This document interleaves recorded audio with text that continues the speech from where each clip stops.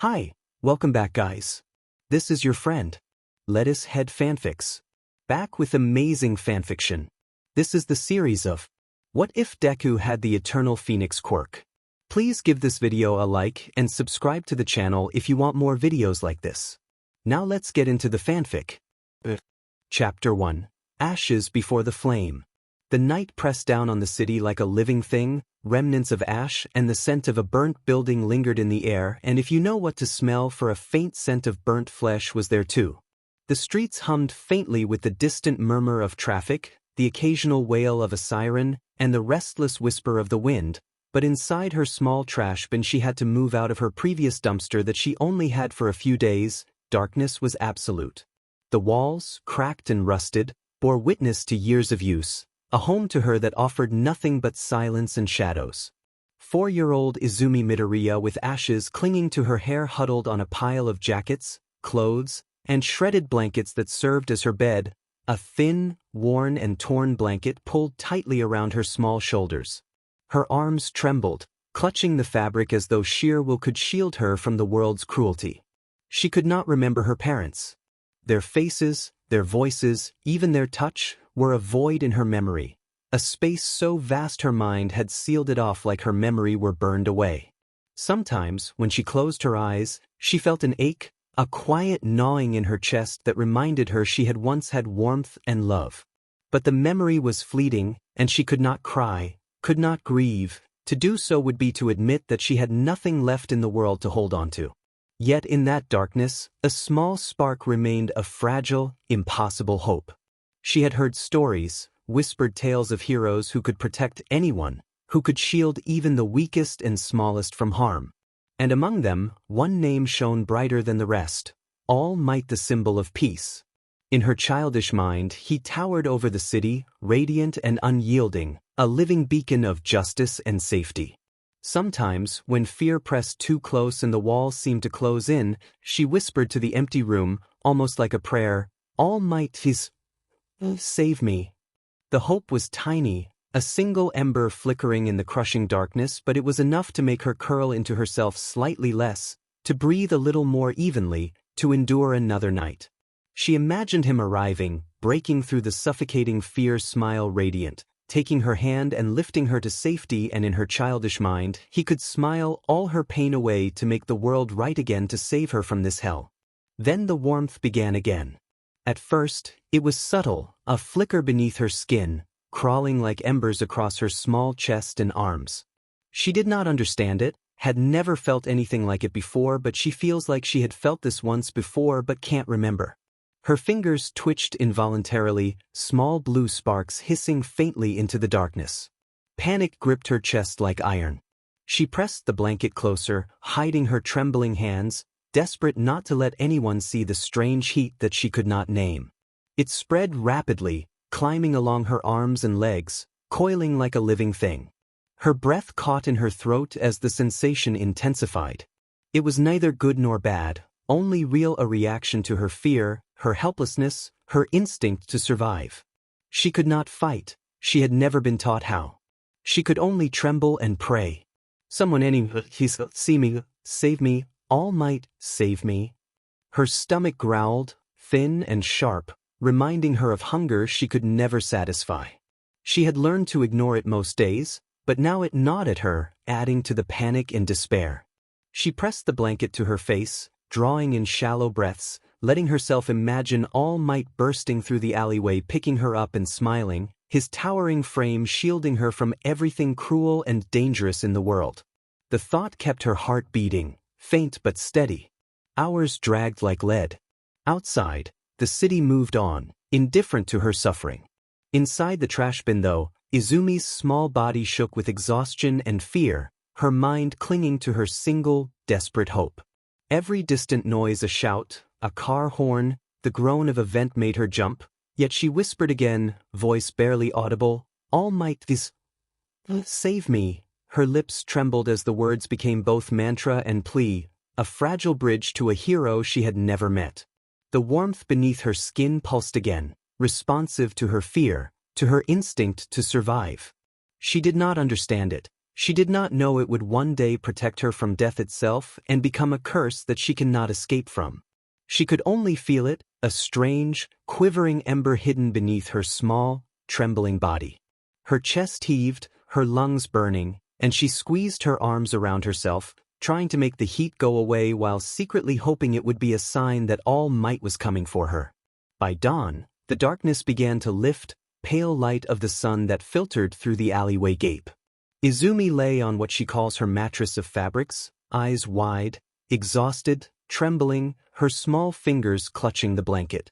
The heat under her skin had subsided slightly, but the memory of it lingered, a faint promise she could not understand. The world outside remained harsh and unyielding. She had no parents to protect her, no friends to comfort her, no heroes who had arrived in time. Yet in the depths of her child's heart, one conviction burned brighter than fear or exhaustion. All Might will come. He will see me. He will save me. It was all she had, all she could hold on to. And so, despite the hunger, the cold, the shadows that pressed in from every corner, Izumi Midoriya survived.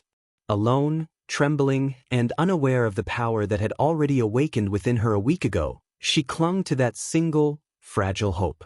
It was a tiny ember against the vast night, but it burned nonetheless, waiting for the day it could reignite into a flame. Then one day it will become a wildfire. For now, that hope that All Might, the number one hero, would come to her was all that kept her alive. Because if not, she will die to end all the suffering, but unknown to her, she can't. Fate has other plans, her destiny is large, and it will eat her very body to revive her from the dead. The streets were merciless. Cracked sidewalks, littered alleys, and flickering streetlights formed a world that seemed designed to crush those too small, too weak, or too unnoticed to survive. For the past year, Izumi, every day was a battle against more than hunger. It was a struggle against the constant, pressing knowledge that she was alone, truly alone, in a city that had already forgotten her mother and never known her father, only a burnt chicken nugget who goes by Dobby. Although where he is a great mystery.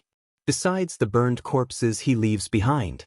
Her small legs carried her through narrow alleyways, feet bare and raw against the cold concrete.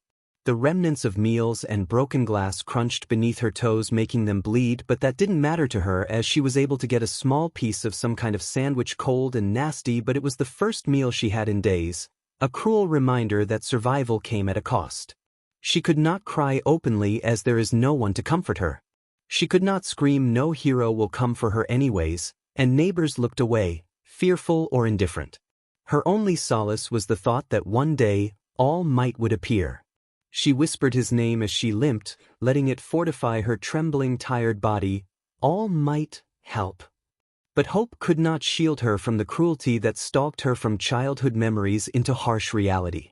Her best friend, Katsuki Bakugo, or Kakin as she knows him by, had once been a companion of curiosity, a fellow child exploring the city streets.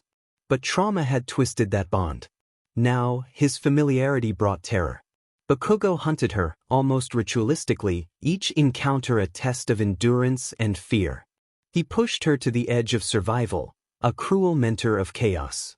He would corner her in the alley behind the grocer's shop, eyes flashing, hands trembling with restrained Quirk energy. "Come on, you worthless villain," he snarled. "Move faster. You're too slow." And when she stumbled, when fear overtook her small frame, his hands would strike. Each blow was precise, practiced, teaching her a lesson on her body, mapping bleeding burns and scars alike.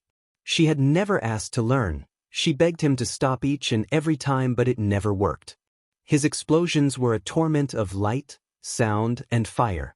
He would hurl a shard of asphalt or a thrown tin can toward her feet, Quirk sparking dangerously close, forcing her to dive and roll. Sometimes when he was feeling extra nice to her, he would bring her food, only to crush it beneath his shoes and shove it into her trembling hands, forcing her to eat under his mocking laughter. No one interfered. No hero appeared.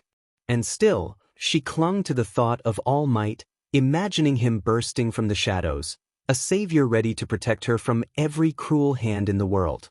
Izumi did not fight. She couldn't defend herself as she had never been taught, never trained. Her only defense was flight and instinct. Her phoenix quirk, unpredictable and mysterious, flared in small, uncontrollable bursts whenever she felt the brush of danger. Sparks would hiss along her skin, a warmth she did not understand, enough to make her flinch back or slip through a narrow escape. She did not know it could protect her from death itself for now. It was only a flicker, a whisper of the power she carried in her veins. Days blurred together. Hunger and fear became a rhythm of survival. She slept in empty storefronts, curling into herself to keep warmth close. She scavenged scraps of food discarded by careless hands and dodged the constant threat of Bakugo's relentless pursuit. Yet in the quietest moments, the few seconds before dawn, the faintest break in the storm of her life, she whispered again, a prayer she refused to abandon, "All Might, save me." Her small frame bore the marks of each encounter. Bruises faded slowly into pale purples and greens, small cuts crusted over with dirt and dried blood. Every injury told a story she could not share. Each day, her instinctive phoenix warmth flared in response, protecting her body in subtle ways. A reflexive JRK away from a thrown brick, a shiver that intensified enough to make a quirk-induced ember flicker, forcing her aggressor to misstep. She could not name these reactions, could not understand them, but they kept her alive when skill, experience, and allies were absent. The city was loud and indifferent, yet she learned to listen to its rhythms. The hum of distant traffic, the clatter of a falling sign, the echo of voices shouting in frustration, every sound became a marker of safety or danger. And through it All Might's imagined presence was a constant. She pictured his towering silhouette, his smile, the warmth he would bring. She refused to let herself give up on that hope, though it flickered like a candle in a storm. Bakugo's torment escalated over months. Each encounter became more elaborate, more dangerous. He would trap her in dead-end alleys, force her to dodge quirk blasts, and laugh as she fell to her knees, chest heaving, face wet with tears and sweat. Each time she escaped was a miracle, and each time, she whispered again, clinging to her desperate conviction, "All Might, please save me." It was a life without childhood, without safety, without trust. Yet in the midst of it, she found slivers of light in small acts of skill she could never fully explain. When she had no other way to protect herself, the faint heat of her quirk would flare, pushing her to the edge of agility, moving her out of harm's way, giving her the slightest advantage. It was her secret, her silent guardian. She did not know its true potential. She did not know it could one day keep her alive when everything else failed. One evening, as rain-slicked streets shimmered under the glow of a flickering street lamp, Izumi pressed herself against a wall, shivering and trembling. Bakugo approached, grin cruel and wide, hands already sparking. Her legs shook uncontrollably. She whispered, as she had countless times before, clutching herself tightly, "All Might will come save me." And though no hero appeared that night, a faint warmth stirred along her fingertips, hissing softly like tiny coals against her skin. It was nothing she could control, nothing she could name, yet it carried her through. A small miracle, hidden in the smallest ember of a child's desperate hope. She ran again, through the rain-soaked streets, heart pounding, lungs burning, fragile hope her only shield. Every step, every tear, every shiver carried her closer to the moment she would find Haruto, the first person to give her a home, to give her warmth, to give her hope beyond the distant promise of All Might. For now, Izumi survived. Alone, terrified, battered by those she had once called friends, clinging with all her small, trembling heart to the promise that someday, somewhere, the number one hero would come smiling and punch all her problems all away. The streets were quiet, cloaked in the gray light of early morning. Izumi's small body shivered as she curled in the corner of a cracked alleyway. Her stomach growled painfully, gnawing at her from the inside out. Hunger, cold, and fear pressed against her fragile frame, but she kept her head low, eyes scanning the empty street for any sign of danger. Then, a warm, inviting scent drifted through the air, rich and sweet, the comforting fragrance of freshly baked bread and melting chocolate. Izumi's nose twitched, and her stomach twisted painfully. The scent called to her like a distant memory of safety she had never truly known.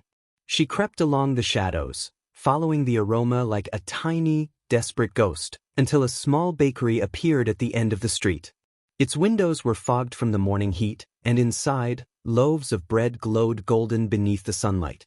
Izumi pressed against the wall, peeking through the glass. Her small, dirt-streaked fingers tightened around her tattered hat. Maybe just one piece. She whispered to herself. Hunger dulled fear. It was stronger than shame. She darted to the door, twisting the handle locked. Her heart raced, panic rising as the smell of the bread filled her senses. She peered through a side window, eyes wide, watching the way the steam curled around pastries and loaves. "Hey there," said a voice cheerful bright. Izumi froze. Behind the counter stood a man with silver-threaded hair and warm, laughing eyes. Haruto Shimura. He didn't glare or shout. Instead, his expression softened with concern. "You look cold, little one. Hungry too, huh?" Izumi's throat tightened. "I am sorry, You don't have to steal," he said gently, crouching to her level. "If you're hungry, I can help. Come on inside. It's warm." Her legs trembled, torn between instinct and the quiet pull of safety in his tone. Finally, hunger won. Inside, the bakery wrapped her in its warmth. The scent of yeast and sugar and butter was overwhelming. Haruto smiled, guiding her through the back door into a small, cozy home connected to the shop. "Let's get you cleaned up first, okay? Then we'll talk about food." He filled the bathtub upstairs, steam rising as he hummed a tune, something simple, full of life. The melody drifted through the air as he helped her into the water, careful and respectful. Her skin, once hidden beneath grime, told a story of pain, scratches, bruises, and faint burns. Haruto's cheerful expression faltered for a moment as he saw the marks. "You've had a rough time, haven't you?" he murmured softly. He didn't press for answers. Instead, he treated each wound with salve, wrapped them in soft bandages, and smiled again. "The good as new, or getting there?" He rummaged through a closet, then chuckled. "Guess I'll have to improvise." He snipped one of his old shirts with a pair of shears, fashioning a makeshift tunic that hung comfortably on her small frame.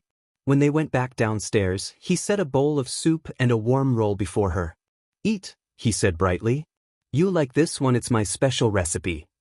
Izumi hesitated, clutching the spoon with trembling hands.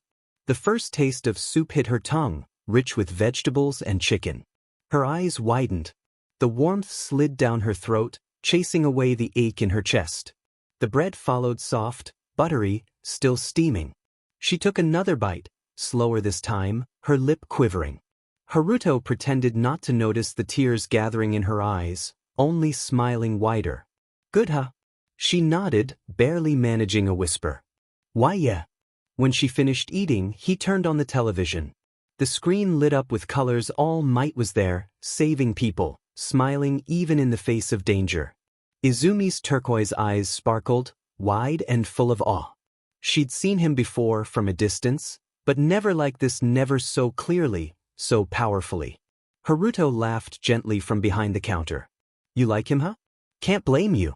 That man's a walking sunrise, Toshinori, that big oaf." He muttered the last part with a smile. Izumi didn't hear the muttered part, just nodded, clutching the couch cushion. In her small, hopeful heart, she placed two figures side by side: All Might, the hero who saved everyone, and Haruto, the one who saved her. Days turned to weeks. The bakery became her world, a place of warmth and sugar, of soft laughter and the rhythmic hum of ovens. Haruto took her shopping one day, buying clothes her size, little shirts and skirts, some with silly cartoon prints. "You can't live off tunics forever," he teased. At first, Izumi stayed quiet, speaking only in short answers. But as time passed, she began to talk about the city, about the food she'd stolen, about heroes. Her voice trembled at times, her hands shaking whenever thunder rumbled or a loud noise cracked nearby. Haruto noticed. He never asked, but when the fear struck, he would kneel beside her, offering a smile and a gentle pat on her shoulder. And then came the first baking disaster. He'd given her a bowl of flour, letting her help knead dough. She'd laughed, accidentally sending a puff of flour into the air and then another, until the room looked like a snowstorm. Haruto's booming laugh filled the bakery. Guess we'll call that a new recipe. But then, something strange happened. The air shimmered faintly. A flicker of heat radiated from Izumi's hands, subtle, but bright. The dough began to steam faintly. She gasped, pulling her hands back. Haruto blinked, but only smiled. Now that's new. You might just be a natural. Izumi's small heart raced. The warmth in her chest, her quirk, still dormant, still wild, pulsed faintly in rhythm with her laughter. Each day, she grew more at ease. The fear didn't vanish, but in Haruto's presence, it dulled. When she looked at him, at his ever-present smile and the kindness in his tone, she began to believe that maybe, just maybe, not all adults were cruel. The days stretched softly into weeks. Izumi learned to laugh again, not loudly, not carelessly, but in small bursts of sound that seemed to surprise even her. The bakery became her whole world. The clatter of trays, the hum of the ovens, the way sunlight poured through the front windows and caught the drifting flour dust, it all felt like a dream she was afraid to wake from. Haruto's voice filled the space every morning, bright and full of humor. He whistled off-key, talked to the bread as it baked, and told her stories about pastries that rose with courage or defeated the evil of undercooked middles. Izumi, he'd say, flipping a loaf with dramatic flair, life's a lot like baking, takes warmth, patience, and the right timing. Mess that up and well, you get something that looks like that. He pointed at a lopsided roll she had made. She gasped. Hey, that's mine. He grinned. Exactly. Which means it's perfect because it's yours. Her cheeks flushed pink as she tried not to smile and failed. Sometimes, after dinner, they'd sit upstairs with the television on. The glow of the screen painted their faces gold as All Might shouted another triumphant, "I am here." Izumi's eyes would glimmer every time, wide with wonder and longing. One day, she whispered once, I want to help people too, like him. Haruto ruffled her hair, leaving streaks of flour in it. You already helped me, you know. Her small head tilted. I did. Yeah, he said with a laugh. This place was too quiet before you showed up. The bread was rising fine, but the mornings weren't. She looked down, the corners of her mouth trembling. She didn't have the words for the warmth that bloomed in her chest. But even fragile peace can be shaken by small things. It began the morning Haruto had to run errands. I'll be right back, promise. Guard the bakery, little hero. He said as he handed her a sweet bun before leaving, the doorbell chiming as he waved from the street. She nodded, clutching the bun, watching him disappear into the crowd. The door clicked shut. Silence pressed in. At first, she sat on the couch, legs swinging, nibbling at her bun. But then, faintly from outside, a group of kids shouted laughter, rough and loud. One of the voices sounded like him. Like Bakugo. Her chest tightened instantly. The bun slipped from her fingers, landing on the floor with a soft thud. Her breath caught. She knew that voice, or at least she thought she did. It was probably someone else. It had to be. But her mind was already spiraling, flashing to explosions, to laughter that hurt, to the smell of smoke and burned skin. Her hands began to shake. The warmth of the bakery turned stifling. The ticking clock on the wall felt like a hammer inside her head. When the front door opened a few minutes later, she flinched so hard she fell off the couch. Whoa, hey, Izumi! Haruto rushed in, grocery bags in his hands. It's just me. She blinked up at him from the floor, trembling, her small body shivering like a cornered kitten. Her breathing came in short, uneven bursts. Haruto set the bags aside and crouched down, his voice soft but steady. Hey, it's all right. You're safe. Breathe with me, okay? He placed a warm hand over hers, guiding her through slow breaths in, out, until the trembling began to ease. When she finally looked up at him, eyes glassy with tears, he only smiled, gentle as ever. See? Told you.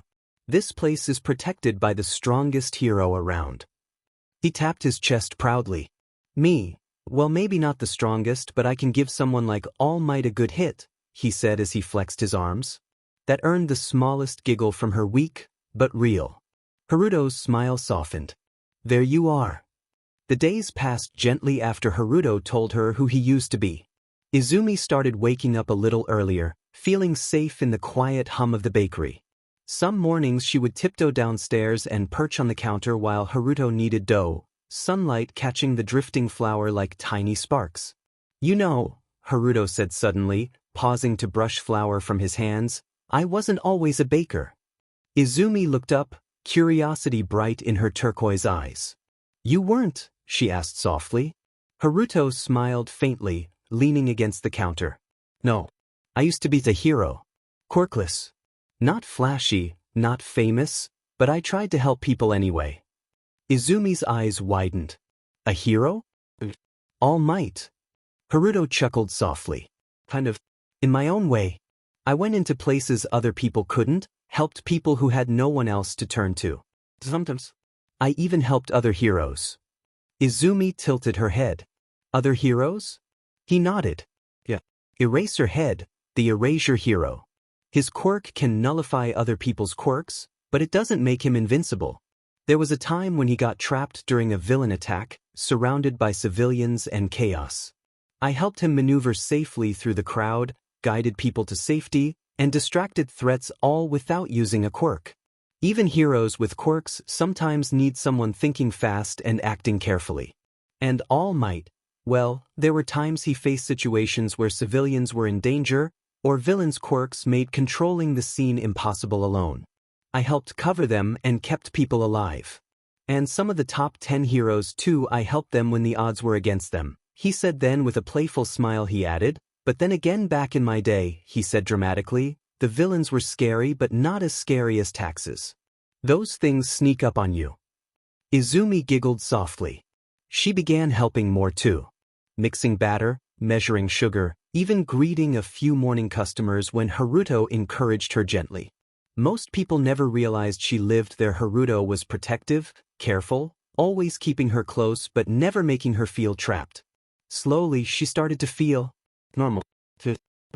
Sometimes, when Haruto wasn't looking, she watched him with soft, thoughtful eyes. He wasn't young. His hair was threaded with silver, his hands worn and scarred from a lifetime of quiet heroism. But to her, he was stronger than any pro-hero she'd ever seen. Because he didn't need a quirk, or fame, or power. He just needed kindness. And somehow, that was what made him shine the brightest. Izumi found herself reaching out more too, a tug on his sleeve when she was nervous, leaning against him when thunder cracked outside, or clutching the back of his coat when they walked through crowds. He never said anything about it, but his smile always grew a little gentler when she did. One afternoon, while they flipped pancakes for the 100th time, Izumi stood on her stool, carefully watching the batter bubble. Haruto stood behind her like a shield, his large hands helping her steady the spatula. "You're getting good at this," he said proudly. "Keep it up and I'll be out of a job." Izumi shook her head, her voice quiet but certain. "I don't want you to go anywhere." Haruto froze for a heartbeat, not because he didn't expect it, but because he knew how much courage it took for her to say it. He placed a gentle hand on her back. "I'm not going anywhere, little hero." The next morning Haruto had to run errands. "I'll be right back, promise. Guard the bakery, little hero. I'll lend you my hat so all bad guys will be scared and run away," Haruto said as he handed her his hat before leaving, the doorbell chiming as he waved from the street. She nodded, clutching the hat, watching him disappear into the crowd. The door clicked shut. Silence pressed in. At first, she sat on the couch, legs swinging. She put Haruto's hat on her head. It was simply far too big on her, but it smelled nice. But then, faintly from outside, a voice rough and loud, louder than the other kids that were laughing and running outside. "Where are you at? You worthless Deku." Bakugo had said loud enough for her to hear him clearly. Again, just like the time a few days ago. Her chest tightened instantly. The hat slipped from her head, landing on the floor with a soft thud. Her breath caught. She knew that voice, or at least she thought she did. It was probably someone else. It had to be. There would be no way he would be in this part of the city again where it's so far from his house. But her mind was already spiraling, flashing to explosions, to laughter that hurt, to the smell of smoke and burned skin. Her hands began to shake. The warmth of the bakery turned stifling.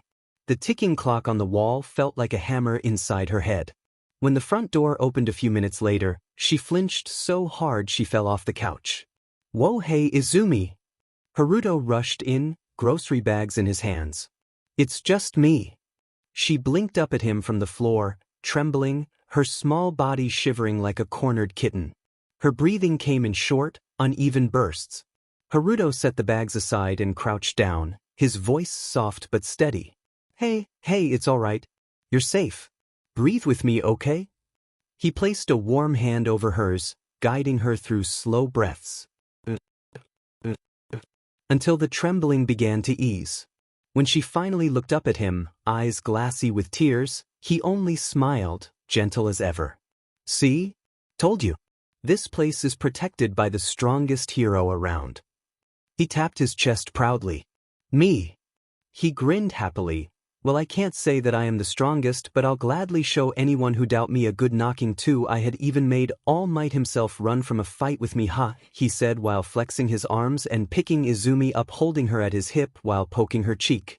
That earned a smile and a tiny giggle from her, tiny and weak, but real. Haruto's smile softened. "There you are." It was then Izumi realized that it was now midday, so she helped Haruto with the bakery. That night, as she lay curled beneath a blanket smelling faintly of flour and sugar, Izumi stared at the faint glow of the oven light through the open door below. She thought of Haruto's laugh, his songs, and the warmth that filled this tiny home. And in her mind, two heroes stood side by side. One made of muscle, light, and peace. The other of kindness, bread, and dough. Both, to her, were everything a hero should be. She closed her eyes, smiling and falling into a dreamless sleep. P-A-Z-D-N-L-E-T-I-T-N-D. Morning sunlight spilled through the bakery's windows like gold poured from heaven. The air shimmered with the scent of rising dough, cinnamon, and melted butter.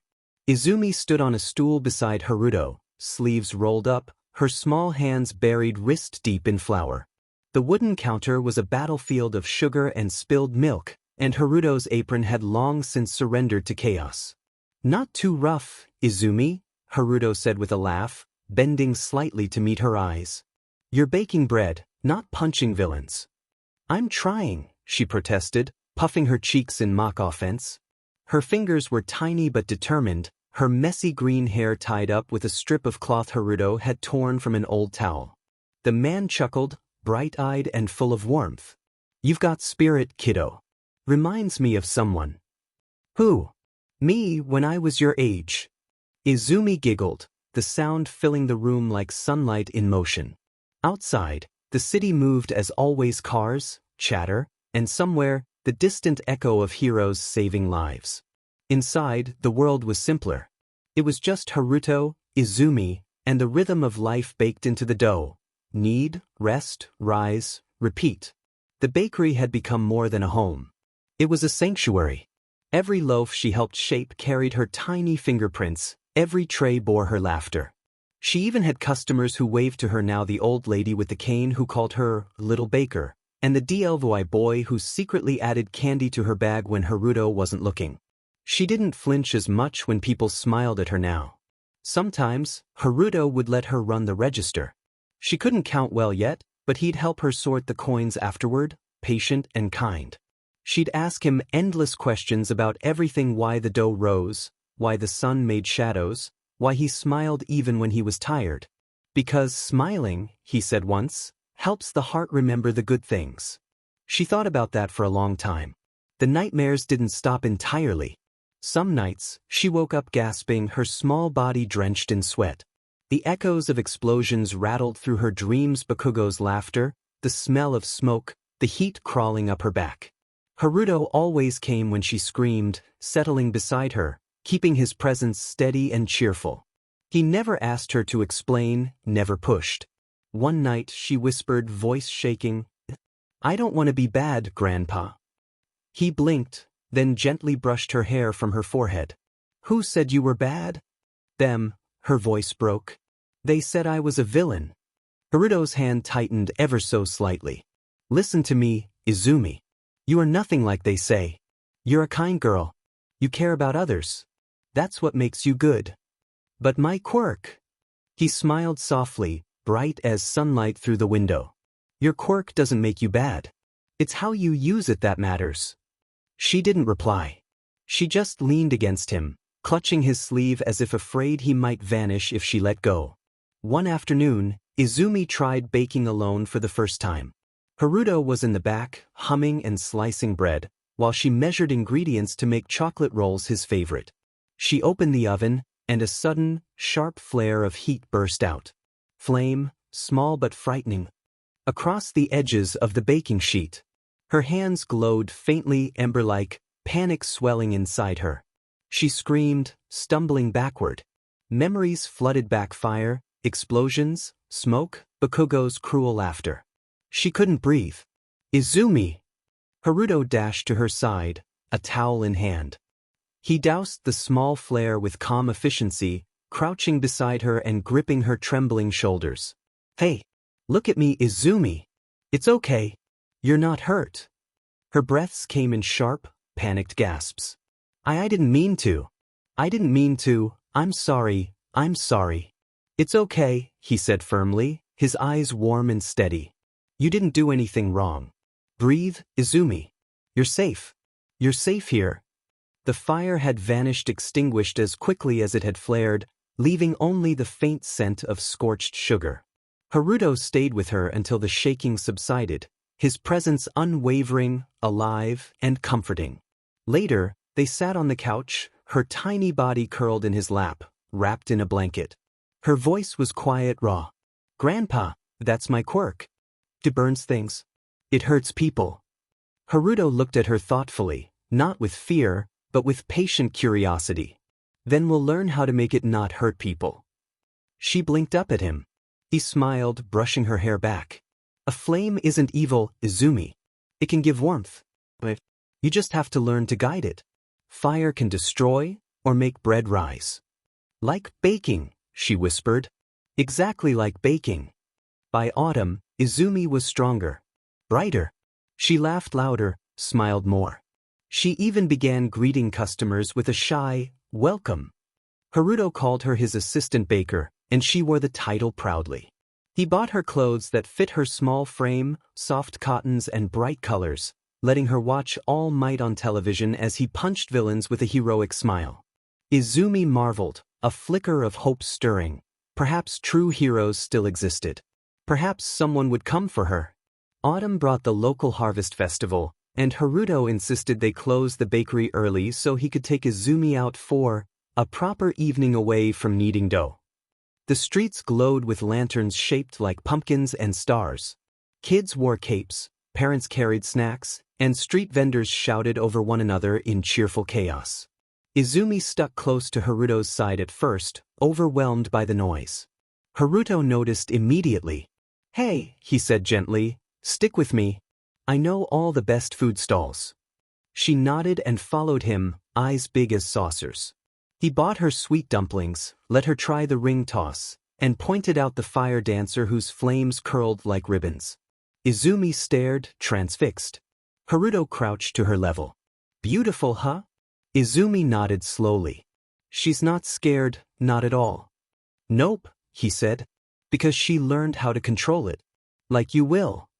Izumi didn't answer, but something warm flickered deep inside her, faint and hopeful. After the festival, Izumi noticed a few things about Haruto. Haruto had a habit of turning every chore into a performance. Such as one slow morning, Izumi watched him sprint from the kitchen to the front counter, balancing a tray of melon bread with one hand like a showman. Haruto, you're gonna drop it? She called. Haruto grinned while running. And if I do, we just bake more. That's job security. He skidded to a stop, landing the tray perfectly. Not a single roll budged. Izumi blinked. How are you that fast? Secret old man training, he declared proudly. When you get my age, you have to stay 10 steps ahead of the kids who try to steal your sweets. Izumi puffed up. I don't steal sweets. Haruto gave her a knowing stare. She slowly hid the half-eaten cookie behind her back. Maybe one, she admitted. Haruto burst out laughing bright and loud, the kind that filled a room completely. You little ninja, he said. But next time, hide your crumbs better. I can't help it, your food always tastes so good, Izumi said as she felt warm in a way she couldn't explain, safe, seen, and welcome. After closing time, Haruto began helping her practice quietly. Not big flames, just a candle. To get control over her quirk. Izumi focused, hands trembling as a faint ember flickered in her palms. Easy, Haruto coached, not afraid at all. Think warm. Not hot. The flame steadied. But now let it fade, he said. It took time. Sometimes the ember vanished. Sometimes it flared. But Haruto stayed patient, calm, and steady as stone.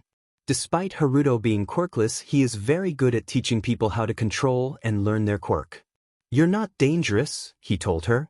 You're learning. For the first time, she believed him a little. For the first time, she didn't cry after losing control. She fell asleep instead, safe against his chest, his heartbeat steady, full of life, unyielding warmth, the sort of pulse that made the world feel strong and permanent. And Haruto? He remained the same, energetic, healthy, laughing, cheerful, bright-eyed, moving about like he isn't in his 60s, a steady force in her fragile world. The bakery thrummed with warmth, life, and security. If one were to see how active he is, they would never believe how old he is, or they would just think that he has a quirk that allows him to stay active even in his old age. But no, this is what Haruto considers his retirement. For now, though, Izumi's small world was filled with flour, chocolate, song, and the vibrant presence of a man who was her grandfather in every sense she needed. The warmth of his laughter, the comfort of his hands, the safety of his kitchen, it was a fragile, perfect bubble. A sanctuary before the inevitable storm. Morning light spilled through the bakery's windows, warm and golden, falling across polished counters and neatly arranged trays of fresh bread. The air was soft and slow, filled with the quiet hum of ovens and the gentle crackle of cooling loaves. Outside, the city of Mizudafu drummed with its usual rhythm, distant horns, murmured conversations, the far-off crash of quirk battles that barely reached this cozy corner of the block. But inside Shimura Bakery, there was peace. Izumi, her small hands dusted in flour, sat cross-legged on a stool. A stack of papers lay before her, neatly folded, the ink still sharp, the corners curled slightly from the warm sunlight.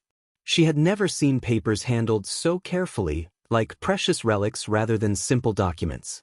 Haruto knelt beside her with a slow, easy motion that didn't match his age. His joints didn't creak, his breathing didn't strain. He moved like someone in their 30s, not their 60s. A lifetime of underground battles had carved a certain sturdiness into him, silent, unadvertised, but undeniably present. These, Haruto said, tapping the papers lightly, are for you. For us. Your very own adoption papers. Happy birthday, Izumi. Her turquoise eyes widened, shimmering like glass catching morning light. She leaned in slightly, fingertips trembling as they brushed the top sheet. She read her name, her new name, in careful handwriting. Izumi Shimura. Really want me to be your granddaughter? She whispered, voice barely held together. Haruto laughed softly, brushing aside her messy green hair with a gentleness that didn't match the knuckles scarred beneath his sleeves. I've wanted that for a long time. I've wanted you to have a home longer than you know. And now it's official. His smile deepened, warm and fiercely proud. From noon today, you're Izumi Shimura, my granddaughter. My family. Forever. Izumi repeated the name silently. Izumi Shimura. Izumi Shimura. It felt warm in her mouth, heavy in her chest, but in a good way, like something filling a space she hadn't known was empty. A smile, small and fragile but real, crept onto her face. Haruto ruffled her hair with his usual enthusiasm. See? Doesn't that feel good? No more alleys. No more cold nights. You're part of this family now. She swallowed, throat tight. I'll try really hard. I won't mess up. You don't need to try, Haruto said. Just live. Just be a kid. For a girl who had spent too long surviving, the words were as confusing as they were comforting. They spent the morning baking. Flour drifted through the air like powdered snow, clinging to hair, skin, and clothes. Izumi kneaded dough with fierce, tiny determination while Haruto hummed an old tune about bread and sunshine, a song only old underground heroes would remember. The ovens filled the bakery with the smell of chocolate rolls and rising dough, a smell she wanted to wrap herself in forever. By noon, Haruto returned from City Hall with the papers officially stamped. He held them up triumphantly. "It's done!" He cheered. "You're officially mine, Izumi. Now let's celebrate with chocolate rolls." Izumi launched herself into him, wrapping her arms around his stomach in the biggest hug she'd ever given. Haruto froze for a moment, then melted, resting his hand gently on the back of her head. In that moment, she believed the world truly held good things. Haruto was her home. All Might was her symbol. Between them, she felt invincible. Night crept over the city slowly, painting everything in soft shadows tinged with gold. The ovens glowed softly. Streetlights flickered on outside. Izumi sat atop the counter, wearing one of Haruto's oversized tunics, her legs swinging like a pendulum. She stared out the window at passing cars, imagining all the new things she'd get to experience as a Shimura. Birthdays. Warm beds. No fear. She hugged Haruto's hat to her chest, old, frayed, but smelling like cinnamon and sunshine. Jingle. The bakery's bell chimed sharply. Izumi's swinging legs stopped. The air changed immediately, like walking into a freezer. The warmth of the ovens dulled. A heavy, metallic scent drifted in, like blood mixed with concrete dust. Haruto's posture changed instantly. Not fear, calculation. A shift so subtle Izumi wouldn't have noticed it yesterday. But now, with a family of her own, she paid attention to everything around him. The man who entered was tall, shoulders hunched like a prowling beast. His mask cracked and dark covered most of his face.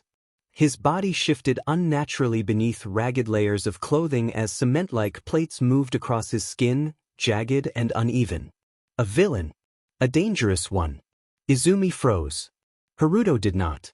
He stepped forward, blocking her view, shielding her with his body as naturally as breathing.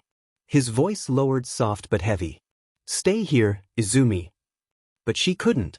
Fear pulled her forward by the ribs, made her chest ache, made her tiny hand reach out for him. A spark flickered in her palm, her Phoenix Quirk reacting involuntarily. Haruto's eyes widened. "Izumi and Oh." The villain turned sharply, catching the movement. His eyes locked onto her. And he moved. Faster than she had ever seen anyone move. His hardened cement forearm lashed out like a blade. Crack. The strike slammed into her small chest. She flew backwards off the counter, the world spinning as she hit the floor with a sickening thud. Pain tore through her ribs. Her vision blurred, darkening, dimming, fading. Haruto's voice sounded far away. "Izumi!" Then everything went silent. And as darkness claimed her, Haruto changed. The gentle baker fell away. And the man who stood in his place, shoulders squared, breath steady, eyes sharp, was someone the underground once whispered about. Someone whose fists had saved heroes and civilians alike. Someone who fought without quirks but with technique so clean it terrified villains. The sunshine hero, Sentinel. Haruto exhaled slowly. And the fight began. Haruto's chest heaved, each breath sharp and ragged. The warmth he had tried to protect, the fragile light that was Izumi, was gone. The bakery, once a haven of flour and sunlight, now reeked of blood and dust. Splintered wood and shattered trays littered the floor. He crouched over her still form for a heartbeat, trembling, knuckles white with how hard his fist is. Then his eyes locked on the villain. The man's cement-plated limbs shifted unnaturally, jagged and threatening, grin wide beneath the cracked mask. "You killed her," Haruto said, voice low, deadly calm. "And now, you die." The villain laughed, harsh and brittle. "I didn't just kill a child," he sneered. "I destroyed your pride, your past, your little hope. And you? What can a quirkless relic like you do about it?" Haruto's muscles coiled. Gentle baker. Grandpa figure. That part of him gone. Standing now was the underground legend the city whispered about. The sunshine hero, Sentinel. He lunged. Fists flew first, precise, brutal, surgical. Elbows cracked joints, knees slammed into ribs, shoulders struck seams in the cement armor. He moved like someone half his age, weaving through shattered counters, rolling over broken tiles, dodging massive stone swings. Quirkless, yes, but terrifyingly effective. The villain staggered. You fight like a hero without quirk? I fight like someone who has nothing left to lose, Haruto growled, blood running down his hands. The bakery became chaos. Broken trays, splintered counters, flour and dust in there. Every strike Haruto delivered left him raw, every dodge pounded his muscles. Yet he did not falter. Every move bought time. Every second mattered. A massive club smashed against his forearm. Pain shot through his bones, but he twisted, rolled, and countered with an elbow to the ribs. Another crack, the villain's grin faltered. Only for a moment. Haruto pivoted, ducked under a swinging cement arm, and struck the villain's jaw with a precise hook of his fist.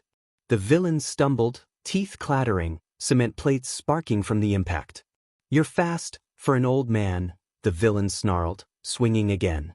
Haruto gritted his teeth. And I've been faster than you before. They moved like a storm across the bakery, counters splintering, chairs smashing, tiles cracking under their weight. Haruto ducked, twisted, struck, dodged raw fists, elbows, knees, and shoulder strikes targeting weak points in the villain's armor. Each blow precise, each dodge intentional, each movement fueled by grief and rage. The villain swung wildly now, desperation in his attacks. Haruto countered, elbow snapping into a joint, knee crushing a rib, palm striking the temple. Pain lanced through his own body with each strike he took, but he pressed on.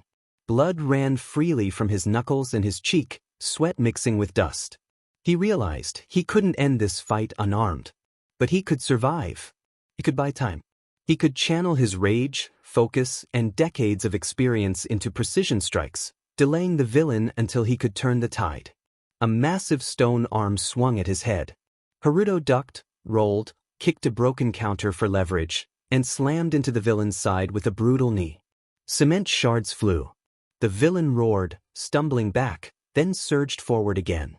Haruto met him head-on, fists flying like hammers, elbows snapping, knees driving upward, every strike calculated to disrupt, weaken, and buy space.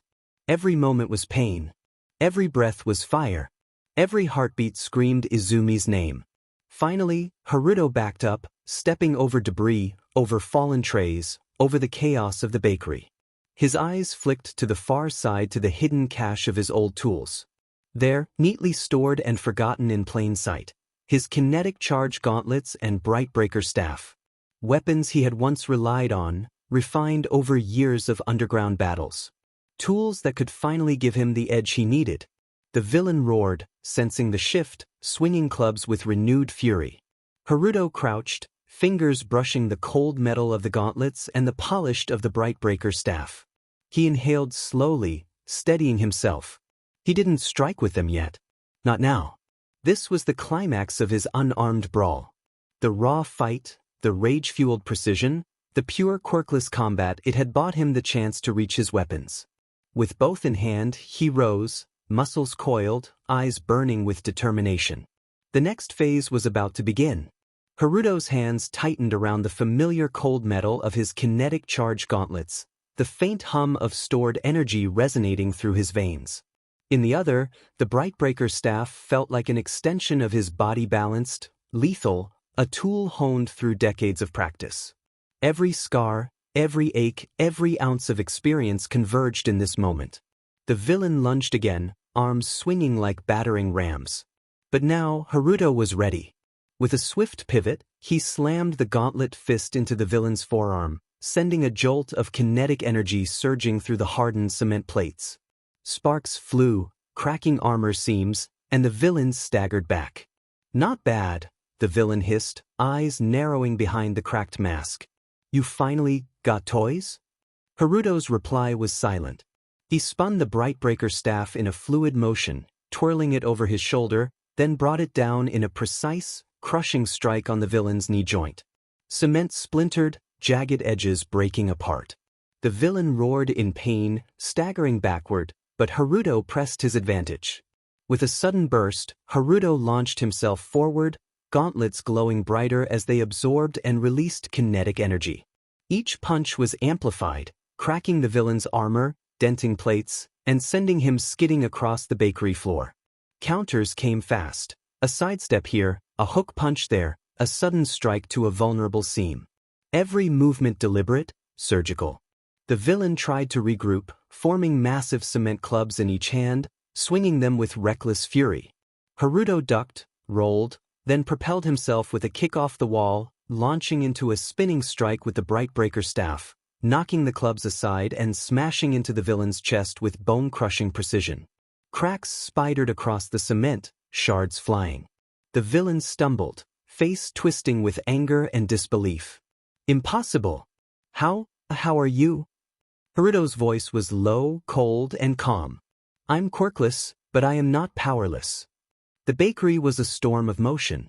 Flowers swirled like snow in the chaos, mixing with shards of wood and stone dust. Counters splintered, ovens rattled, and every inch of space was filled with lethal precision. Haruto ducked a massive swing, delivered a kinetic-charged uppercut, then followed with a swift sweep of the Brightbreaker staff, striking pressure points, destabilizing the villain further. The villain roared, swinging wildly, but each attack was met with flawless counters. Kinetic gauntlets absorbed and released energy with each strike, amplifying force without slowing Haruto down. The Brightbreaker staff moved like liquid steel, disarming, deflecting, and punishing. Pain shot through Haruto's body with each strike he endured, but it fueled him.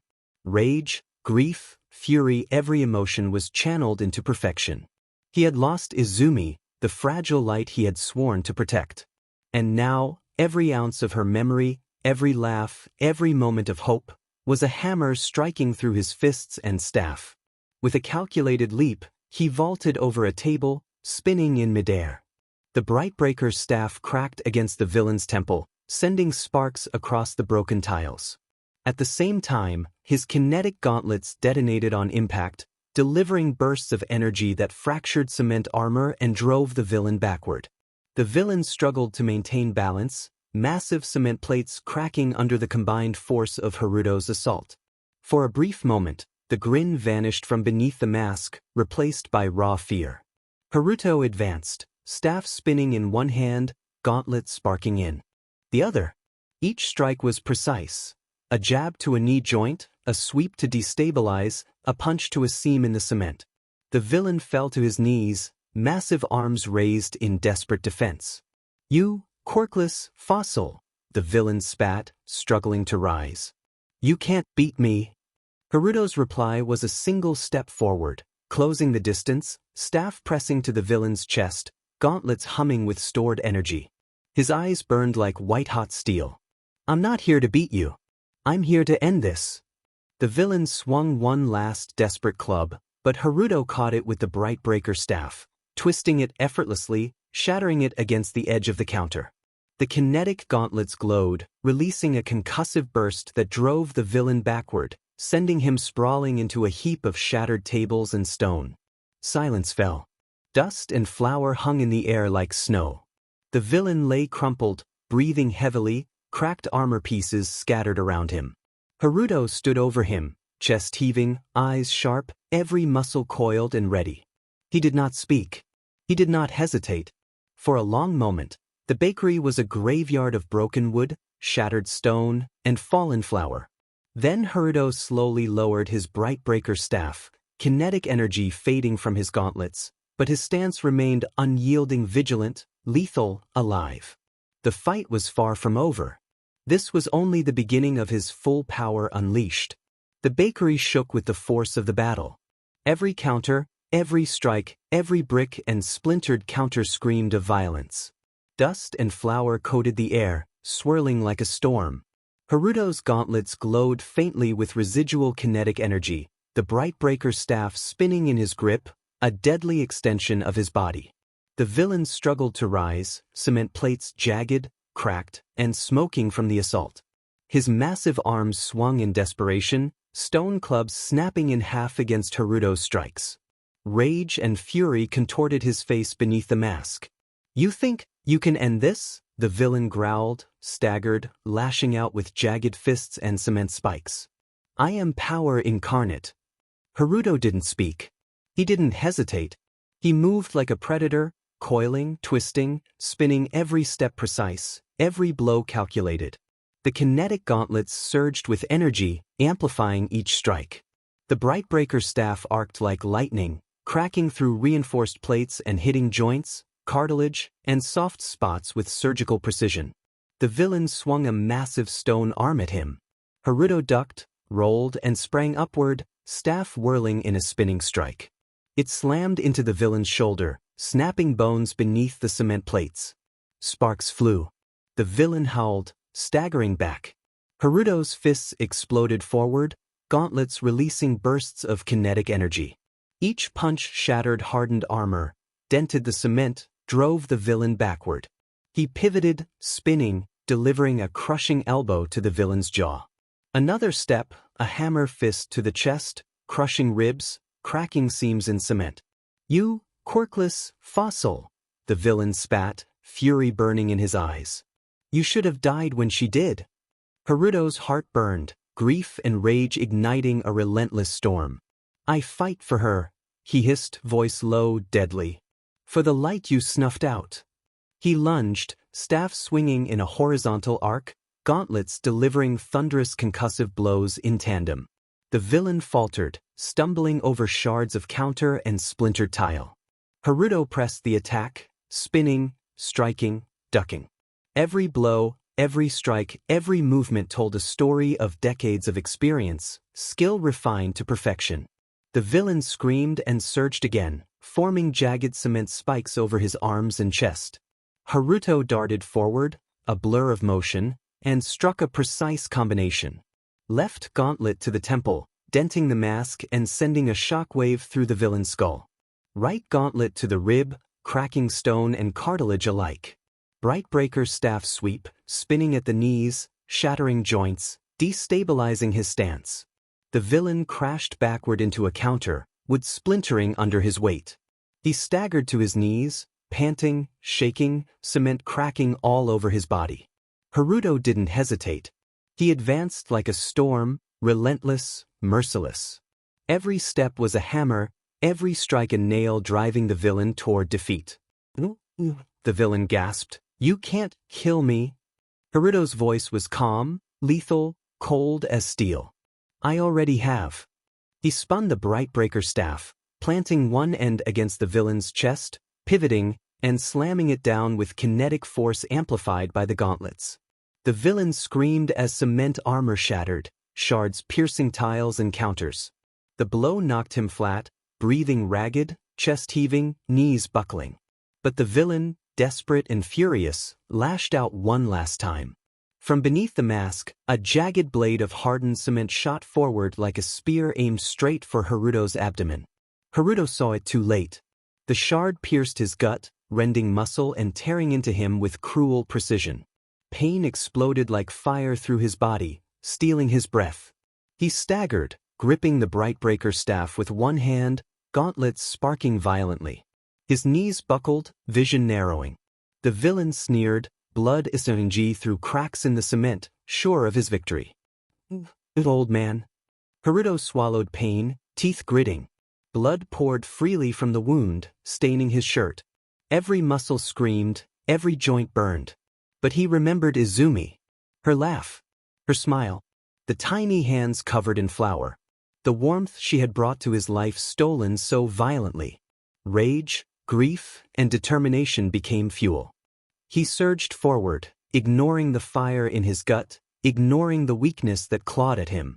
Every movement was precision, every strike final. Gauntlet punch to the jaw, hammering cement shards into ruin. Brightbreaker's staff moved to the throat, twisting and levering the villain off balance.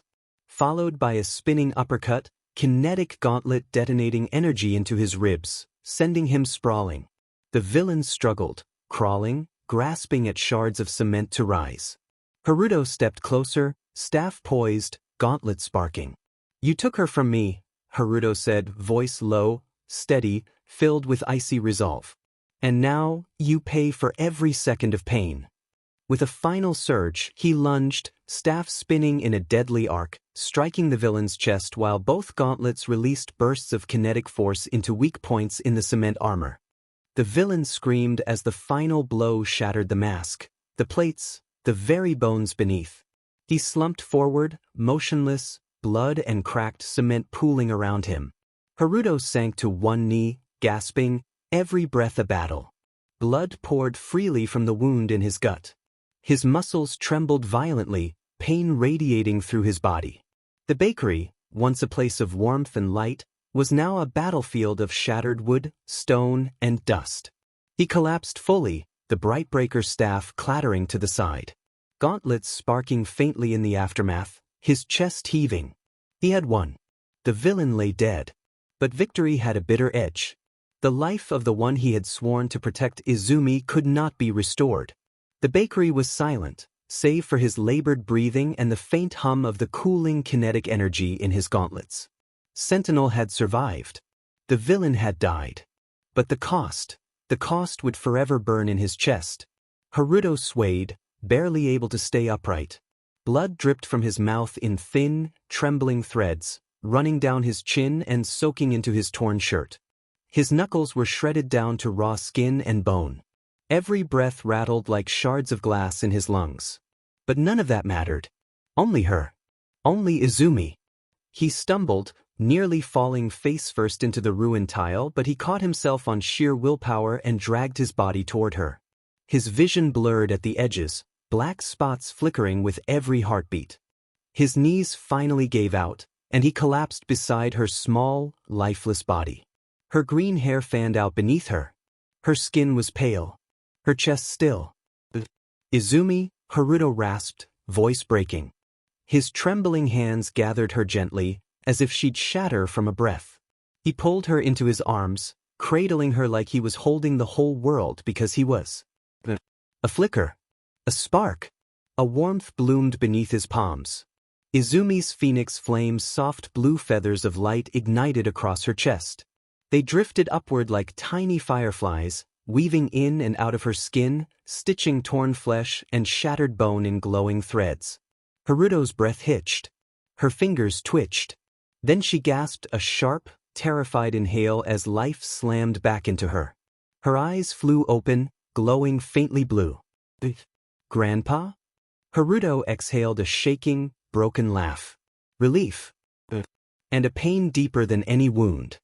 He smiled, though blood spilled from the corner of his mouth. My sweet girl, he whispered. Life, you must live. His hand trembled violently as he reached up and placed his old, fraying baker hat onto her messy green hair. The hat he wore every morning. The hat she always teased him about. The hat that smelled like cinnamon and warmth and home. Her voice cracked as she grabbed his shirt with both hands. No, Grandpa, please, you're okay, you're okay. Her tears soaked into his collar. He brushed her cheek with his thumb, weak, gentle, and achingly warm. I knew, Haruto breathed, blinking slowly. You be strong, my little baker? His chest rose. Then stopped. His fingers went still on her cheek. His eyes closed softly. His smile stayed. Grandpa? She whispered. Silence. Grandpa? Her voice shook. Haruto? Grandpa, wake up. But he didn't. Izumi's sob tore out of her throat, raw and violent, echoing off the broken walls of the bakery. She pressed her forehead to his chest, screaming until her voice cracked into nothing. Her small body trembled against his unmoving form. Then the sirens grew louder. Heroes shouted from the street. Glass crunched under approaching boots. Izumi's breath hitched. She wasn't thinking. She wasn't planning. She was surviving. Just like he told her. She pulled herself away from Haruto with shaking arms. Her knees wobbled, but she forced herself to stand. The blue glow of her revival flickered faintly beneath her skin. She picked up Haruto's hat still warm from his head and clutched it to her chest like a lifeline. Then she ran. She ran through the ruined doorway. Ran past the flashing lights. Ran past the shouting heroes calling her name. Ran until the city swallowed her whole. Tears blurred the world into streaks of neon and shadow. In the cold night, alone again but carrying the last warmth she had left, Izumi whispered through choking breaths. "I'll live." Her hands clenched tighter around the hat. "I'll live. I'll live." For him. Because he told her to. Because he believed in her. Because he died with a smile, holding the girl he loved more than life. And so, Izumi Shimura, newly adopted, newly loved, newly broken, became a child of the streets once more. But this time, she carried the last sunrise of the sunshine hero with her into the cold night. The small bell above the store door jingled as Izumi slipped inside, her tiny frame hunched beneath the weight of the streets. Her clothes were damp from the morning fog, and the soles of her shoes scuffed silently against the tile as she crept further in. She clutched Haruto's old hat to her chest like it was a lifeline because it was the only color in her otherwise colorless gray world. The soft fabric was worn smooth by his hands, frayed at the edges where flour dust had settled permanently into the threads. It smelled faintly of his bakery: warm bread, baked sugar, sunlight trapped in the walls, and safety. It was all she had left. Inside, the store buzzed with low morning chatter. A mother coaxing her toddler into choosing a cereal. A pair of construction workers debating which energy drink tasted like less battery acid. A cashier scanning items methodically, half listening to the old TV mounted above the counter. The television always played the morning news. Today, the news felt louder. Izumi's turquoise eyes were lowered at first, her breath shaky as she moved to hide in the aisle's shadow. But then the anchor's voice shifted soft, heavy, reverent. Something in the tone made Izumi lift her head. On the screen appeared a single image. Haruto Shimura X-Pro Hero. The Sunshine Hero, Sentinel. The entire store fell silent as if the world itself inhaled. Izumi froze where she stood. Her small hands tightened around the hat until her knuckles whitened. On the screen, Haruto's face, kind, weathered, smiling in that gentle way that always reached his eyes, stared out at a city grieving him. The broadcast zoomed out to the cathedral steps. Hundreds of people lined up beneath banners bearing Haruto's emblem, a stylized sun rising behind a shield. Rows of flags snapped in the wind. Black clothes dominated the square. Even the sky looked dimmer, as though nature itself bowed its head. And there, standing at the front, were giants. All Might, silent and still, his face carved with solemnity. Eraserhead, eyes shadowed beneath his scarf. Gran Torino, leaning slightly forward, jaw tight. Heroes Izumi had only heard about but never seen so closely. The camera lingered on them before returning to the anchor. "Today," she said softly, "the nation mourns the loss of a hero whose impact reached far beyond the public eye." Haruto Shimura, known by his hero name, Sentinel, passed away following injuries sustained during the bakery attack 2 weeks ago. Citizens from across the country gather now to pay their respects. Izumi's breath caught painfully. 2 weeks. It had only been 2 weeks, and yet it felt like her world had been cracked open for years. The broadcast shifted to archival footage. Haruto in his prime, leaping across collapsing debris despite being quirkless. He lifted concrete slabs off trapped civilians with nothing but grit and technique. He held villains at bay using nothing but his body and quick thinking. He shielded a crowd of children with his own frame during an explosion. A man without powers standing among gods. And winning anyway. Izumi's chest tightened. She pressed herself deeper into the corner of the aisle, her small body trembling as the world honored her grandpa, her home. And she wasn't there. She wasn't with him. She wasn't with anyone. The anchor's voice drifted over the visuals. Haruto Shimura's contributions were largely hidden from public record, yet he has shaped the careers of many of Japan's greatest heroes. Among them, the symbol of peace. The footage cut to the cathedral steps again. All Might stepped forward. The crowd silenced instantly. His voice carried through the speakers, deep and raw. Haruto Shimura was unlike anyone I have ever known. When I was young, uncertain, lost, he guided me. He taught me that even when you are powerless, you can still protect. That strength means nothing without heart. Izumi's breath hitched. She didn't know All Might personally, but she knew Haruto loved him. Haruto used to talk about a reckless beanpole he trained in secret. She had never known he meant All Might. He continued, voice heavy with grief. Everything I am today, I owe partially to him. Izumi's vision blurred. She bit her lip hard to stay quiet. The mother in the cereal aisle sniffled loudly, and even the cashier stopped scanning items. Gran Torino stepped up next. Short, grizzled, but his presence filled the cathedral steps.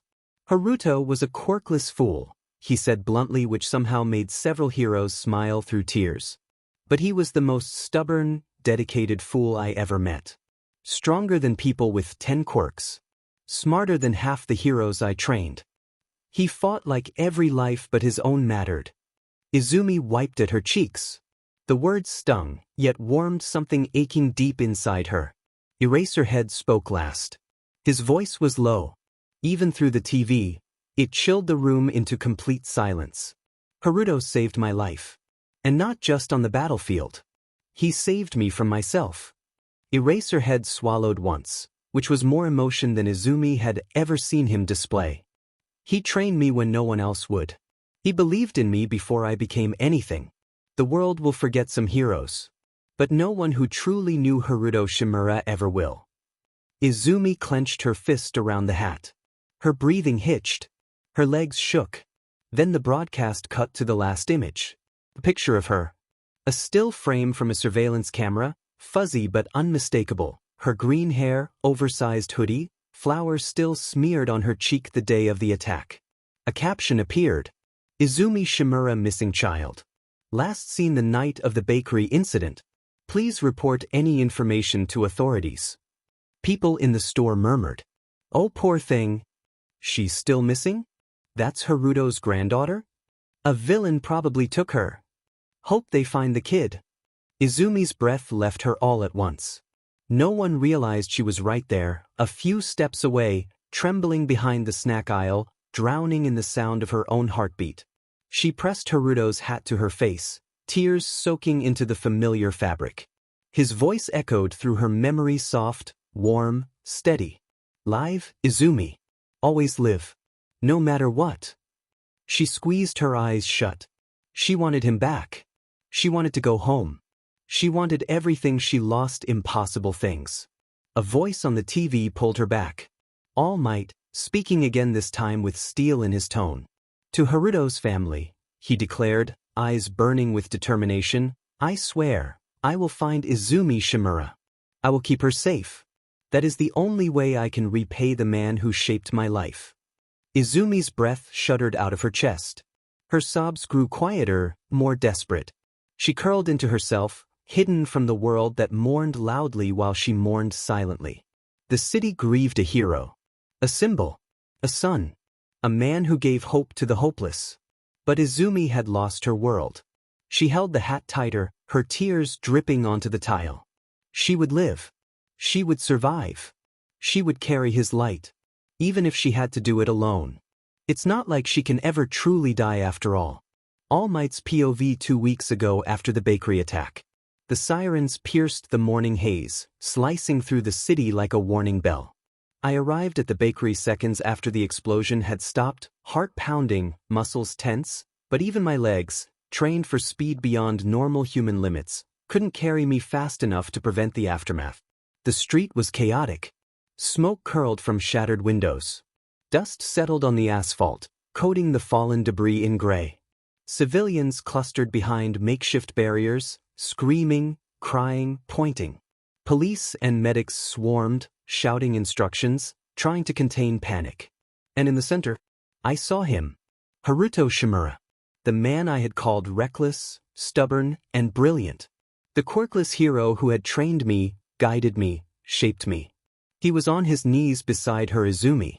Blue flames wreathed her tiny frame, flickering and liking the air around her. The fire was uncontrolled, raw, instinctive. I froze for a moment, caught in the impossible image, the girl alive, burning bright, yet terrified beyond measure. Haruto looked up and our eyes met. Even through the blood and grime, even through the cement dust clinging to him, he smiled. That soft, steady smile that never failed to reassure, that never failed to tell you everything would be fine even when it wasn't. It didn't speak. He didn't need to. I knew. He had killed the villain. The man lay crumpled nearby, unmoving. But Haruto's own chest bore the dark stain of cement and blood. A spear had found its mark. His body trembled. His hands shook as he reached for Izumi, guiding her trembling form forward. I started to move. I wanted to be there. I wanted to reach them. But the police had formed a perimeter, pushing me back politely but firmly. Civilians blocked my path in their panic, and Izumi, small, terrified, and alive, darted from her spot like a comet in blue fire, weaving through the chaos. I shouted her name, but the words didn't carry far enough. Haruto's voice reached me instead. Izumi. Always live. He pressed something into her hands. A hat. Old, worn, comfort. My heart clenched as I saw her clutch it to her chest.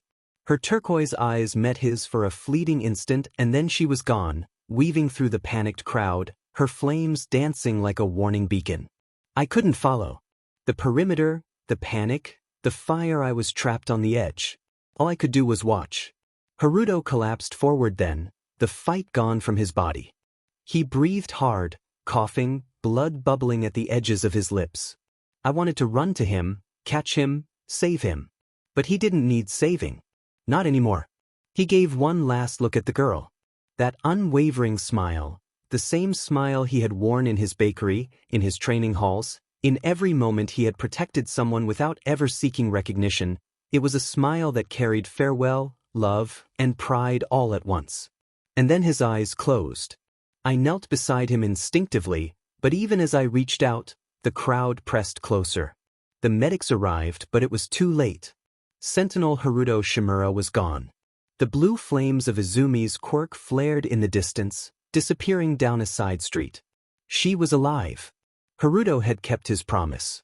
He had lived so she could survive. He had sacrificed everything. I clenched my fists, head bowed, fighting the storm of grief and rage pressing against my chest.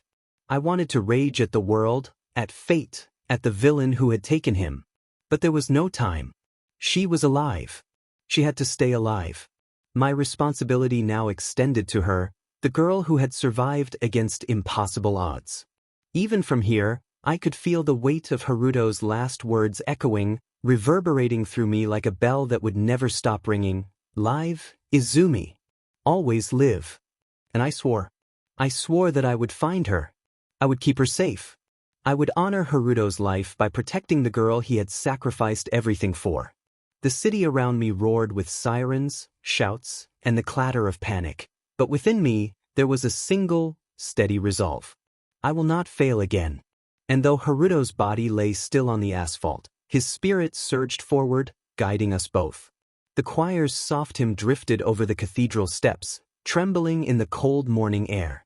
Candles flickered in the wind, their flames small and fragile against the weight of grief that hung over the gathered crowd.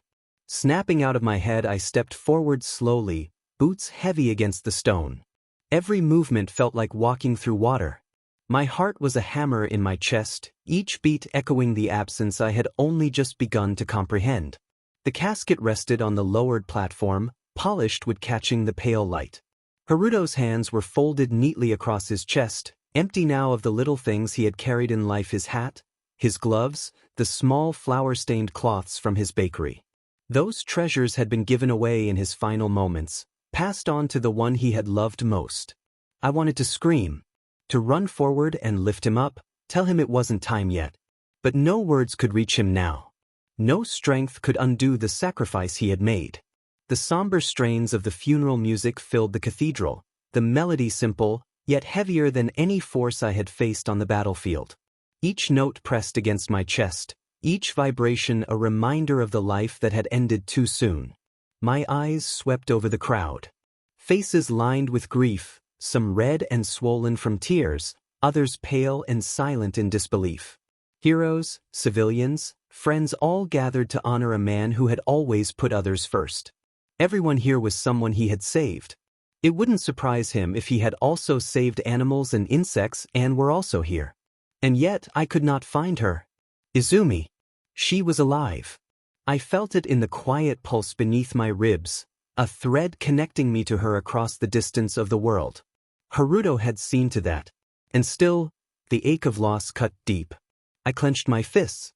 I had trained countless students, faced countless villains, stood against insurmountable odds. I had never felt so powerless. Not because I lacked strength, but because nothing I had could bring him back. A soft breeze stirred, carrying the faint scent of bread and sunlight Haruto's bakery. It brushed against my cheek like a memory, gentle and cruel all at once. I closed my eyes. I remembered his stubborn grin, his quirkless determination, the way he had stood taller than heroes with powers tenfold his own, refusing to yield when lives hung in the balance. He had died with a smile. He had died knowing she would live. And yet, knowing that did little to dull the sharp ache that tore through me now. The casket sank slowly, methodically into the ground. Each movement felt eternal. Each inch it descended was a reminder of the finality of life. My chest tightened, and for a moment, I allowed myself to falter, head bowed as the music swelled and the crowd murmured prayers. "Goodbye, Haruto Shimura," I whispered, my voice barely carrying over the hymn. "You were the brightest sun. The world is dimmer for your absence. But I swear, I will honor you. I will protect her. I will make sure your sacrifice was not in vain." The last note lingered, hanging in the cold air like a promise. I opened my eyes just as the pallbearers retreated, leaving the casket to rest. My gaze lingered on it, etched with every memory of the man I had trained alongside, learned from, and admired. And though I could not undo the past, I knew one truth. The fire Haruto had ignited in me, in her, in everyone he touched would never die. I straightened my shoulders. My resolve hardened like iron in the frost. Haruto's light had passed to her now.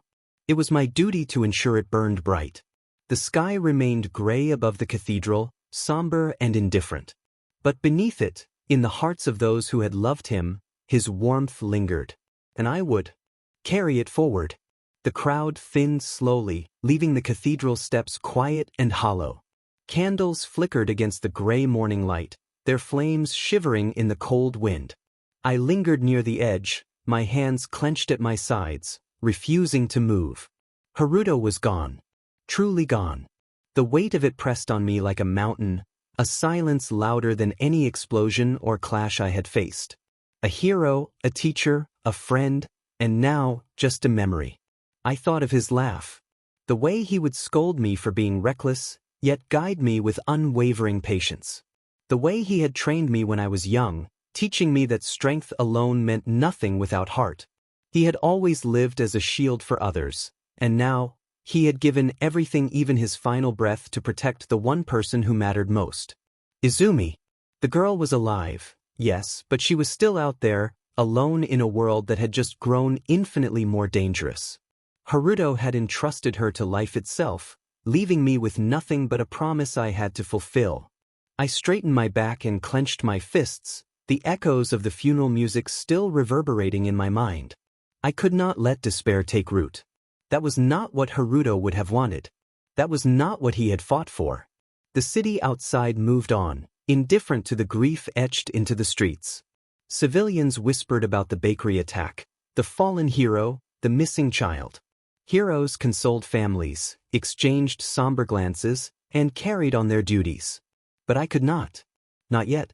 My duty was not to mourn here.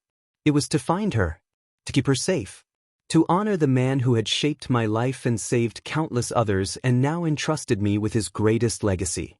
I looked down at my hands, still trembling slightly from the funeral. My palms itched, the desire to act, to move, to correct the wrongs that had already been done. Haruto had fought. Haruto had given everything. And I would not fail him. With one final glance at the lowered casket, I turned away, boots echoing against the stone. Every step was measured, determined. Each one carried the weight of responsibility and grief, but also of hope, a hope Haruto had died believing in. The sky remained heavy with clouds, but I could feel a faint glimmer breaking through, distant and fragile. A promise. A sign. And I would follow it. For him. For her. For the light Haruto had left behind. Izumi's POV. Izumi pressed herself against the bottom shelf of the convenience store, knees tucked tight to her chest, Haruto's frayed hat clutched like a lifeline. Her turquoise eyes flickered between the mournful scene on the television and the busy, oblivious shoppers around her. The screen was filled with gray skies, rows of heroes, and a polished casket slowly sinking into the earth. Her chest ached, a sharp, twisting pain that was more than grief. It was loss. It was rage. It was the knowledge that the person who had been her entire world, the man who had shaped her life, who had fought so many battles without powers, who had saved countless lives, was gone. And the world didn't truly know him. Only she did. The broadcast lingered on All Might, standing at the front of the gathering, tall and immovable, every line of his face carved with grief. His voice carried through the speakers, rich and commanding. Haruto Shimura was unlike anyone I have ever known. A quirkless man, yes, but his courage, his heart, and his sacrifice shaped all of us. We are here today because he gave everything he had for the lives of others. And his legacy will not be forgotten. Izumi's fingers dug into the hat. Her tears soaked the fabric, but she didn't move to wipe them away. Every drop was a memory, every memory a promise she had to keep. She could see him now, the way he had smiled at her when she had failed at rolling bread evenly, the way he had tucked stray strands of hair behind her ear and whispered softly, "Live, Izumi. Always live." The camera cut to the rows of heroes bowing their heads. Eraserhead, Gran Torino, All Might himself, each one mourning in silence, a quiet testament to the lives he had touched. But Izumi's heart burned with a different fire. They grieved him publicly, she carried him privately.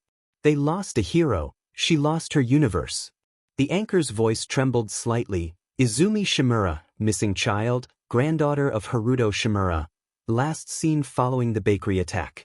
Any information should be reported immediately to authorities. Her stomach turned. The world mourned her grandfather, but it mourned her as a missing child, a helpless victim. She wanted to scream at the television, to tell them she was alive, indestructible even, that she had survived the fire that should have killed her. But she didn't. She stayed small, hidden, quiet. Memories of Haruto surged like a tidal wave. The day he had saved a collapsing building full of civilians. The way he had lifted debris despite having no quirk, his muscles screaming, his breath ragged, yet his eyes calm because he knew people depended on him. The way he had smiled at her afterward, his hand resting on the back of her head. And then, the last moment. Her memories burned brightest there. The bloodied cement spear, the villain who had thought he could take more lives. Haruto, bloodied, smiling, placing his hand on her cheek, whispering softly, "Live, Izumi. Live." She remembered the warmth of the hat as he pressed it into her hands, the last tangible piece of him she would ever hold. She pressed it tighter against her chest, inhaling deeply. The scent warm bread, flour, cinnamon, sunlight trapped in fabric was all that remained. And it was enough. Her gaze returned to the television. All Might's words had ended, but the camera lingered on the solemn procession. The funeral music's soft strings, mournful horns made her chest ache, but it also filled her with something else, resolve. Every note was a promise she would keep. Izumi slowly rose, careful not to draw attention. Every movement was deliberate, silent. Her small frame seemed to vanish into the shadows of the store as she edged toward the door. The people around her were oblivious, caught up in the broadcast, in their own lives, their own grief, their own distractions. Her quirk flickered faintly, blue flames weaving along her arms, a reflection of the fire now burning in her chest. She would be like him. She would help people. She would fight. She would live in the shadows where the world couldn't see her, but those who needed her most could feel her presence. The wind hit her face as she stepped outside. The city stretched ahead, dark and dangerous, but alive with possibilities. Her small hand pressed the hat to her chest. It was the only thing she had left of him, and she would protect it with everything she had. Her eyes glinted, faintly glowing, reflecting the streetlights as she melted into the night. The fire inside her roared quietly, a silent oath. She would not die. She had nothing left to lose. Only the hat remained sacred. Only the memory remained eternal. Izumi Shimura, missing, feared, invisible, stepped into the world alone. But she was not afraid. She would live. She would fight. She would be the sunrise in the dark, the shadow in the night, the hero no one saw coming. And Haruto's light, carried in the worn fabric of a hat, would guide her every step. Ever since Haruto's death, Izumi had walked the streets of Mizudafu like a shadow with a purpose. She moved silently, almost blending into the background of alleys and dimly lit streets, but the faint glimmer of determination in her eyes betrayed her presence. Each step she took was a vow, to save those who had no one else, to protect the lost and helpless, to be a flicker of hope in a world that often tried to snuff it out. Just as her grandfather had done, she carried the weight of responsibility quietly, letting her actions speak louder than words. The nights were the worst. The streets smelled of smoke, rain, and despair, mingling into a suffocating perfume of the city's underbelly. People huddled in corners, shadows trembling under the dim streetlights, but Izumi saw them. She saw the child frozen on the fire escape, the woman cornered by a mugger, the drunk staggering into traffic. Wherever danger lingered, she was drawn to it like a moth to a flame she refused to let die. And every time, the cost was hers to bear.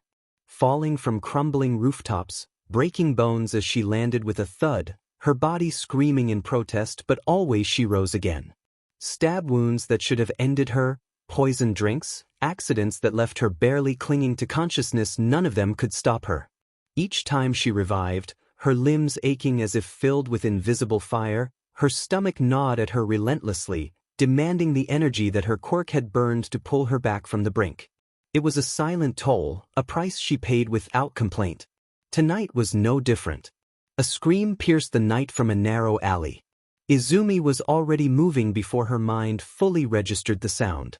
She darted forward, boots pounding against wet asphalt, her coat flaring behind her. Around the corner, a young man was pressed against a wall, a knife glinting in the dim light above his shoulder. The attacker's sneer twisted as he saw her, but before he could strike, Izumi was there. The collision was brutal. She caught the knife with her bare hand, yelping at the searing pain, then shoved the man back with enough force to send him sprawling into a pile of trash. She didn't wait, she grabbed the young man, pulling him out of reach as another figure lurched from the shadows. The fight was chaotic, a blur of limbs, grit, and pain. Izumi didn't think. She acted. And when the man's fist collided with her ribs, cracking the bone, she fell to the ground. Darkness clawed at the edges of her vision. But she rose. Her revival was almost instinctive, a spark reigniting the flame inside her. She coughed, tasting blood and rain, her body protesting, bones screaming in quiet agony, but her focus never wavered. She couldn't let them suffer. She couldn't let the innocent fall. By the time the last attacker lay unconscious in the alley, the young man trembling beside her, Izumi's chest heaved as if it might burst. She knelt, pressing a hand to the wall, letting herself rest for a heartbeat before her next move. Her stomach twisted with emptiness, a sharp reminder of the energy her body had sacrificed to survive, but there was no time to dwell. Someone always needed help. Someone always needed saving. She stood, shoulders squared, a flicker of a smile brushing her lips even as pain radiated through her. This was her way. This was her path. Mizudafu's streets were dark, yes, but she carried a flame that refused to die. And as long as it burned, she would keep walking, keep saving, keep standing between the world and the chaos threatening to consume it. Every scar, every broken bone, every hunger gnawing at her from within, it was nothing. She was Izumi, and she would not stop. Izumi crouched on the edge of a rooftop, Mizudafu spread beneath her like a living scar. Her stomach twisted, not pain, not fear. Just that hollow pull she'd come to recognize. She ignored it. Grandpa had ignored worse. She looked at her hands. Think warm, she whispered to herself. Not hot. Not angry. Not desperate. She closed her eyes and breathed. The fire answered. Not in a burst. Not in panic. It gathered. Blue flame wrapped around her fists slowly, shaping itself like a pair of glowing gloves. The heat was intense but steady, humming instead of screaming. She flexed her fingers, and the fire moved with her, obedient. Izumi swallowed. Fire fists. She punched the air once. The flame followed cleanly, cutting through the night without exploding. No recoil. No backlash. Just control. Her legs trembled. She didn't fall. That mattered more than anything. Encouraged, she focused again, this time on her back, the way Grandpa used to teach her posture when she was kneading dough. Straight spine.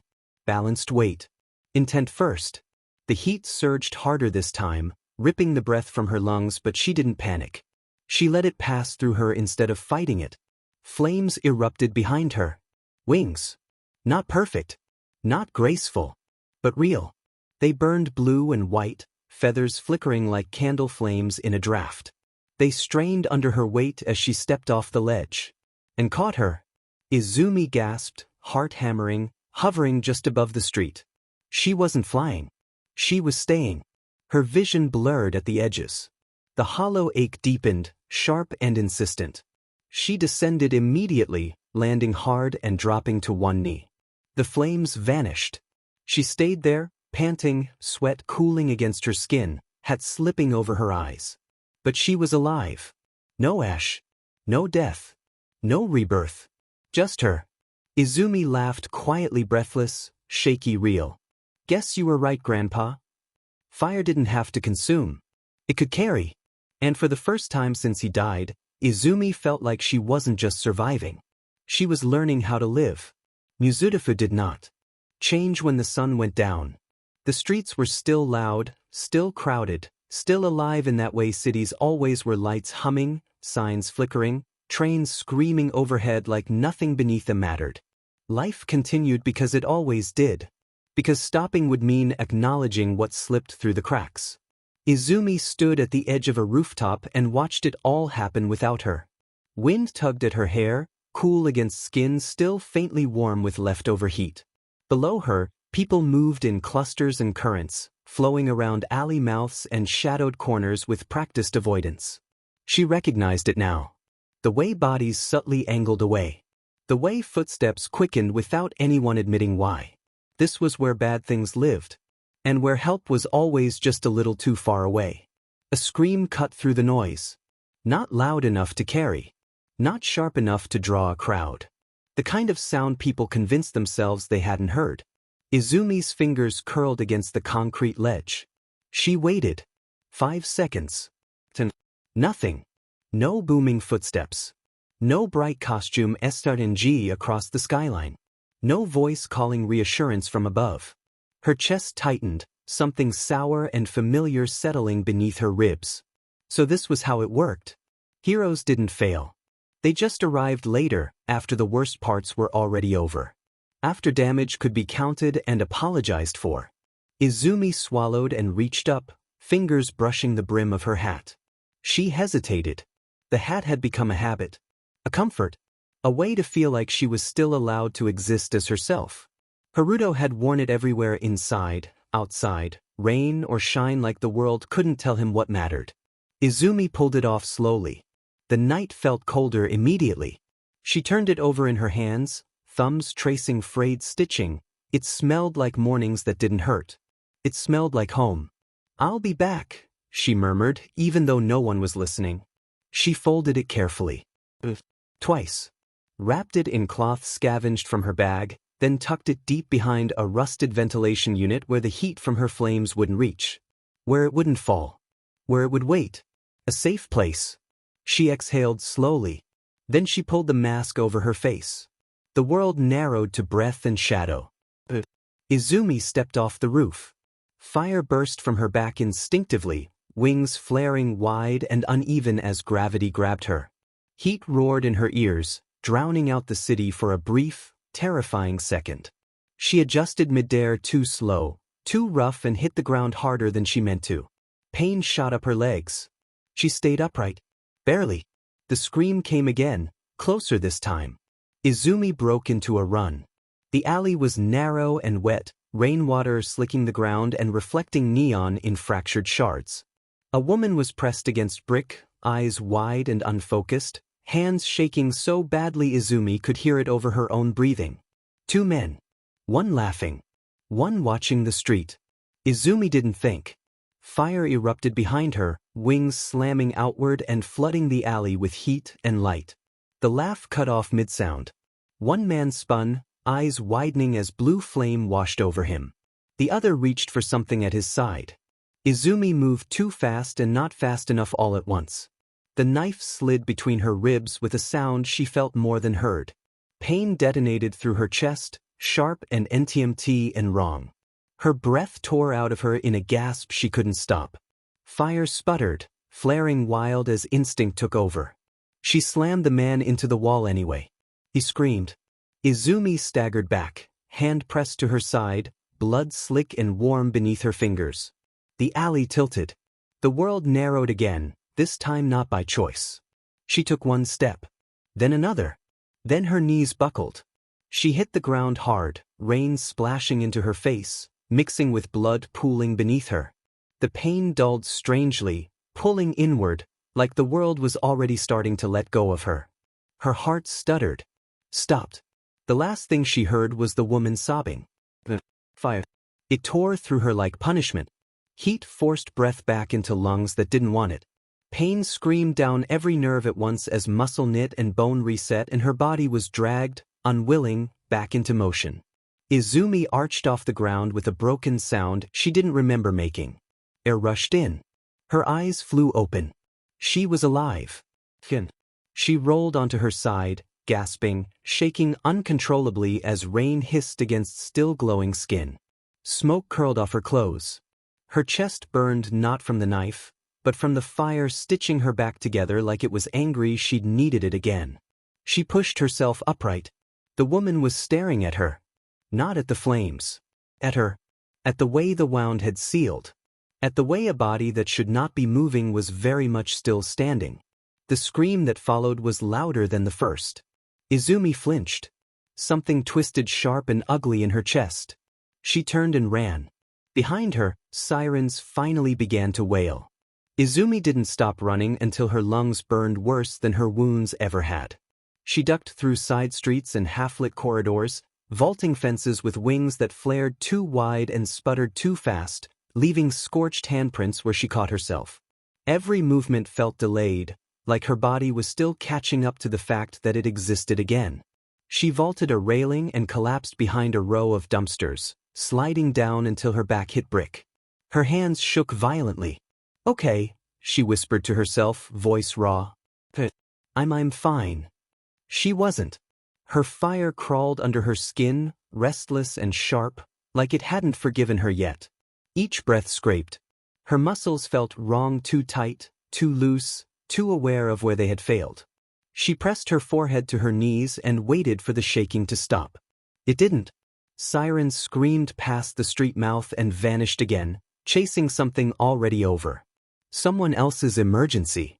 Someone else's blood. Izumi swallowed and forced herself upright. Again, she thought. You go again. That was the rule now. The second time she died, it was faster. A convenience store on the edge of a quieter block. Lights on. The door was open. Someone yelling inside. Izumi didn't hesitate this time. She burst through the entrance in a wash of heat and shattered glass, fire wings slamming outward and knocking a man clean off his feet. The clerk was bleeding from the head. The robber panicked. So did Izumi. He fired. The bullet tore through her shoulder and kept going. She didn't even feel it at first, just the sudden loss of strength, the way her arm went slack like it no longer belonged to her. Then the pain hit. She screamed. The sound startled them both. Her fire flared wildly, flames liking the ceiling, alarms shrieking as smoke filled the room. She took a step forward and her legs failed her completely. She hit the floor. Her vision tunneled. Someone was shouting. Maybe the clerk. Maybe the robber. It didn't matter. Her heart stumbled. Stopped. She came back choking on smoke. Fire flooded her veins like punishment for stopping, rebuilding torn muscle with brutal insistence. Her shoulder burned, bone knitting, skin sealing over a hole that should have ended things.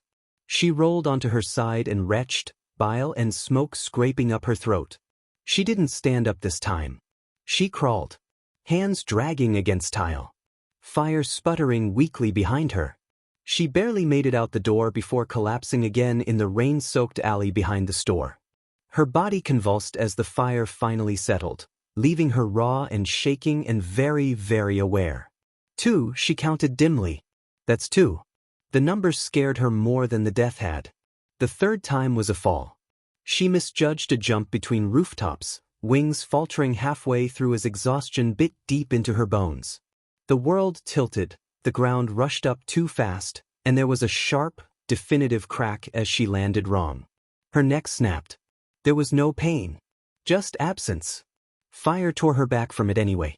She woke screaming this time, sound ripping out of her chest as her spine realigned with a sensation like being bent backward over a flame.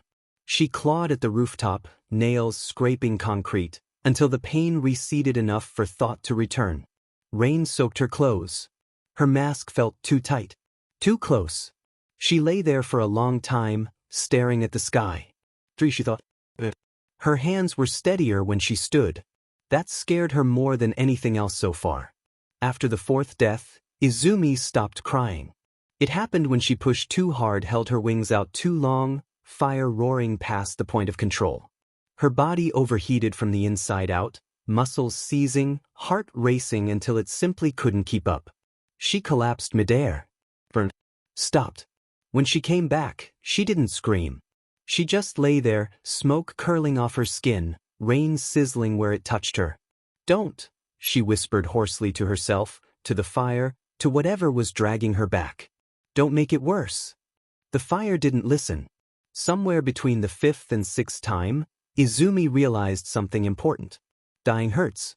But coming back hurt more. Each revival left her slower. Heavier.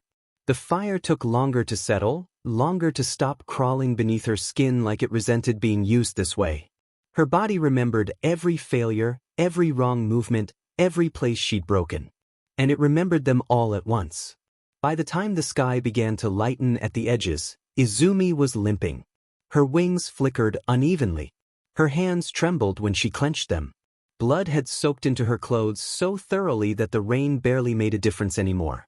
People noticed now. Not just screams. Not just stares. Whispers. A woman crossed the street when she saw Izumi land hard near a bus stop. A man backed away slowly, eyes locked on the faint glow beneath her sleeves. Someone muttered, "That thing again." People are calling her a thing. Izumi stopped short. She looked down at her hands burned, healed, burned again. Then at the mask that reflected faintly in a darkened shop window. They weren't afraid of the fire. They were afraid of what didn't stay dead. Understanding settled heavy and cold in her chest. If she was going to keep doing this, if she was going to keep dying in front of people, then they could never see her face again. Izumi turned away from the street and disappeared into the shadows, already thinking about what needed to change. Izumi collapsed behind a shuttered storefront just after sunrise. Her legs gave out without warning, knees slamming into wet concrete hard enough to jar her teeth. She didn't even have the strength to catch herself properly, just folded forward, palms burning as they scraped the ground. Her fire guttered weakly behind her. Not out. Just thin. She stayed there, breathing shallow and fast, waiting for the familiar surge of heat to crawl back under her skin and hold her together. It didn't. The world swam. Her vision tunneled. Her stomach twisted sharply, pain blooming low and insistent, different from burns or broken bones. Hunger. Real, clawing hunger. Izumi frowned, confused, and then the realization hit her with almost as much force as her deaths had. Fire didn't come from nothing. Neither did resurrection. She dragged herself upright using the wall and staggered toward the nearest open convenience store, hood pulled low, wings dim enough now that no one screamed when she passed. Inside, fluorescent lights buzzed harshly. The clerk eyed her warily but didn't stop her. Izumi grabbed whatever she could reach. Protein bars. Bread. Jerky. Bottled juice. Things that tore open easily with shaking hands. She also grabbed the mask while passing by it. She ate crouched behind the building, mask pulled just enough to shove food in, chewing mechanically, desperately. It wasn't elegant. It wasn't dignified. It was fuel. Warmth spread through her chest slowly. Not fire. Strength. Her breathing evened out. Her hands steadied. The ache beneath her ribs loosened its grip, and with it came something dangerous. Clarity. Oh, she whispered. That's how you're doing it. Her quirk wasn't just burning her. It was consuming her. And if she didn't feed it, it would finish the job and bring her back starving anyways. The next few nights became experiments. Izumi didn't stop patrolling, but she changed how she did it. She ate before going out. Boys. She learned what helped and what didn't. Sugary food gave her fast heat and faster crashes. Protein lasted longer. Salt mattered more than she expected. Water was non-negotiable. She stopped chasing every scream. She learned routes. Patterns. Where crime clustered and where it thinned. She learned how long she could stay airborne before her wings faltered, how much heat she could pour into a strike without cooking herself from the inside. She died less. Still died a lot. But less now. And in the spaces between deaths, she learned something even more important. Fire didn't have to come from her skin. It could hover. She discovered it by accident, arms raised defensively. As a man swung a metal pipe toward her head, her fire flared instinctively, but instead of burning through her sleeves, it spread outward, a thin, furious layer just above her skin. The pipe hit the fire. Melted. Izumi stared. So did he. She didn't wait for him to recover. From then on, she practiced obsessively. She forced her fire outward, wrapping it around herself like a second skin, a blazing boundary that hovered just far enough away to spare flesh and fabric alike. It took focus. It took energy. It took failure after failure. But it worked. Her clothes stopped disintegrating. Her burns stopped stacking. For the first time since she'd started, she finished a night of patrol without smelling like smoke and blood and ruined fabric. She laughed, then quiet and shocked and a little unhinged. I can wear clothes, she murmured to the empty street. That's new. The costume came next. Not scraps this time. Intentional choices. Dark fabric, reinforced where it needed to be. Seams sewn tight and repaired when they frayed. Sleeves long enough to hide scars. Gloves that let her feel heat without sacrificing skin. And the mask still matte black and expressionless, but now fitted properly, anchored so it didn't slip when she moved fast or hit hard. She tested it again and again, letting her fire flare, forcing it outward, watching the way the heat traced her silhouette without touching her. A burning outline. Not a burning girl. Satisfied, Izumi stood in front of a darkened window and looked at herself. For once, she didn't look like someone waiting to die. She looked like something prepared. That was the night she wore the hat again. She hesitated with it in her hands, fingers curled tight around the brim. The rule had been simple before. Hat off meant fire. Fire meant death. But now she didn't expect to die every time she stepped out. She settled it onto her head carefully, pulling it low beneath the hood, shadowing her eyes. The fire stayed where she told it to. Didn't burn the fabric. Didn't reach for it. Izumi exhaled slowly. Okay, she said. You behave. I'll behave. The fire flickered in response, contained and bright. The city noticed the difference. She moved faster. Hit harder. Left scenes cleaner. Criminals didn't laugh anymore. They ran or they froze, staring at the dark figure with wings of controlled flame and a mask that never changed. She stopped dying in alleys. Stopped collapsing in the open. When she did get hurt, she retreated, recovered, and adapted. People stopped screaming when they saw her. They started backing away instead. Whispers changed tone. She didn't burn the place down. She knew where to hit. She saved someone and left. Someone filmed her one night, just a glimpse, fire flaring as she landed between a man and his target. The comments called her efficient. Izumi didn't know how to feel about that. But she kept going.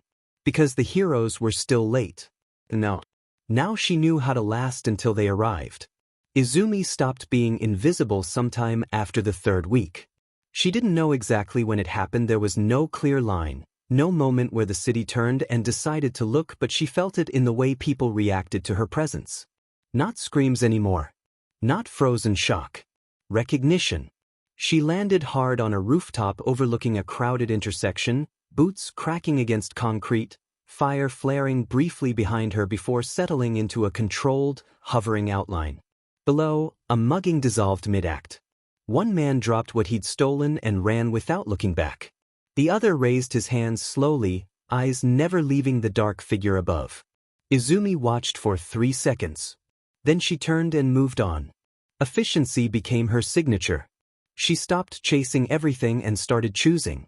Patterns emerged, blocks that went quiet too suddenly, alleys that swallowed sound, corners where fear gathered before violence followed. She learned how criminals moved when they thought no one important was watching. She learned how to make them wrong. Her fire no longer exploded unless she wanted it to. It coiled above her skin like a living thing, contained and precise, leaving her clothes untouched. Wings flared only when necessary. Strikes ended fights quickly, burns just hot enough to incapacitate, not enough to kill. She didn't linger. She didn't pose. She didn't speak unless she had to. People started saying she was clean. Izumi wasn't sure how she felt about that. The first time someone thanked her, she almost dropped to her knees. It was a man pinned beneath a collapsed scaffolding, leg trapped at a wrong angle, panic already stealing his breath. Izumi burned through the metal supports with careful, shaking control, lifting just enough to drag him free before the whole thing gave way. He stared at her like he expected her to vanish. "Thank you," he said finally, voice hoarse. You didn't even burn me." Izumi froze. She wasn't sure what to do with that. "You should get checked," she said after a moment, voice distorted by the mask. Careful. Internal injuries." Then she stepped back and vanished into the night before he could say anything else. She didn't die that night. That too was new. The city adapted around her presence. Police scanners started including vague warnings: unknown vigilante activity, blue flames, avoid engagement. Civilians shared shaky videos online, a silhouette landing between attacker and victim, fire wings unfurling briefly before snapping closed again. Comments argued about what she was. A villain. A rogue hero. A Quirk experiment gone wrong. Someone called her an omen. Izumi never watched long enough to see what stuck. But the name did. It moved from whispers to expectation. From rumor to pattern. "She'll show up," someone said during a late-night standoff, voice tight with hope and fear tangled together. "She always does." Izumi landed behind the threat seconds later. She ended it in under 10. She started wearing the hat every night. Pulled low beneath the hood, brim shadowing her eyes. The fire obeyed now, hovering cleanly above fabric and skin alike, never touching what mattered. It grounded her. When the night stretched too long, when her body ached with remembered deaths and accumulated exhaustion, she touched the brim briefly, just enough to remind herself she was still real. Still here. Still choosing this. She didn't expect gratitude. She didn't expect forgiveness. She expected work. And the city kept giving it to her. By the time dawn broke, Muzutafu had a new rule it didn't say out loud. Blue fire burned in the distance. Someone has been saved, just like the vigilante Dobby. That night, far away from where Izumi was. Blue flame burned higher. It reflected in rain-slicked pavement, fractured in puddles, mirrored in darkened glass as a man landed at the edge of a quiet street. His patrol was over. Smoke curled lazily from scorched concrete and melted slag behind him. White hair caught the streetlight. Burned skin pulled tight along his jaw. He exhaled slowly and pulled his phone from his pocket. The screen lit up with a photo, his wife smiling, arm around a small green-haired girl grinning far too brightly for the camera. He stared at it longer than he meant to. Then he sighed and locked the screen, tucking the phone away. "You're as slippery as your mother, Izumi," he muttered, blue fire flickering faintly around his fingers. His gaze lifted to the city skyline. "Just where are you?" Attention changed the shape of the night. Izumi felt it first in the pauses, those moments where violence hesitated, where criminals looked up instead of around, where fear sharpened into calculation. She wasn't just interrupting crimes anymore. She was anticipated. Police response times shortened in the areas she frequented, not fast enough to help, but fast enough to complicate things. Patrol cars cruised streets she used to move through freely. Radios crackled more often when blue fire flared, voices tight with uncertainty. Heroes noticed too. Not faces. Not names. But patterns. Someone followed her once, kept their distance, careful and skilled. Izumi slipped away anyway, fire dimmed and controlled, boots silent against rooftops she knew better than anyone else. Still, the message was clear. The city was beginning to look back. That night, she ended her patrol early. She retrieved her hat that was knocked off, settled it onto her head, her mask now cracked and missing a piece of it all from her last fight that she just had, and disappeared before dawn could paint her silhouette into something recognizable. The Viridian Phoenix had become the city's rumor and the world's question mark. But to All Might, she wasn't a mystery. She was Haruto Shimura's adopted granddaughter. She was his legacy. And he knew one day he would find her before the fire that refused to die burned itself away. The city of Muzutafu stretched endlessly beneath the night sky, a sea of lights flickering like distant stars that didn't care who was lost among them. Sirens echoed far below, neon signs buzzed, and the wind carried the familiar scent of smoke, rain-soaked concrete, and old food. On the edge of a rooftop, a small figure crouched low. Izumi hugged a tattered brown hat tightly to her chest, grandpa's hat. The fabric was frayed, worn thin by time and grief, but she clung to it like it was the only thing keeping her from falling apart. Her turquoise eyes were swollen and red, tears cutting clean trails through the grime on her cheeks. Her hair was tangled, unwashed, clinging to her face as the wind tugged at it. "I wish you were still here," she whispered, voice breaking. "I miss you every day. I can't. I don't know how to do this alone." Her shoulders shook as quiet sobs racked her small body. The city kept moving beneath her, uncaring, unaware of the child perched above it, a child who had survived too much for too long. She pressed her face into the hat, breathing in the faint scent of flower and warmth that was almost gone now. A presence. Not loud. Not sudden. A voice cut gently through the night. "Easy now," it said, calm and steady. "I don't mean you any harm." Izumi reacted instantly. Flames burst to life around her, cyan blue and feathered, phoenix wings flaring wide as her hair ignited with the same soft, burning glow. Small fire claws formed around her fingers, heat radiating in warning rather than attack. She staggered to her feet, tears still in her face, eyes sharp despite the fear. A massive figure stepped into the moonlight. Broad shoulders, golden hair catching the glow of the city. A presence that felt impossibly solid. "All Might." Izumi froze. "All Might?" she whispered, disbelief cutting through her fear. The symbol of peace raised his hand slowly and lowered himself to one knee, making himself smaller despite his towering frame. "That's right," he said gently. "I'm sorry if I startled you." His eyes softened when he saw the hat clutched to her chest. "And you must be Izumi Shimura." Her breath hitched. "You know my name?" All Might nodded once, solemn. "I've been looking for you," he admitted quietly. "Not as a hero chasing a rumor, but as someone who owed your grandpa far more than I ever repaid." At the sound of grandpa, her claws trembled. The flames flickered but didn't vanish. "You knew him?" she asked, voice small. All Might's smile faded into something heavier, reverent. "Haruto Shimura was my teacher," he said. "Before the world knew me as All Might, he taught me what it meant to stand back up when you had nothing left." Izumi's grip on the hat tightened painfully. "He taught you?" "Yes," All Might said. "He trained me, guided me, protected me when I didn't even realize I needed it." His jaw tightened. "And when he died, I was too late." Silence stretched between them, thick and heavy. Izumi's flames finally faded, wings dissolving into embers as her legs gave out. She sank to her knees, sobs tearing free at last.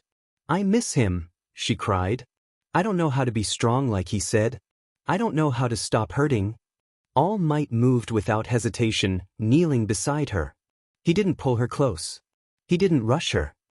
He simply placed a steady hand on her shoulder. "You don't have to," he said softly. "Not alone. Not anymore."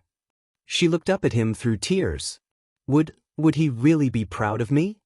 All Might answered without hesitation. Yes. The word was firm. Certain. He would be proud that you survived. Proud that you protected yourself. Proud that you're still standing after everything the world threw at you. Izumi's breathing slowly steadied, her sobs quieting as the weight in her chest loosened, not gone, but no longer crushing. All Might smiled gently. And now, he said, it's my turn. Her eyes widened. I couldn't save him, he admitted. But I can keep his promise. He stood and offered his hand, not like a hero offering rescue, but like a guardian offering certainty. No more rooftops. No more running. No more fighting alone. Izumi hesitated only a moment before clutching the hat tighter and reaching out. For the first time in nearly 2 years, she let someone else hold the night at bay. Izumi's fingers trembled as she took All Might's hand. It was warm. Solid. He rose slowly, careful not to pull her too fast, and guided her away from the edge of the rooftop. The city still glimmered below, loud and restless, but for the first time it felt distant, like something she didn't have to fight alone anymore. She glanced back once, just once, at the ledge where she had cried and wished and nearly broken. Then she followed him. All Might draped his cape gently around her shoulders, shielding her from the night air and the curious eyes of the city below. The fabric smelled faintly of sunlight and steel, strange, but comforting. Izumi instinctively clutched Grandpa's hat beneath it, holding it close to her heart. Where are we going? She asked quietly. Somewhere safe, All Might replied. First, we get you checked by a doctor. Then we talk. He paused, looking down at her with seriousness that cut through his usual heroic warmth. There are things the world needs to know about you, he continued. And things you deserve to hear. But not tonight. Tonight is about rest. Izumi nodded slowly. As they descended from the rooftop, distant sirens began to grow louder, not panicked, not violent, but official. Patrol lights flickered far below, reflecting off glass and steel. All Might's expression hardened for just a moment. The city's been searching for you, he said gently. Not all of them with good intentions. Izumi stiffened. I didn't mean to cause trouble, she whispered. I know, he said immediately. And you won't face it alone.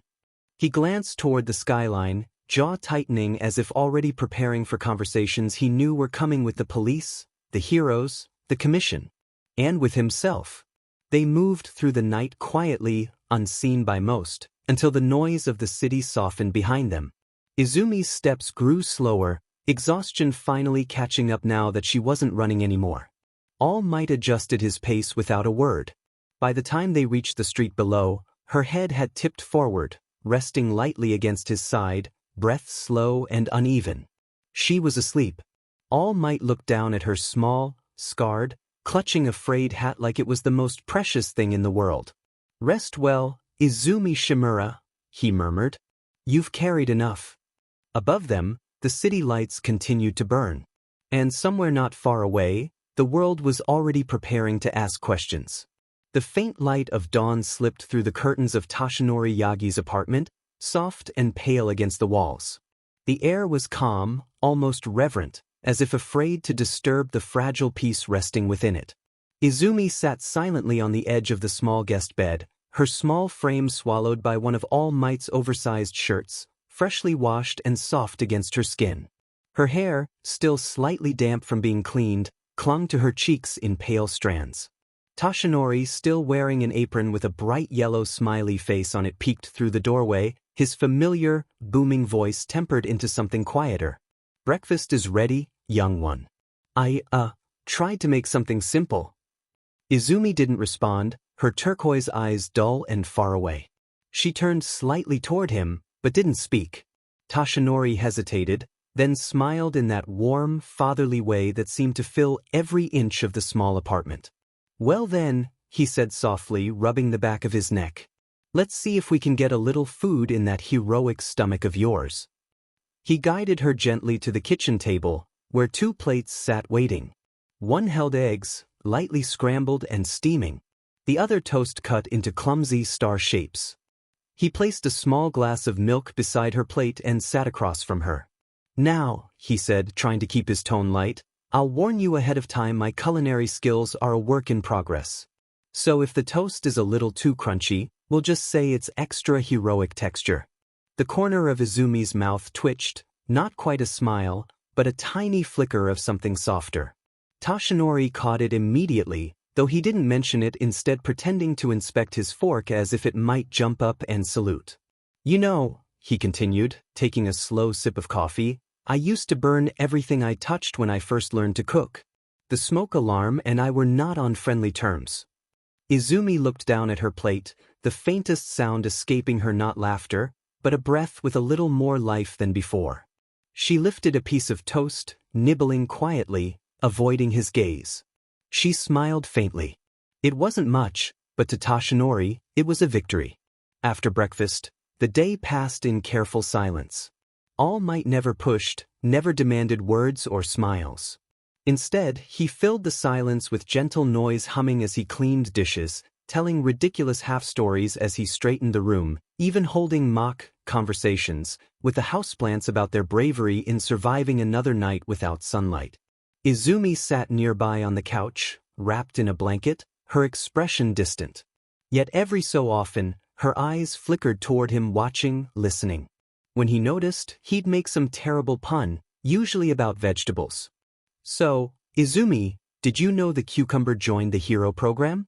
They said he was in a pickle. Her lips barely moved. Just a small breath that almost resembled a laugh. Almost. By noon, she'd eaten again, slowly, carefully. He never told her to hurry or finish. He only offered quietly, "You're doing great, little one." The hours slipped by in a rhythm that was neither happy nor sad, but gentle. All Might moved through the apartment with an energy that filled the empty spaces between her silences. He told her about how the sunflowers on the windowsill always turned toward the light, no matter how gloomy the sky. Guess that's a little heroic too, huh? He said softly. Izumi said nothing, but her hand drifted toward one of the flowers, brushing its petal with her fingertip. That was enough. Evening came, soft and golden. All Might had made soup, simple miso with rice and a few vegetables. Izumi sat across from him, the oversized shirt now replaced with small, comfortable pajamas he'd managed to find at a store on his way home. He spoke while eating, still trying to make the air lighter but without breaking the fragile calm. You know, I was thinking today maybe tomorrow we'll go see the park. The one with the koi pond. They've got fish braver than some villains I've met. Izumi looked up just for a moment, eyes flicking toward him, then back to her soup. Her voice, when it came, was soft and rough. Do they jump? He froze for a second, then smiled, warm and relieved. They do. They jump high enough to touch the sky, I think. Izumi lowered her gaze again. That's good. They ate in silence after that, but Toshinori's chest ached in a way that wasn't entirely sad. It was the ache of something beginning. That night he tucked her into bed. The apartment lights dimmed to a warm glow. He sat nearby as she stared at the ceiling, the blanket pulled tight under her chin. Do you want me to stay a while? He asked quietly. She didn't answer, but her hand reached out, small and trembling, brushing the edge of his sleeve. He understood. He stayed. Minutes passed, and her breathing steadied. All Might whispered, mostly to himself, "You're safe now, young one. You're safe." And for the first time since Haruto's death, Izumi's eyes drifted shut without fear.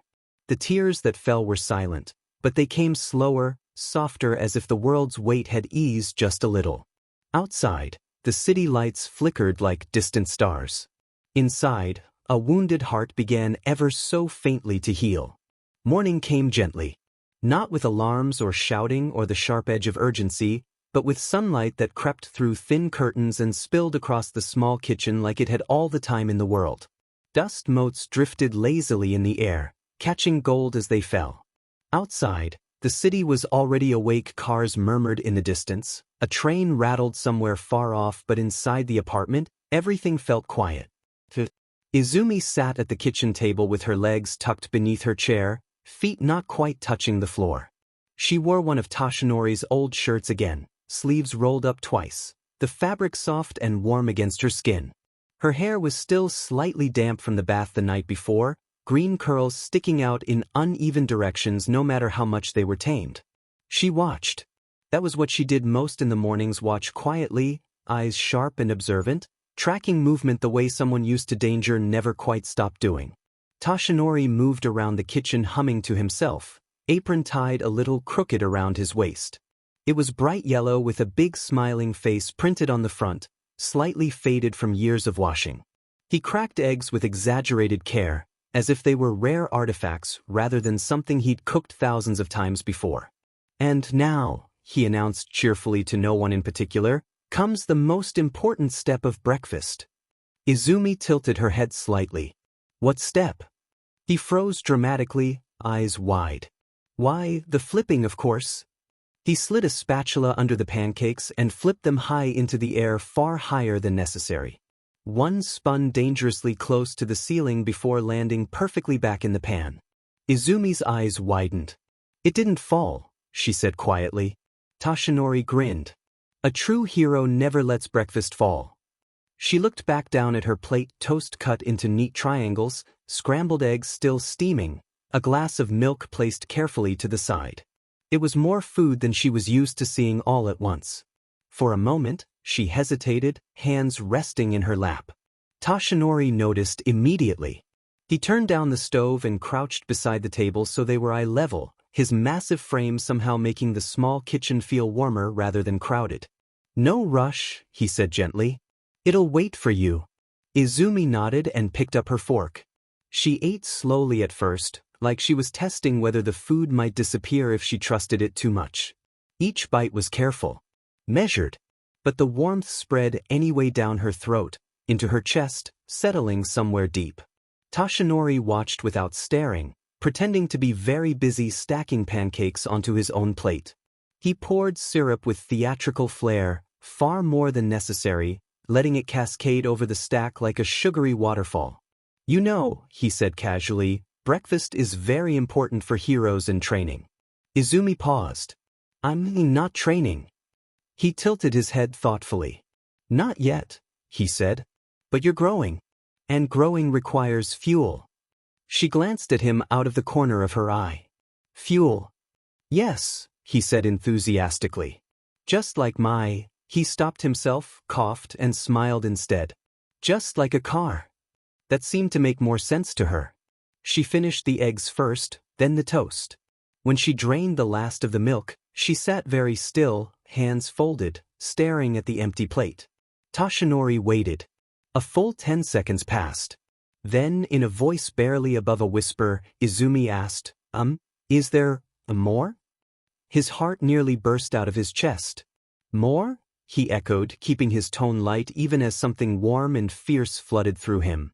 She nodded, shoulders tensing slightly, like she expected to be told no. If that's okay. I can stop if it's not. Toshinori stood so fast his chair nearly tipped over. Stop. Young lady, asking for seconds is one of the greatest heroic achievements there is. Her eyes widened. It is. Absolutely. He turned back to the stove, already scooping more eggs onto her plate. Why, I didn't ask for seconds when I was your age, and look how that turned out tragic. She didn't understand that, but she smiled a little anyway. This time, she ate faster. Not rushed, just comfortable. Like her body finally trusted that the food would stay. Like she didn't have to choose between hunger and saving some for later. Toshinori sat across from her now, eating his own breakfast properly. He watched the way her shoulders slowly relaxed, the way her grip on the fork loosened, the way her eyes softened from constant vigilance into something closer to peace. Did you sleep well? He asked. Izumi nodded. The bed didn't move. He blinked. Move. She shrugged. Some places shake. Or get loud. Or go away. His smile faltered for half a second before returning, gentler now. Well, he said firmly, this bed doesn't go anywhere. And neither do you. She looked up at him then, really looked, turquoise eyes searching his face like she was committing it to memory. You promise? He didn't joke this time. I promise. She finished the second helping and sat back, hands resting on her stomach. After a moment, she frowned slightly. My stomach feels warm, she said, That's the power of breakfast, Toshinori declared, then paused. Does it hurt? She shook her head. No. It's good. Like when my quirk settles. He stiffened just a little. Your quirk uses energy, he said carefully. Food helps replace it. That's very important. So if I don't eat, she said slowly, it hurts me. Yes, he answered honestly. But you're not alone anymore. I'll make sure you always have enough. She nodded, satisfied with that answer. For a while, they ate in comfortable silence, sunlight climbing higher on the walls. Izumi leaned back in her chair, eyelids drooping slightly, full and warm and safe in a way she wasn't used to. All Might, she murmured. Yes. Can we have breakfast again tomorrow? He smiled, wide and bright and certain. As many tomorrows as you like. They went out shopping and the store they went to was louder than Izumi expected. Not noisy in the way explosions or villains were, nothing sharp or violent, but busy. Too busy. Voices overlapped in a low, constant hum. Hangers clinked together. Shoes tapped against tile. Somewhere, a child laughed too loudly, and the sound made Izumi flinch before she could stop herself. She hovered just inside the entrance, small fingers tightening around the edge of Toshinori's sleeve. He noticed immediately. Well. All Might boomed, then immediately cut his volume in half, clearing his throat. Well, this is it. The battlefield of fashion. Izumi looked up at him, turquoise eyes wide and uncertain. It's big, she murmured. It is, he agreed cheerfully, crouching so he was closer to her height. Even kneeling, he still felt enormous beside her. But we'll take it one step at a time. No rush. No pressure. And if it gets overwhelming, we can step outside, get some air, and regroup like true heroes. She nodded slowly, though her grip didn't loosen. Toshinori offered her his hand instead of his sleeve, this time open, patient, waiting. After a moment's hesitation, Izumi slipped her smaller hand into his. That alone felt like a victory. They moved deeper into the store together, past racks of brightly colored clothes arranged in neat rows. Dresses with bows and lace. Sweaters folded into tidy stacks. Shoes lined up like little soldiers awaiting inspection. Izumi's gaze darted everywhere at once. So, Toshinori said lightly, clearly trying to ease the tension, do you have any favorite colors? She blinked. Purple, she said after a second. Then quieter, and blue. Excellent choices, he declared. Very heroic colors. Dependable. And green is especially fitting, don't you think? She didn't ask why. She just nodded. They stopped near a rack of dresses, soft cotton ones, light enough to move in. Toshinori picked one up, holding it against Izumi with exaggerated seriousness. He muttered, stroking his chin dramatically. Twirl potential, high. Mobility, acceptable. Villain fighting compatibility, promising. Izumi stared at him. Villain fighting, she echoed. Absolutely, he said solemnly. Any outfit worth wearing must pass rigorous heroic standards. Her lips twitched despite herself. Toshinori noticed and pretended not to, not wanting to scare the moment away. How about this one? He asked instead, holding up a simple green dress with short sleeves. It looks comfortable. Izumi studied it carefully. She reached out and touched the fabric, rubbing it between her fingers like she was testing whether it might disappear. It's soft, she said. That's a good sign, Toshinori replied. Soft means safe. She glanced up at him, then back at the dress. Can I try it? His smile softened instantly. Of course. The fitting room was small and quiet, and Toshinori waited outside like a nervous guard. When Izumi stepped out a moment later, the dress hung a little loose on her, but it fit well enough. Toshinori clasped his hands together. Magnificent! She looked down at herself, turning slightly. The hem swayed when she moved. It doesn't hurt, she said quietly. Something in Toshinori's chest tightened. That's the goal, he said gently. They kept going. Sweaters next, soft ones, warm ones, ones that buttoned in the front so she wouldn't have to pull them over her head if she didn't want to. Toshinori made sure of that, carefully checking tags and seams. Izumi watched him as much as she watched the clothes. He noticed her staring. He hummed. No, a lot, she said. He chuckled. Experience. Also, Gran Torino once told me that discomfort builds character, but I strongly disagree. That earned a quiet huff of laughter. They moved to shoes after that. Izumi sat on a small bench while Toshinori knelt to help her try them on, his large hands clumsy but careful. These are good for running, he said, gently pressing on the soles. And these are sturdy. You could probably kick a villain with these. She frowned slightly. I wouldn't kick a villain. You wouldn't? He asked, surprised. She thought about it. I'd burn them. Toshinori blinked. Then he laughed soft, not startled. Of course you would. She watched his reaction closely, clearly expecting something else. When he didn't scold her or look afraid, her shoulders relaxed just a little. They gathered clothes as they went one piece at a time, always checking with her first. Toshinori never forced anything into the cart. If she hesitated, they moved on. Eventually, Izumi tugged gently on his sleeve again. Yes, he asked immediately. Can I get another one? She asked, pointing back toward the dresses. Another. The word hit him harder than any villain ever had. Of course you can, he said without hesitation. As many as you like. Her eyes widened just a bit. She picked another dress blue this time. Then a cardigan. Then, after a pause, another sweater. She kept glancing at the cart like she expected someone to tell her to stop. No one did. Toshinori simply kept adding items, nodding approvingly. Excellent choice. Very practical. That one's perfect. At one point, she looked up at him, uncertainty creeping back into her voice. Is this too much? He crouched beside her again, meeting her gaze fully. Izumi, he said gently, you are allowed to have things. She swallowed. Oh, she said softly. They reached the register eventually, the cart fuller than Izumi realized it had become. Toshinori paid without hesitation, barely glancing at the total. As the cashier handed over the bags, Izumi stared at them like they might vanish. All of this, she murmured. All yours, Toshinori said warmly.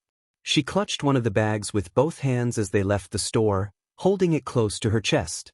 Thank you, she said. He smiled down at her, sunlight catching in his eyes. We're just getting started, he replied. The second store was quieter. Not silent, but calmer, less chatter, fewer clinking hangers, softer music drifting through the air like background hum rather than something demanding attention. Izumi noticed the difference immediately. Her grip on the shopping bag loosened just a little as she stepped inside, turquoise eyes scanning the space with cautious curiosity instead of alarm. Toshinori noticed that too. Ah, he said thoughtfully, leaning down toward her, this one has a very peaceful aura. A fine choice, Izumi. She nodded, clutching the bag to her chest. It smells nicer. He sniffed the air dramatically. Notes of fabric softener and capitalism. She didn't know what that meant, but his tone made her huff a quiet laugh anyway. They moved slowly through the store this time. Izumi didn't stay half a step behind him anymore. She walked beside him, sometimes drifting a step ahead before catching herself and slowing back down. Progress. She stopped in front of a rack filled with soft skirts and layered dresses, nothing frilly or overdone, just gentle fabrics and simple designs. Her fingers hovered, then reached out. Can I look? She asked. Toshinori beamed. Lead the way. She flipped through hangers carefully, examining colors and textures the same way she had tested fabric earlier, slow, deliberate, thoughtful. When she pulled one free, she held it up uncertainly. It was pale yellow with a soft flare to the skirt. Easy to move in. I think this one's nice, she said. I think, Toshinori replied solemnly, that you have an excellent eye. She blinked. Really? Absolutely. A hero must always trust their instincts. Her shoulders straightened just a bit. They added it to the cart. More followed, leggings soft enough not to itch, a hoodie with subtle star patterns, socks that were warm without being thick. Izumi picked most of them herself now, occasionally glancing up at Toshinori for approval. He always nodded. Eventually, They reached a section near the back of the store's seasonal items and themed clothing. Costumes, but tasteful ones. Nothing loud. Nothing garish. Izumi slowed. Toshinori noticed her staring at a display set slightly apart from the rest. A mannequin stood there wearing a simple, elegant dress not overly princess-like, but clearly inspired by fairy tale designs. Soft white and gold accents. A flowing skirt. And pinned neatly near the collar. A small All Might emblem. Izumi's breath caught. "That?" she whispered. Toshinori followed her gaze and froze. Oh. The dress wasn't overt merch. It didn't scream branding or novelty. It looked like something made with care, subtle, refined, something a child could wear without feeling like a walking advertisement.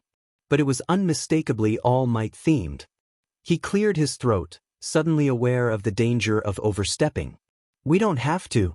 Izumi turned to him, eyes wide and shining. "Is that him?" His chest tightened. "Well," he said carefully, "it's inspired by him, I suppose." She stepped closer to the display, fingers hovering just above the fabric like she was afraid touching it might make it disappear. "I like it," she said softly. Toshinori's smile broke free instantly. He grabbed the hanger with exaggerated flourish and lifted the dress high into the air. "Princess Izumi," he announced, striking a heroic pose despite the cramped aisle. "Behold, the gown of ultimate heroics." A nearby shopper startled. A clerk blinked. Izumi stared. She laughed. Not quietly this time.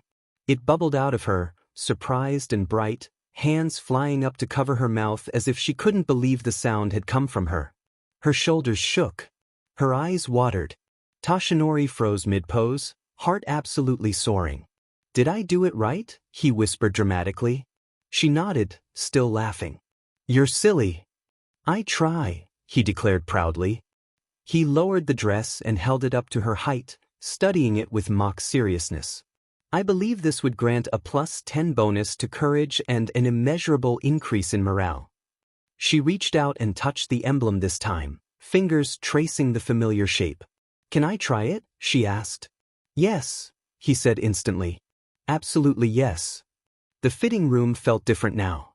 Izumi stepped inside with the dress, heart pounding not with fear, but something lighter. When she emerged a moment later, the fabric flowed perfectly, the skirt swaying gently when she moved. Toshinori didn't speak right away. He just stared. She shifted nervously. "Is it bad?" "No," he said softly. "It's wonderful." She looked at herself in the mirror again, really looking this time. The dress didn't make her feel trapped. It didn't hurt. It didn't weigh her down. It made her feel strong. "I look," she searched for the word. "Brave." Toshinori knelt beside her reflection. "You are." They bought the dress. Of course they did. By the time they left the store, the cart was full again, Izumi clutching the handles with growing confidence. She didn't ask if it was too much this time. She already knew the answer. As they stepped back into the sunlight, shopping bags rustling, Izumi glanced up at Toshinori. "Can I wear the dress today?" she asked. He smiled down at her, warm and proud. "Any day you want," he said. And for the first time since she'd been found, Izumi believed him. Arriving at the salon, it smelled like citrus shampoo and warm air. It was quieter than Izumi expected. Not silent, there was soft music playing somewhere overhead, the hum of hairdryers, low voices talking, but nothing sharp or sudden. No shouting. No alarms. No crackle of fire. Her shoulders stayed tense anyway, her fingers curled into the hem of her shirt as Toshinori guided her inside. "All right," he said brightly, lowering his voice just a little as if instinctively matching her pace. "This is the place." A true hero knows that proper hair maintenance is essential to victory. Izumi glanced up at him, turquoise eyes flicking briefly to his face before darting away again. "Does it hurt?" The question was quiet.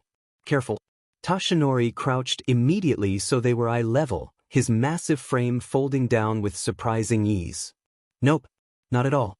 Just a little snip here, a little brush there. And if anything feels even slightly uncomfortable, you tell me and we stop. Deal?" She studied him for a long second, searching his face like she was checking for cracks in a wall. "Okay," she said at last. The stylist, a woman with kind eyes and soft hands, greeted them warmly. "You must be Izumi. We'll take very good care of you today." Izumi didn't respond, but she nodded, inching closer to Toshinori's leg as the stylist led them to the chair. The chair itself was big. Too big. It swallowed her a little when she climbed into it, feet dangling above the floor. The cape came next, light, clean, settling over her shoulders like a blanket. Izumi stiffened at first, breath hitching, but Toshinori was already there. "It's just like a superhero cloak," he said in a conspiratorial whisper. "Temporary, of course, but very stylish." That earned him a tiny huff of air that might have been a laugh if she'd let it be one. The stylist began gently, fingers combing through Izumi's hair with slow, deliberate care. Her green curls were thick, uneven, still bearing the wildness of neglect and survival. The brush didn't tug, didn't pull. Every motion was careful, patient. Izumi flinched once when the scissors snipped for the first time. Toshinori reacted instantly. "All good?" he asked softly. She nodded, jaw tight, then relaxed when nothing bad followed. Minutes passed. Then more.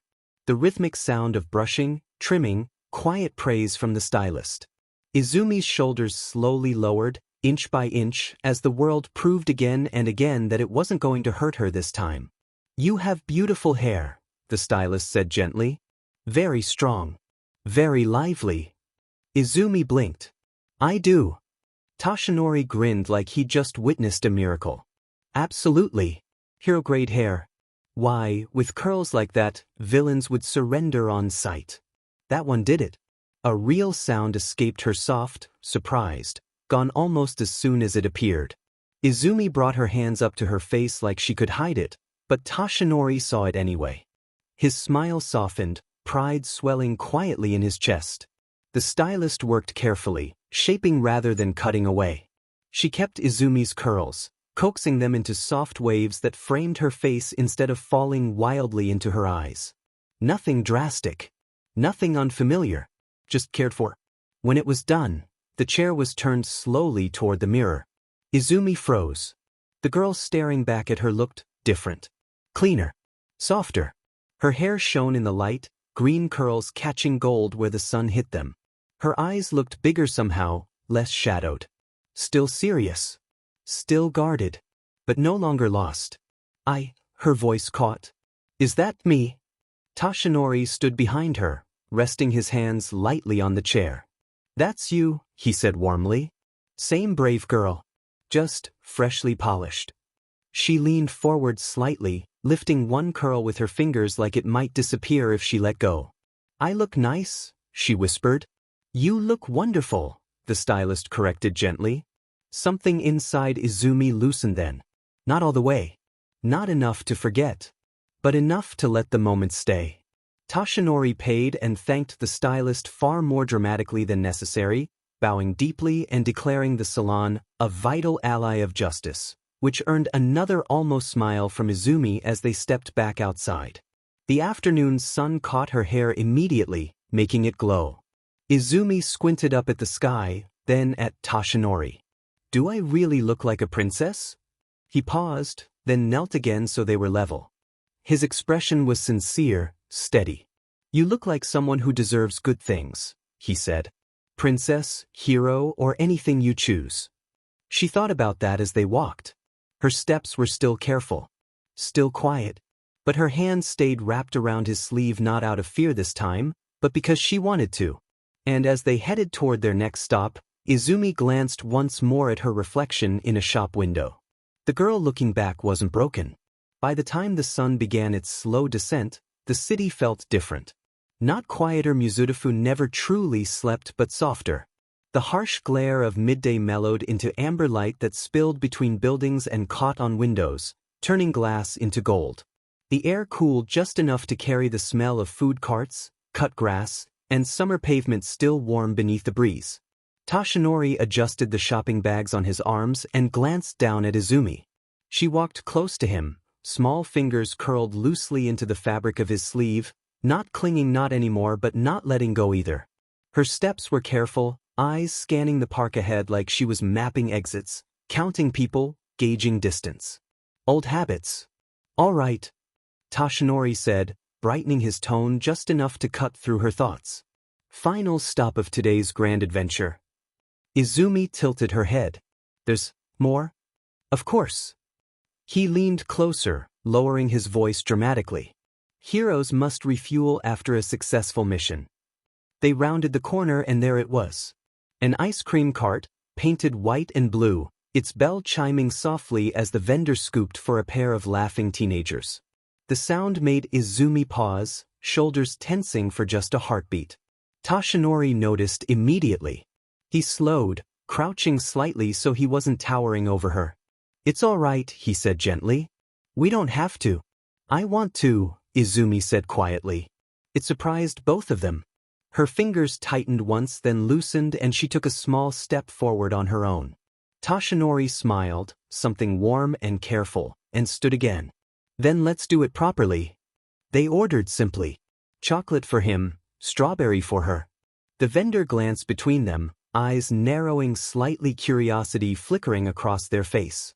You know, the vendor said slowly, you look an awful lot like. Toshinori laughed immediately, waving a hand. I get that all the time. Izumi blinked up at him. Oh no, he continued cheerfully, leaning in conspiratorially, I'm just All Might's secretary. The vendor froze. Secretary? Yes. Toshinori nodded vigorously. Paperwork, schedules, reminder notes. Very important, very heroic work. Izumi's brow furrowed. Secretary? Toshinori glanced down at her and stage whispered, Heroes have terrible handwriting. That earned a tiny huff of amusement from her, not a laugh, but close enough that it settled something in his chest. They paid, thanked the vendor, and moved on before more questions could be asked. They found a bench beneath a large oak, its leaves whispering overhead as evening settled in. Toshinori sat first, careful to leave space, and Izumi climbed up beside him, legs dangling. She stared at the ice cream for a moment before taking a tentative bite. Her eyes widened slightly. It's good, she said like she was confirming something important. Toshinori beamed. Excellent. Then my heroic instincts remain unmatched. She took another bite, then another, slower this time, savoring it. The tension in her shoulders eased, just a fraction, as the world didn't punish her for enjoying something. Children ran past them, laughing. A dog barked somewhere nearby. A group of adults chatted loudly on the path, one of them glancing at Toshinori and doing a double take. Hey, one whispered, not nearly quietly enough. Is that? Toshinori leaned back casually, bangs falling fully over his eyes. Civilian clothes did the rest. Without the posture, without the grin turned up to 11, without the weight of a cymbal pressing into his spine, he looked ordinary. Human. Izumi watched the people pass, ice cream slowly melting down the cone. They keep looking at you. He chuckled. Occupational hazard. Are you famous? She asked. He considered that. Sometimes, he said honestly. But today, I'm just Toshinori. She nodded as if filing that away. A few minutes later, while Izumi was distracted by a squirrel boldly attempting to steal a dropped fry, Toshinori pulled out his phone. He typed quickly, efficiently, something he'd practiced far too often for emergencies, but never for this. Taking personal leave. 3 months. No patrols. No appearances. This is non-negotiable. The pause. Izumi Shimura is under my protection. This comes first for now. He hit send before he could second-guess himself. Somewhere, agencies would scramble. Speculation would spark. Rumors would spread like wildfire. He didn't care. When he slipped the phone away and turned back, Izumi was watching him. Did you finish your work? She asked. He smiled softly. For a while. Her shoulders relaxed. He stood, then gently lifted her onto his shoulders without warning. She gasped, startled, then grabbed his hair instinctively. Toshinori! Fear not, he declared, steady and careful. This vantage point is perfectly safe. She peeked over his head, eyes widening as the world shifted. People looked smaller from up here. The park stretched out, open and bright instead of overwhelming. "I can see everything," she murmured. "That's how heroes watch over the city," he said quietly. They walked like that, slow, unhurried, as the sun dipped lower. Toshinori pointed out birds perched on lampposts, clouds shaped like animals, rooftops glowing orange. Izumi leaned forward slightly, resting her hands on his head. Trust, unspoken. By the time the sky turned lavender, her ice cream was gone, and her voice had grown softer with each step. "Can you come back tomorrow?" she asked, hesitant. His answer was immediate. "As many tomorrows as you want." When they returned to the apartment, the city lights were just beginning to flicker on. Toshinori helped her change into comfortable clothes, brushed her hair slowly, carefully, like he was afraid of startling something fragile. As he tucked her in, she reached out and held his sleeve. "Today," she said sleepily, "was nice." His throat tightened. "I'm glad," he replied. "You deserve nice days." She drifted off not long after. Outside, Muzutafu buzzed on, unaware that its greatest hero had stepped aside. Inside, Toshinori Yagi sat quietly in the dark, keeping watch. Not as a symbol, but as someone who had finally chosen to stay. "Hopefully nothing bad happens to All Might. He won't die, right?" Izumi stirred awake that morning, green hair messy from sleep, tiny hands brushing a yawn from her face. She quietly dressed in the soft, pastel dress All Might had picked out the previous day, the one that made her look like a princess. She did her hair and freshened up. She still looks cute in the mirror, but she still felt fragile, the weight of past years pressing lightly on her chest, but the comfort of All Might's presence gave her a sliver of courage. Downstairs, the aroma of breakfast toast, scrambled eggs, and warm milk drifted through the air.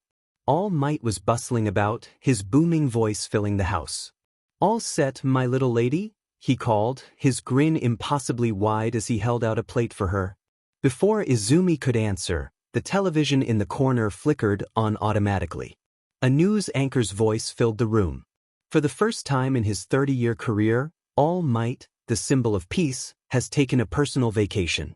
Sources confirm he will be accompanied by a young girl, believed to be Viridian Phoenix, the Vigilante whose identity has remained unknown until now. Izumi froze mid-bite, turquoise eyes wide. She looked up at All Might, confusion written plainly on her small face. All Might chuckled softly, ruffling her hair. Yes, it's true. I've taken a short vacation, 3 months, in fact. And this young lady will be accompanying me. You'll get to see a little adventure, Izumi." Izumi's lips parted in surprise, then a hesitant smile began to form. She had never experienced anything like this before. By late morning, they stepped outside. Cameras and reporters were waiting, having trailed All Might since the announcement. People stopped in the streets, pointing, whispering, some even cheering. Children tugged at their parents' hands, shouting, "Look, that's All Might." Perched atop his shoulders, Izumi gripped his head tightly, eyes darting around the bustling crowd. She could feel the media frenzy, the flashes of cameras, the hum of whispers. And yet, with All Might's hands steady on her legs, she felt safe. "All right, my little lady," All Might said, voice booming with warmth and pride. "Let's show the world how a proper day off looks." The reporters called out question after question, their voices blending into a roar. "Symbol of peace. How did you find Viridian Phoenix? Is she safe now? What are your plans for the young girl? Do you approve of the Vigilante's methods?" Izumi perked up at the mention of Viridian Phoenix, her small fingers tightening on his head. Her name carried the weight of countless days surviving alone. The press didn't know, but something inside her told her this moment was important. All Might looked down at her and winked. "She's safe. Today, she is no vigilante. Today, she is a child. And under my watch, she always will be." Izumi blinked, turquoise eyes wide, her voice barely audible. I'm Viridian Phoenix." A collective awe erupted from the press and onlookers. Camera flashes exploded around them. Microphones jostled. People whispered to each other, charmed by the small, green-haired girl and the towering. For the first time in years, Izumi felt truly seen. One reporter pressed further. All Might, can you confirm the identity of Viridian Phoenix? All Might's booming voice carried over the crowd. Yes, that's her. Izumi Shimura. Today, she is simply my little lady. She doesn't have to be anything else. And I'll make sure she never has to face danger alone again. Izumi's tiny hands trembled slightly as she whispered, Thank you, All Might. All Might leaned down slightly, his voice warm and fatherly. You're welcome, my little lady. Today, tomorrow, and every day after, I'll protect you. As they continued through the streets, All Might playfully pointed out street performers, local shops, and children playing. He boomed jokes and puns, his voice carrying the kind of warmth that made people smile even in the chaos of the city. Izumi watched the other children calling, Dad. Dad, and tilted her head. All Might, what's a dad? He paused, thoughtful, before kneeling slightly to bring his face closer to hers. A dad is someone who protects you, who loves you, who makes sure you're safe and happy. Someone who is always there when you need them. Izumi thought for a moment, then asked softly, Does that mean you're my dad? All Might's eyes crinkled into a proud grin. In every way that matters, yes, my little lady. And I promise to always do my best to be that for you. Izumi's lips curved into a small, genuine smile, tears of relief and joy forming in her eyes. She hugged his head tightly, her small voice trembling with emotion. Thank you, All Might. The crowd around them gasped and cooed, captivated by the heartwarming scene. Children waved, adults whispered in awe, and cameras clicked endlessly. All Might laughed, ruffled her hair, and continued showing her the city from the ice cream stand to the small pond with ducks, even pointing out street performers. Everywhere they went, people stared, smiled, and whispered. They weren't just seeing All Might the hero. They were witnessing the bond between him and Izumi, a fatherly figure and a traumatized girl, who is finally allowed to experience joy, safety, and love for the first time since Haruto's death. All Might whispered conspiratorially, And now, my little lady, we go shopping. Let's find you more clothes that make you shine even brighter. Izumi's eyes sparkled faintly. Even with all the chaos, with all the flashing cameras and questions, she felt happy. For the first time in her young life, she could truly believe in safety, in protection, and in the warmth of being cared for. And the city watched, captivated, inspired, and reminded of what true heroes could do, not just saving lives in battles, but saving hearts too. Morning sunlight spilled through the window, warm and golden. Izumi stirred in her small bed, green hair slightly tousled from sleep, eyes still heavy with the fragile remnants of dreams. Today was both special and sad. She didn't know how to express it. Today is her birthday, but also the day her grandpa died as well. As she got up and freshened up, she could feel the difference in the air. For some reason, a faint, excited flutter in her chest told her it was a day unlike the others she'd lived through on the streets or even in Haruto's bakery. From the kitchen, the smell of fresh pancakes, strawberries, and warm tea drifted upward. All Might, already dressed and towering in his usual hero costume-inspired apron, hummed a cheerful tune as he carefully arranged the plates. His large hands moved with surprising delicacy, a soft smile on his face. Good morning, my little lady. Happy birthday, he boomed gently, voice full of warmth yet carrying that playful energy that always made Izumi feel safe. Izumi blinked, her turquoise eyes meeting his, and for a moment, her expression was neutral. Life had taught her to be cautious. But as she caught sight of the small pile of gifts, the brightly colored balloons tied near her chair, and the faint glint of a wrapped All Might plushie doll peeking out of the box, her lips twitched. A tiny spark of anticipation and joy stirred. All for me?" she asked quietly, voice barely above a whisper. "All for you. And we're just getting started," All Might said, kneeling so his face was level with hers. "I hope you like pancakes too. I made extra, just in case." Izumi shuffled to the chair, still tentative, her small hands clutching the edge. All Might served her the pancakes, smiling at the way her eyes lit up at the strawberries and the drizzle of syrup. The moment was simple, mundane, yet profoundly grounding.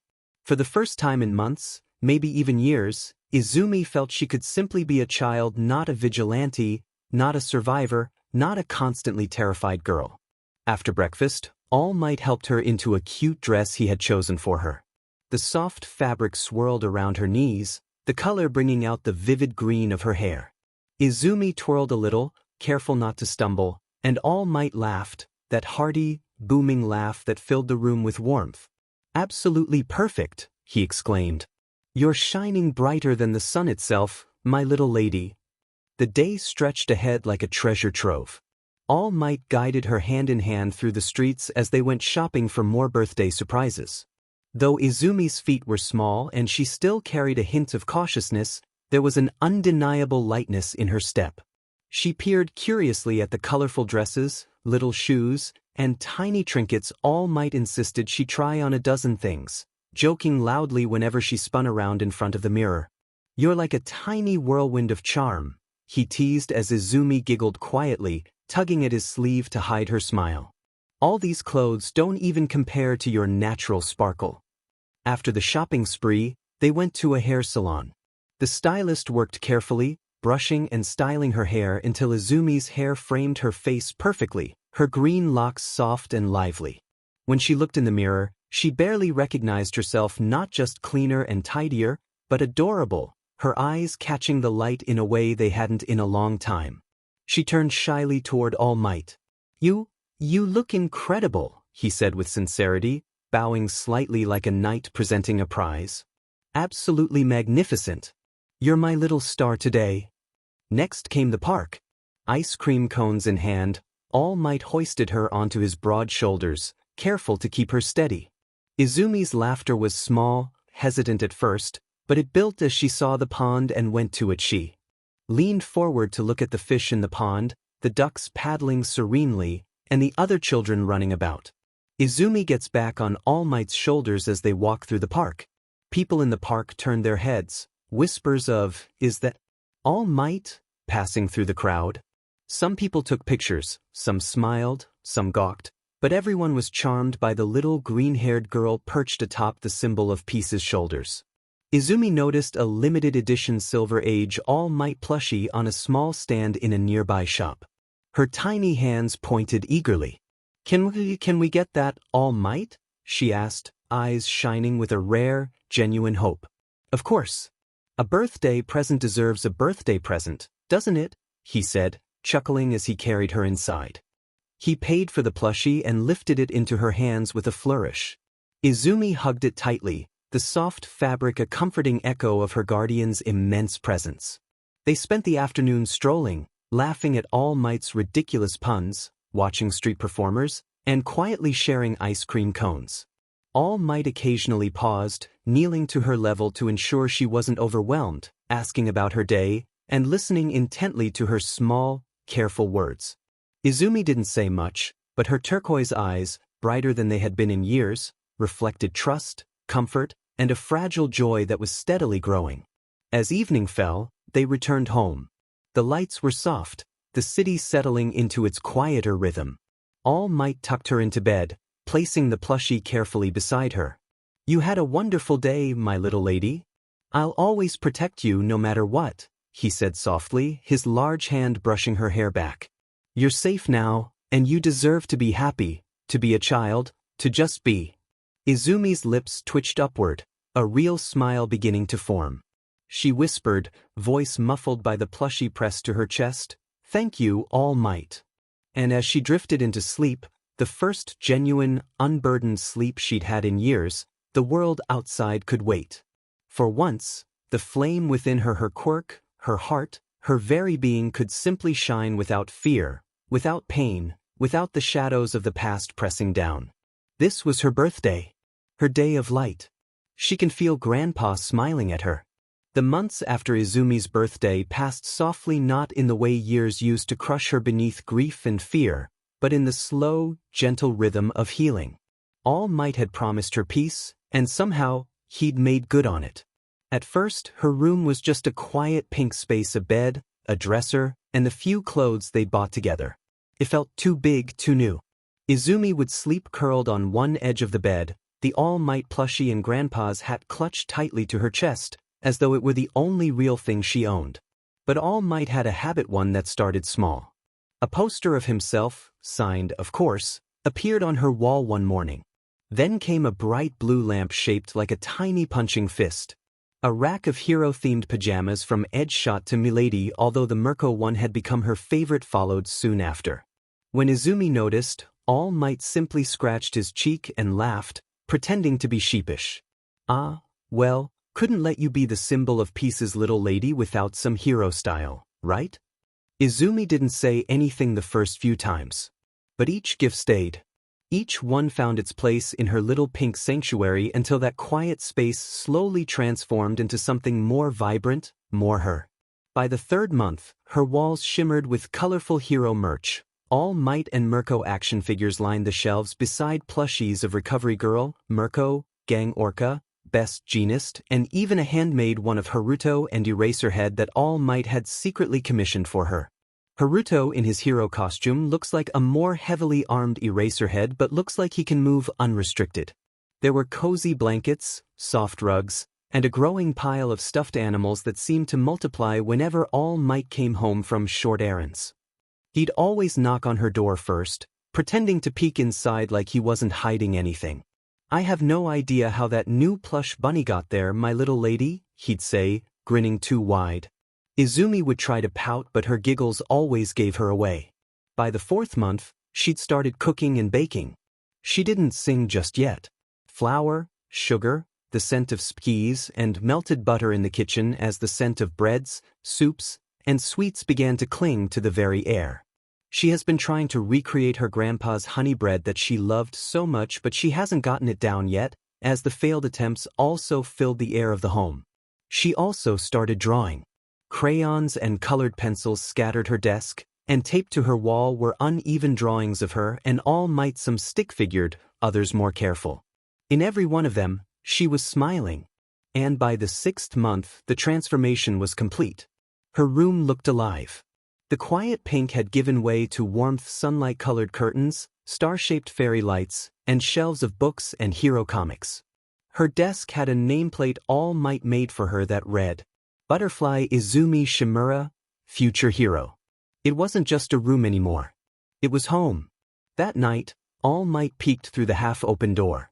Izumi was already tucked beneath her blanket, surrounded by a small army of plushies. The All Might one squeezed tightly against her chest. Her grandpa's hat rested next to her on the limited edition Silver Age All Might plushie. He stepped in quietly, crouching beside the bed. "Comfy, my little lady?" he asked softly. Izumi nodded, blinking sleepily. Her turquoise eyes shimmered faintly in the warm glow of the nightlight. "Everything's warm now," she murmured, her voice small but content. All Might smiled, the kind of smile that came from deep within his chest. "I'm glad to hear that. You've come a long way, young Izumi. Haruto would be," he paused, voice gentle, "so proud of you."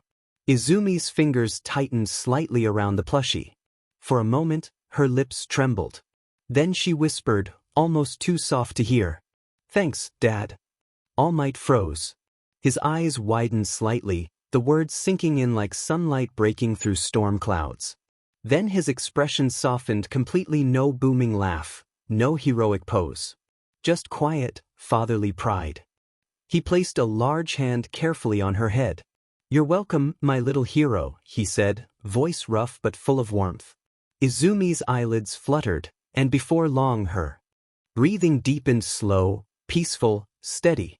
The kind of sleep that only came when a child finally felt safe. All Might lingered for a while longer, his heart full, then stood and turned off the light. For the first time in years, the symbol of peace felt that same peace himself, because, in a quiet pink room now overflowing with color and love, a little girl who'd once died too many times to count was finally alive with love again. The training grounds were quiet in the early morning. Not empty, it was never truly empty, but hushed in a way that made sound carry farther than it should. The distant clang of weights, the faint thud of someone sprinting laps far away, the whisper of wind through tall structures built for heroes in training. Sunlight spilled across the open concrete field in wide, pale bands. Izumi stood in the middle of it all. She was small for the space, her green hair tied back loosely, turquoise eyes fixed on her hands as if they might betray her at any second. The faint breeze tugged at her sleeves. Her backpack sat off to the side, neatly placed where All Might had told her to leave it. All Might himself stood a few steps away, arms crossed but not in his usual heroic stance. His posture was relaxed, almost casual, like a teacher instead of a symbol. Aizawa leaned against a low barrier nearby, capture weapon loose around his shoulders. Principal Nizu sat at a small folding table with a clipboard and tea, watching with keen interest. This first exercise, Aizawa said, voice level, isn't about power. Izumi swallowed. She nodded once.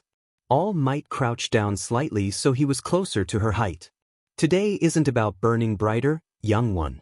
It's about lighting a candle without setting the room on fire.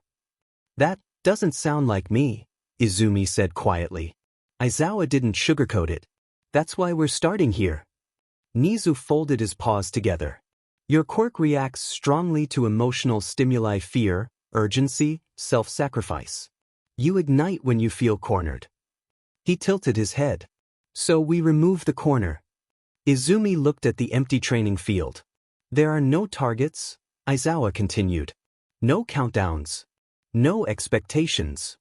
She frowned slightly. Then, what am I supposed to do? All Might smiled gently. You're going to make fire, he said. And then you're going to let it go. Her shoulders tensed immediately. Let it go, she echoed. Aizawa nodded. On command. Izumi stared at her hands again. That was the problem. Fire, for her, was never something she turned on. It happened when she was hurt. When someone else was about to be. When her heart slammed so hard against her ribs it felt like it might shatter. Fire came with pain, with heat crawling up her arms, with memories she didn't want to touch. Fire meant dying. Start small, All Might said softly, sensing the hesitation. No wings. No spread. Just a spark. Izumi closed her eyes. She breathed in. The first breath did nothing. The second made her chest ache. By the third, something stirred. Blue light flickered beneath her skin, faint as a reflection on glass. Heat pooled in her palms, not burning, not yet, but present. A whisper of power waiting for permission. Her fingers trembled. Good, Aizawa said quietly. Hold it there. A thin line of blue flame leapt into existence above her right palm. It wasn't violent. It didn't roar or surge. It hovered, unstable but contained, like a candle flame caught in slow motion. Izumi's breath hitched. The fire reacted instantly, flaring brighter, curling higher. She gasped and instinctively tried to pull her hand back. Don't run, Aizawa snapped, not harsh, but firm. Stay with it. Izumi froze. Her heart pounded. The flame shuddered, reacting to the spike in her fear. All Might stepped closer, his presence solid and calm. Izumi, look at me. She did. You're not burning, he said. You're here. You're safe. The flame steadied. Just a little. Izumi stared at it, eyes wide. I didn't mean to. And you didn't lose control, Nizu said, scribbling something down. That's important. The flame danced, edges softening. Now, Aizawa said, extinguish it. Izumi blinked. I what? Put it out, he repeated. Without blowing it away. Without smothering it. Her stomach twisted. She'd never stopped her fire before. It always ended when she did. I don't know how, she whispered. All Might placed a hand lightly on her shoulder. Then we learn. Izumi swallowed hard and focused. The flame flickered again, reacting to her uncertainty. Heat crawled up her wrist, familiar and dangerous. No, she murmured almost to herself. Not like that. She exhaled. Slow, careful. She imagined the fire not as something tearing its way out, but as something resting in her palm. Like warmth on a cold day. Like breath fogging the air. The flame shrank. Just a fraction. Her eyes widened in surprise. Did you see that? She asked, startled. Aizawa nodded. Again. She breathed out again. The flame dimmed, curling inward on itself. Thin. Smaller. Her hand shook with the effort. Sweat beaded at her temple. It felt wrong, like telling her body not to flinch from pain it expected. One more breath. The flame vanished. Izumi stared at her empty palm. For a moment, no one spoke. I did it, she said softly. All Might grinned like the sun had just risen twice. You absolutely did. Izumi laughed short, startled, disbelieving. It didn't hurt. Nisa's eyes gleamed. Of course it didn't. You weren't dying. Something in her chest loosened at that. Aizawa wasn't smiling, but his voice was gentler than before. Again. Izumi nodded. This time, the flame came faster. Still small. Still controlled. And this time, when she extinguished it, it took less effort. They repeated the exercise. Over and over. Each time, the flame steadied more quickly. Each time, her hands shook less. The heat stopped crawling up her arms and instead stayed where she told it to. By the 10th repetition, Izumi was breathing hard, exhaustion setting in not from pain, but from concentration. That's enough, Aizawa said finally. Izumi sagged slightly, relieved. All Might offered her a water bottle immediately. Hydration. A vital part of heroic training. She drank greedily, then wiped her mouth, glancing back at her hands. They're not burned, she said quietly. No, All Might agreed. They're not. Izumi flexed her fingers. For the first time, fire felt like something she could hold instead of survive. Aizawa watched her carefully. Next time, he said, we introduce movement. Her stomach fluttered with nervous anticipation. All Might smiled down at her. See? One step at a time. Izumi nodded. She wasn't cured.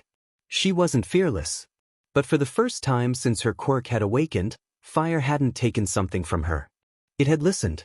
The training field was quieter than the others. Not empty and never truly was, but hushed, as if the air itself had learned to hold its breath. Wide stone tiles stretched beneath a pale morning sky, bordered by reinforced barriers and observation decks that caught the sun in soft lines of gold. A light wind passed through, strong enough to stir loose leaves, gentle enough not to interfere with delicate work. Izumi stood near the center of the field, small hands folded in front of her, wings of blue flame faint and restrained at her back. They were different today, not fully formed, more like impressions, flickers of heat shaped like feathers but not yet solid. All Might crouched beside her, adjusting the strap of her gloves with careful hands. Today's training will be a little different, he said, voice warm but measured. You won't be focusing on power. You'll be focusing on control. Izumi nodded. Control's harder. He smiled. Yes. Which means it's more important. A shadow crossed the field. Not threatening, just fast. A presence landed lightly at the edge of the tiles, boots touching down without sound. Red feathers drifted lazily in the air behind him, catching the sunlight like embers frozen mid-fall. Hawks straightened from his landing, wings folding in behind him with casual ease. All Might, he greeted, easy grin in place. You weren't kidding. This place is quiet. Thank you for coming on such short notice, All Might replied. Your expertise is uniquely suited to today's lesson. Hawks waved it off. Feathers, flight, microcontrol, yeah, I got it. His gaze drifted absently toward the center of the field. So where's the kid? Izumi took a small step forward. I'm here. Her voice was soft, steady, practiced. She'd learned how to sound calm even when she wasn't. Hawk's eyes landed on her. And stopped. The world didn't freeze. Time didn't shatter. Nothing dramatic like that. But something inside him did. The tilt of her face. The shape of her nose. The way her hair curled slightly at the ends instead of laying flat, messy, stubborn, familiar. For half a second, Hawks forgot how to breathe. Izumi. The name slipped out before he could stop it. Not casual. Not professional. It came out like a question he was afraid to ask. Izumi stiffened. Her wings flickered. She hadn't heard that voice say her name in years, not that voice, not with that tone. Her chest tightened, sharp and sudden, like something reaching up from deep inside her ribs and pulling hard. She looked up. Really looked. Red wings. Gold eyes. That crooked posture that pretended not to care. Her hands trembled. "Uncle?" The word cracked the air between them. Hawks took a step forward without thinking. Then stopped. Because she was crying. Izumi's breath hitched, small shoulders shaking as tears spilled down her cheeks, silent at first, then all at once. She didn't understand why it hurt so badly, only that every instinct in her body was screaming the same thing. Family. You found family.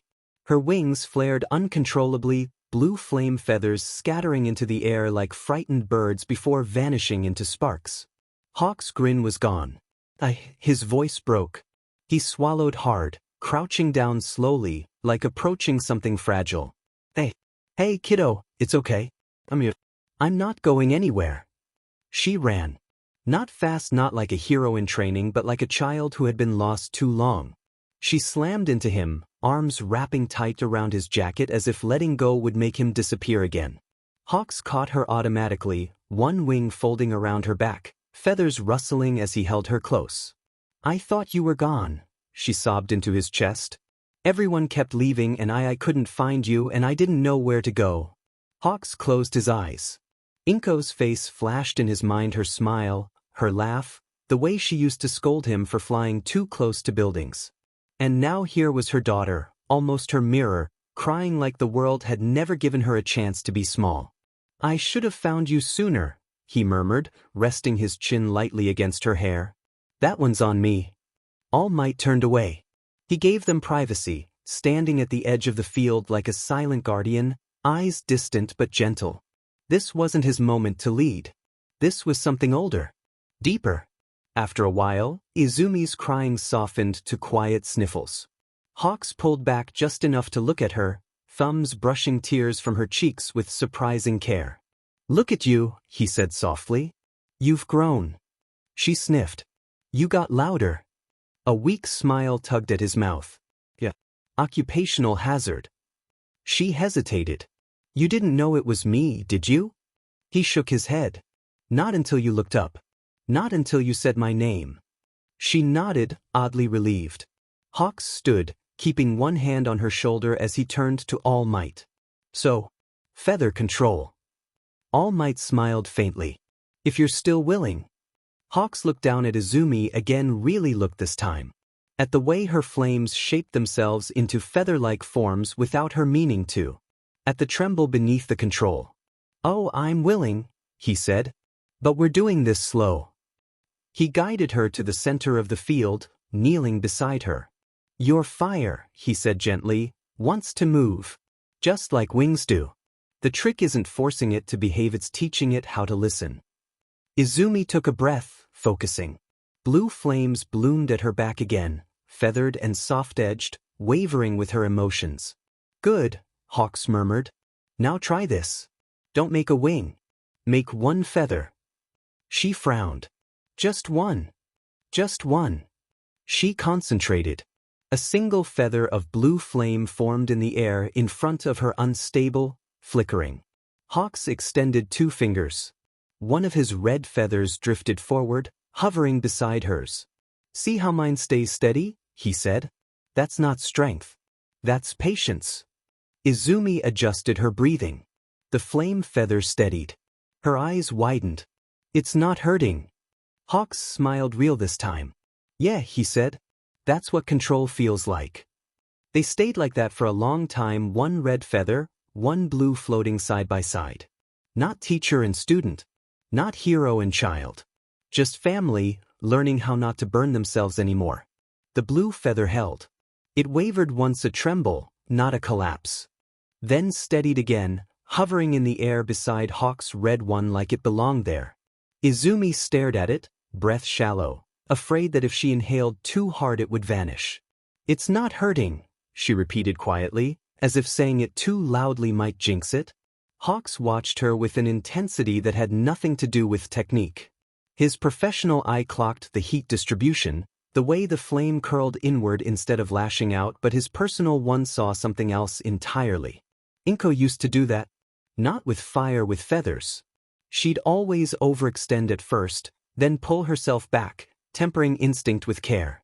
Hawks remembered watching her practice as teenagers, wings shaking as she tried to heal someone without burning herself out. He swallowed. That's because you're not fighting it, he said. You're letting it exist without panicking. Izumi nodded slowly, eyes still locked on the flame feather. When I panic, it spreads. Yeah, Hawks said softly. Fire's honest like that. The feather dissolved into harmless sparks, fading without pain or backlash. Izumi's shoulders relaxed a fraction, like she just realized she could unclench a muscle she'd been holding tight for years. They stood there in the quiet field, the air humming gently around them. Izumi broke the silence first. You missed my birthday? The words were small. Not accusing. Just true. Hawks flinched anyway. All Might's jaw tightened at the edge of the field, but he didn't intervene. This wasn't his conversation to steer. Hawks exhaled slowly, then nodded. Yeah, he said. I did. Izumi picked at the seam of her glove, gaze dropping to the stone tiles beneath her feet. Mom kept saying you'd come. She made a cake shaped like a bird. It leaned to one side. The pause. She said it was dynamic. Hawks let out a broken laugh that turned into something dangerously close to a breathless sound. That sounds like her. She let me lick the frosting spoon, Izumi added. Even though she said I'd get hyper. Hawks crouched down again, this time slower, deliberate. He rested his forearms on his knees, wings folding tighter behind him. I was on a long-haul mission, he said quietly. Border patrol. Until mess. Took longer than it should have. His voice dipped.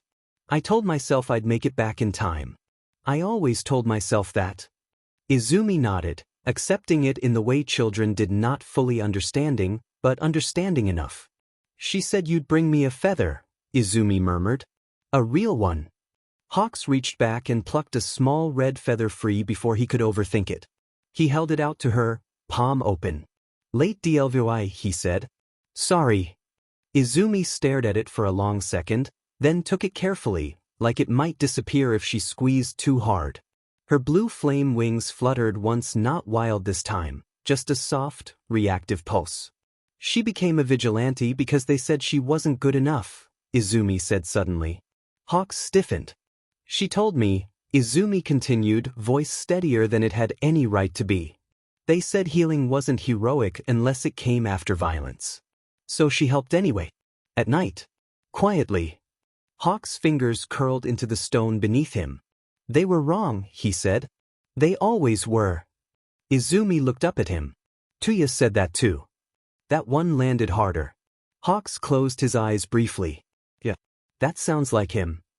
Izumi hesitated, then asked the question she'd been circling since she'd recognized him. Why did everyone disappear? Hawks opened his eyes again. This time, he didn't dodge it. Because hero society doesn't like things it can't categorize, he said. Your mom didn't fit. Tuya didn't fit.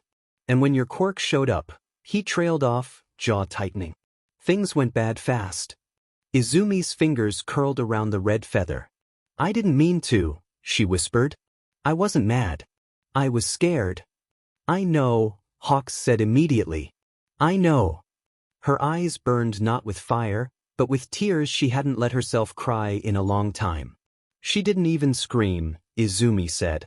She just hugged me. Hawks stood before he realized he was moving, one wing unfolding instinctively as if to shield her from a memory that couldn't hurt her anymore. She loved you, he said, voice rough. More than anything. Izumi nodded. Bird instincts screamed again, not panic this time, but grief finding a place to land. Hawks crouched closer, resting a hand gently on her shoulder. You look like her, he said quietly. Not just a little. It's uncanny. Izumi sniffed. All Might said that too.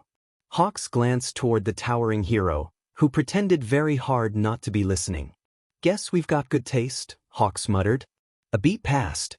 Then Hawks straightened slightly, shifting gears without snapping the thread between them. Okay, he said, softer but firmer. Feather control round 2. Izumi blinked. Already? Yeah, he said. Because emotion doesn't stop just because you understand it. And your fire's tied to how you feel. He held up 2 fingers. Same exercise. But this time, I want you to think about her. Not the fire. Not the fear. Izumi swallowed. Just her? Just her. She closed her eyes. The blue flames stirred hesitant, then warmer, gentler. Not explosive. Not sharp. A single feather formed again. This one glowed softer. It didn't tremble. Hawk's breath caught. That's it, he whispered. That's exactly it. Izumi opened her eyes, staring at the feather in awe. It feels like she's not gone, she said. Just quiet. Hawks smiled sad, proud, and very much an uncle who had found something he thought he'd lost forever. She's in there, he said. And as long as you remember her like this, the fire doesn't get to decide what she means. All Might stepped forward then, careful not to break the moment. You're doing wonderfully, Izumi, he said gently. She nodded, eyes never leaving the feather. For the first time, the training field didn't feel like a battlefield. It felt like a place where broken wings were learning how to stay in the air. The field changed. Not the location, the same quiet training grounds remained, but the purpose of the space shifted, subtle and unmistakable. The air no longer felt like it was waiting for something delicate to happen. It felt grounded, heavy, honest. Endurance training had a way of stripping things down. No spectacle. No heroics. No fire. Just the body and how long it could keep going. Izumi sat on the edge of the stone tiles, legs dangling as she adjusted the straps on her shoes. Her wings were gone now, flames withdrawn completely, leaving only the faint warmth beneath her skin. The emotional intensity of earlier still lingered in her chest, a quiet ache that hadn't faded yet. Hawks stood a short distance away, arms crossed, watching without hovering this time. He'd already done what mattered most today. He stayed anyway. Aizawa stepped forward, capture scarf loose around his shoulders, eyes half-lidded as always. This section isn't about your quirk, he said flatly. So don't rely on it. Izumi looked up. Even to help? Especially not to help. She nodded, serious. All Might clapped his hands once, loud and cheerful, but toned down, careful not to overwhelm. Endurance is the foundation of hero work, young Phoenix. Power doesn't matter if you collapse halfway through saving someone. Izumi tilted her head. But I don't get tired the same way. Aizawa's gaze sharpened. Your body does. Silence settled. Then Nizu's voice chimed lightly from the observation deck. Pain tolerance and regeneration do not negate muscle fatigue, oxygen debt, or stress response. Your quirk resets damage, not strain. Izumi absorbed that quietly. Heroes don't always fall because they're hurt, Aizawa continued. They fall because they're exhausted. He gestured toward the course. It wasn't flashy. A long circular track. Weighted packs laid out at intervals. Low walls. Stairs. Balance beams. No explosions. No robots.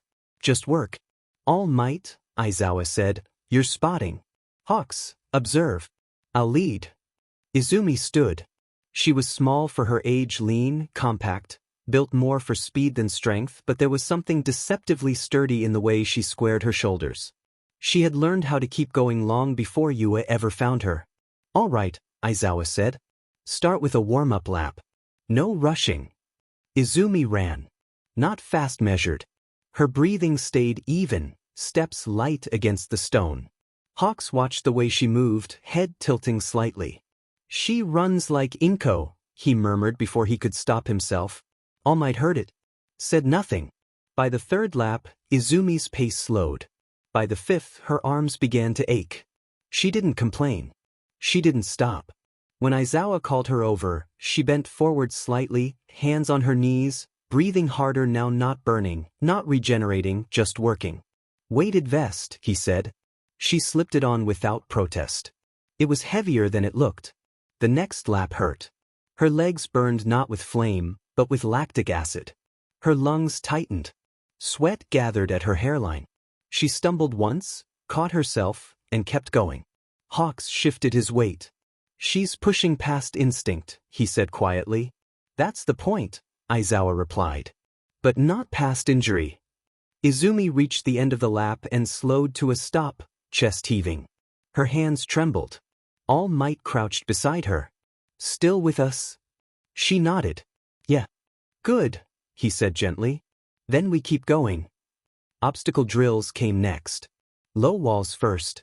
Izumi struggled, arms shaking as she hauled herself up again and again.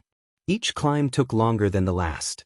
On the 5th attempt, she slipped and dropped back to the ground. She stared at the wall. Didn't cry.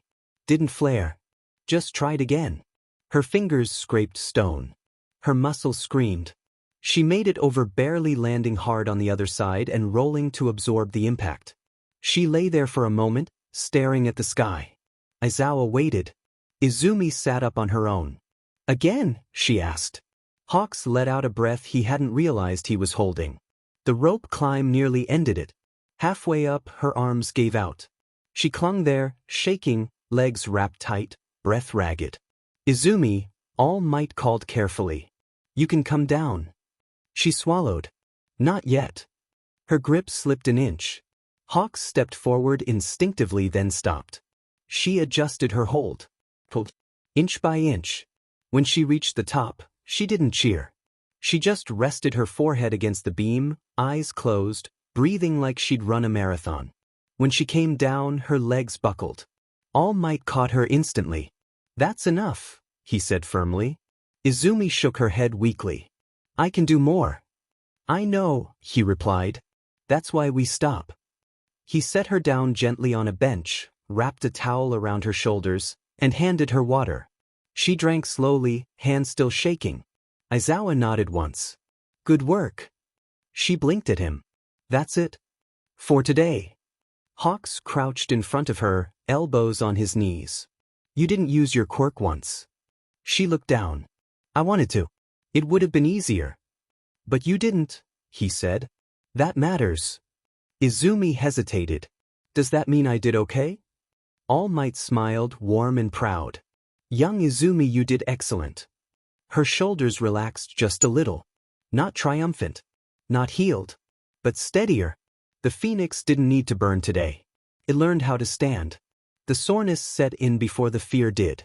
Izumi felt it first in her calves, a deep, aching throb that crept upward like it was testing her limits. Then her thighs. Then her lower back. The kind of pain that didn't stab, didn't scream, but persisted. The kind that asked a question instead of making a demand. How long can you keep going? She stood on the narrow beam without moving, arms slightly out to her sides, blue flame wings reduced to faint outlines at her back. Not fully formed. Not gone either. Just waiting. The beam was elevated several feet off the ground, reinforced steel disguised beneath a matte stone coating. Wide enough for a foot if she placed it carefully. Narrow enough to punish hesitation. Below her, the training field stretched open and quiet. Hawks circled lazily overhead, red wings cutting through the air with effortless precision. He wasn't watching her like a hawk watched prey. He was watching her like family watched someone learning to walk again. Your center's drifting left, he called out, tone light. You're compensating with your shoulders instead of your hips. Izumi swallowed and adjusted slowly. Too fast and she'd overcorrect. Too slow and she'd tip. I don't feel it drifting, she muttered. That's because you're used to letting the fire correct you, Hawks replied, landing softly on a nearby platform. Today, it doesn't get to do that. She grimaced.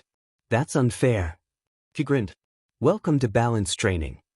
All Might watched from a distance, arms folded, posture relaxed but alert. He didn't intervene. This wasn't about strength. This was about awareness, something Izumi had never been allowed to develop as a child who survived by reacting. Hawks crouched, resting his elbows on his knees. Your wings, real or not, start in your back. But balance starts lower. You want to stay airborne someday without hurting yourself. Izumi nodded. Then your legs need to know where you are before your fire does. A gust of wind swept across the field. Not strong. Just enough. Izumi wobbled. Her arms flailed instinctively and her wings flared in response, blue heat surging reflexively. Ah! She essayed in a sharp breath, fighting it down. Hawks raised a finger. Nope. Don't suppress. Redirect. I don't know how. That's the point, he said gently. You learn by listening. Izumi closed her eyes. The beam felt different when she wasn't watching it. Less threatening. More honest. She shifted her weight again, focusing on the pressure beneath her feet. The tension in her ankles. The way her toes curled slightly to grip. Her wings dimmed. Not gone but quieter. There, Hawks murmured. That's it. She opened her eyes, surprised. I'm not falling. Because you stopped fighting your body, he said. Fire's loud. Muscles whisper. She stayed like that for another minute. Then another. Her legs burned now not sharply but deeply. Sweat prickled at her temples. Her breathing grew heavier, chest rising and falling with effort. She didn't ask to stop. Hawks noticed anyway. All right, he said. Dismount. Izumi blinked. I didn't fall. That's why you dismount, he replied. Endurance training isn't about collapse. It's about control until the end. He hopped down first, then gestured. Slow. Same way you got up. She obeyed, lowering herself carefully, knees bending as she stepped off the beam and onto solid ground. The moment her feet touched down, her legs shook. She nearly dropped. Hawks was there instantly, hands steadying her shoulders. Easy, he said softly. Breathe. She did in short, shaky bursts at first, then slower. The tremors faded. That was harder than fighting, she admitted. He smiled, fond and sad all at once. Yeah. That tracks. They moved on to the next exercise. Suspension rings. They hung at varying heights, arranged in a staggered pattern across the field. Some were wide and stable. Others narrow, designed to twist under uneven weight. None were placed close enough to allow easy hopping. Hawks demonstrated first leaping effortlessly from ring to ring, landing on each with pinpoint accuracy. His wings adjusted subtly with every motion, feathers shifting to counterbalance without conscious effort. He made it look easy. He always did. Izumi stared at the rings. I'm gonna fall. Yep, Hawks said cheerfully. She scowled. You didn't fall. I fell plenty when I was learning, he replied. You just didn't see those parts. She hesitated, then climbed onto the first ring. It swayed. Her stomach dropped. Her wings flared reflexively then stuttered as she reined them in, remembering the beam. Muscles whisper. She bent her knees slightly. Lowered her center of gravity. Focused on the rhythm of the movement instead of the fear of it. The ring steadied. One step at a time, Hawks encouraged. You don't fly by thinking about the sky. You fly by trusting where you are. She jumped.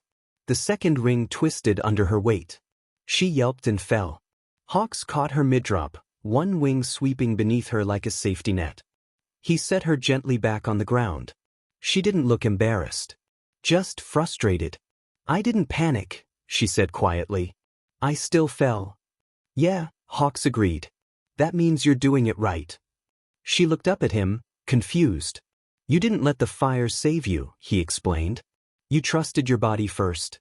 Falling isn't failure. Falling without burning yourself is progress. Something in her expressions softened at that. They repeated the exercise. Again. And again. Izumi fell 4 more times. Each time, Hawks intervened less, catching her later, letting her drop farther before stepping in. Each time, she adjusted faster. Learned how to shift midair. Learned how to land without locking her knees. By the 6th attempt, she made it halfway across the rings. By the 8th, she made it to the end. She stood on the final ring, chest heaving, hair plastered to her forehead with sweat, legs trembling violently. She laughed. A breathless, startled sound. I did it, she said, disbelief coloring her voice. Hawks grinned back. Told you. All Might approached then, clapping once soft, respectful. Excellent work, young Izumi. She looked at him, then back at Hawks. I didn't use my quirk. No, Hawks said. You didn't need to. She sat down hard on the grass afterward, too tired to care about form, staring up at the sky. The clouds drifted lazily overhead, unbothered by training schedules or expectations. Hawks sat beside her, stretching his legs out. My mom used to say, he said casually, that wings don't make you free. Knowing when to land does. Izumi turned her head toward him. Was she a hero? He shook his head. No. Just smart. She considered that. My wings feel different today, she said finally. Not lighter. Just less angry. Hawks glanced at the faint blue glow still lingering at her back, steady, calm, responsive. That's because they're starting to trust you, he said. She closed her eyes, letting the fatigue settle. For once, exhaustion didn't feel like punishment. It felt earned. And above them, the sky waited patient, vast, and no longer something Izumi feared she'd fall out of. 2 days later, the air around UA felt different. Not quieter. Not louder. Just tense. Like something important was about to snap into place. Izumi noticed it before anyone said a word. She was sitting on the edge of one of the training mats, legs dangling, hands resting on her knees. Her body still ached faintly from the endurance drills, scraped palms, sore calves, the good kind of tired that proved she was still real. Hawks stood nearby, talking in a low voice with All Might and Aizawa, wings half spread in that casual way that meant he was actually nervous. Her flames were quiet today. Not gone, never gone, but subdued, curling close to her skin like they were listening instead of screaming. That alone told her something was coming. Hawks finally turned toward her. Hey, kiddo, he said, tone light but careful. We've got someone coming in today. Another specialist. Izumi tilted her head. Like you? Kinda, he said. Different flavor of fire. Her fingers twitched. Fire. She didn't pull away from the word anymore, not like she used to, but it still settled heavy in her chest, like a weight she carried without realizing it. Hawks noticed. Always noticed. This one, he continued, has control. Real control. The kind you only get when you've burned yourself enough times to learn exactly where the edge is. That made her look up. Is he scary? She asked quietly. Hawks hesitated. He's hurting, he said instead. That answer felt more honest. They didn't wait long. The door at the far end of the training hall slid open with a sharp hiss. Heavy boots echoed against the floor, uneven, deliberate, like each step was negotiated instead of taken for granted. Izumi smelled him before she saw him. Burned metal. Her flames stirred. A tall figure stepped into the light, coat dark, stitched skin visible where the collar didn't quite hide it. Blue eyes the same impossible shade as her fire swept the room with practiced detachment. Dobby stopped. Not gradually. Not cautiously. He stopped like he'd hit a wall. His gaze locked onto the small green-haired girl standing near the mats. Time did something strange. Hawks felt it immediately, the sharp, electric stillness of a predator freezing midair. He turned just in time to see Dobby's hands begin to shake. No, Dobby whispered. Izumi stared back. Her chest tightened so suddenly it hurt. She didn't know why. She didn't remember him, not with her mind. But something deeper than memory reacted anyway. Something old. Something that had learned his heat before it learned language. Her fire flared. Not violently. Recognizing. Kid, Dobby breathed, voice cracking around the edges. That's... Hawks moved fast. He crossed the distance in a blur and struck the side of Dobby's head with the flat of his hand, hard enough to snap him out of the spiral before it turned dangerous. Hey! Hawks snapped. Breathe. Not here. Not like this. Dobby staggered back a step and then the dam broke. He dropped to his knees. No fire. No anger. Just sound. A raw, broken sob tore out of him as his hands clawed into the floor. His shoulders shook violently, breath hitching in sharp, uneven gasps. I didn't, his voice shattered completely. I thought you were gone. I thought I was too late. Izumi moved without thinking. She crossed the mat slowly, hesitantly, like approaching something wounded. Every instinct in her body screamed familiarity, even if her mind couldn't supply a reason. She stopped in front of him. Sir, she said softly. That did it. Dobby looked up. Really looked. And the world collapsed.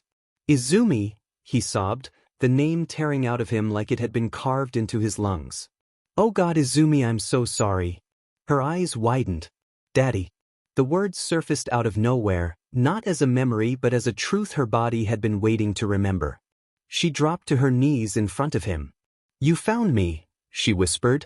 Dobby made a broken sound somewhere between a laugh and a cry and pulled her into his arms, holding her like she might vanish again if he loosened his grip. Hawks turned away. So did All Might. This wasn't training. This was survival catching up. They stayed like that for a long time. When the crying finally slowed, when Dobby's breathing evened out enough that he could think again, they sat side by side on the mat, Izumi leaning against him, small hand clutching his sleeve like an anchor. I don't remember, she admitted quietly. Not before. But I know you're important. I know you're mine. Dobby swallowed hard, nodding. That's okay. You don't have to remember the pain. I'll remember it for both of us. She smiled, small but real. I'm glad you're back, Daddy. That word nearly broke him again. Later, much later, Hawks cleared his throat. All right, he said gently. Thermal awareness. Let's start there. Dobby wiped his face, stood, and turned toward Izumi with a seriousness that cut through the emotion like steel. Fire isn't just heat, he said. It's information. He knelt in front of her, level with her eyes. Every flame has a temperature, a spread rate, a hunger. If you don't listen to it, it listens to you and it never asks permission. Izumi nodded intently. Close your eyes, he instructed. She did. Don't make fire, he said. Feel it. At first, there was nothing. Then warmth. Not burning, just presence. A soft pressure under her skin, like embers resting instead of roaring. That's your baseline, Dobby murmured. That's where you're safe. He snapped his fingers. A small flame ignited between them, controlled, steady. Now tell me when it changes. Izumi's brow furrowed. It's sharper, she said slowly. Angrier. Dobby smiled faintly. Good. That's thermal awareness. If you can feel it, you can stop it. He extinguished the flame. They repeated it again. And again. Until Izumi could tell the difference between warmth and danger, between control and loss. Between fire that healed and fire that destroyed. Dobby watched her closely the entire time. Not as a villain. Not as a weapon. As a father teaching his daughter how not to burn the world the way he had. And for the first time in years, fire wasn't something that only took from him. It gave something back. The training room was quiet in a different way than before. Not the fragile quiet of grief. Not the charged silence of revelation. This was the quiet of focus. Izumi stood barefoot on the reinforced mat, small shoulders squared, her posture careful and deliberate. Her wings were not fully manifested, just faint blue heat tracing the shape they could become, hovering close to her spine like a held breath. Tuya stood a few steps away. Not looming. Not commanding. Just present. Hawks leaned against the far wall, arms crossed, watching with sharp, golden eyes. All Might remained near the observation deck, hands folded behind his back, saying nothing, letting this be what it needed to be. Tuya broke the silence first. Before we do anything else, he said quietly, I need you to understand something. Izumi looked up at him. When your flames hurt you, he continued, that's not strength. That's not bravery. That's your body telling you it's scared. She blinked. Scared. Tuya nodded. Fire reacts to emotion. Especially yours. He paused. Especially mine too. Hawk's jaw tightened slightly, but he didn't interrupt. Izumi shifted her weight. But if I stop when it hurts, doesn't that mean I'm weak? Tuya crouched down to her level. No, he said firmly. It means you survive long enough to keep helping people. That landed. Izumi's fingers curled against her palms. All my life, Tuya went on, voice steady but raw beneath the surface, I was taught to ignore pain. To burn. Through it. To prove something. His eyes flicked briefly to his hands, scarred, familiar, permanent. It almost killed me. Izumi swallowed. So today, he said, meeting her eyes again, we're not training your flames. She frowned slightly. Then what are we training? Tuya tapped 2 fingers lightly against her chest right over her heart. This, he said. And when it's time to stop. They started small. Pain recognition wasn't about pushing limits, it was about listening.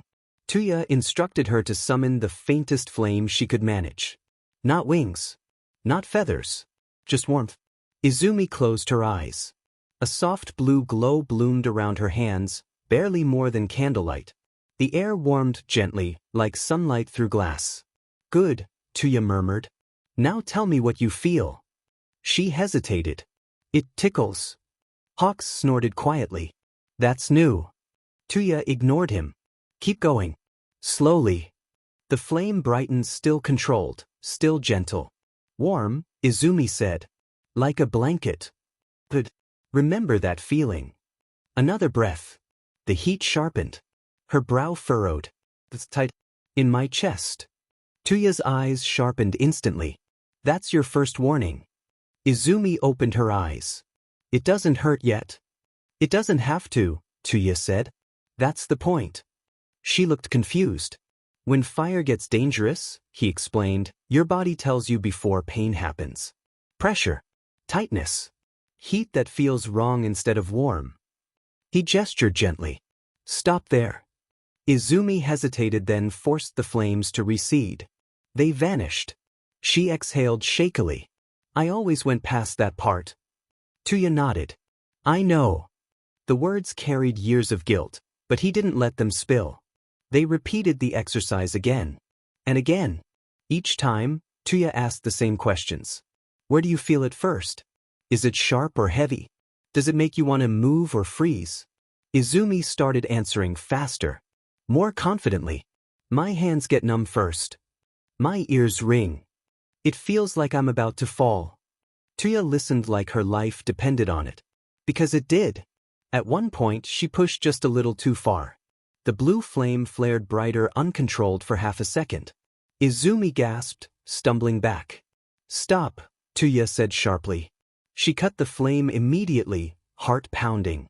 Hawks was already moving, then stopped when Tuya lifted a hand.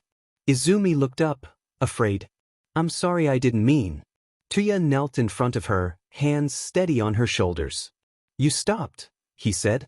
That's what matters. Her breathing slowed. You're not mad. No, he said immediately. I'm proud. Her eyes burned, but she didn't cry this time. They ended the session sitting on the floor. No flames. No feathers. Just quiet.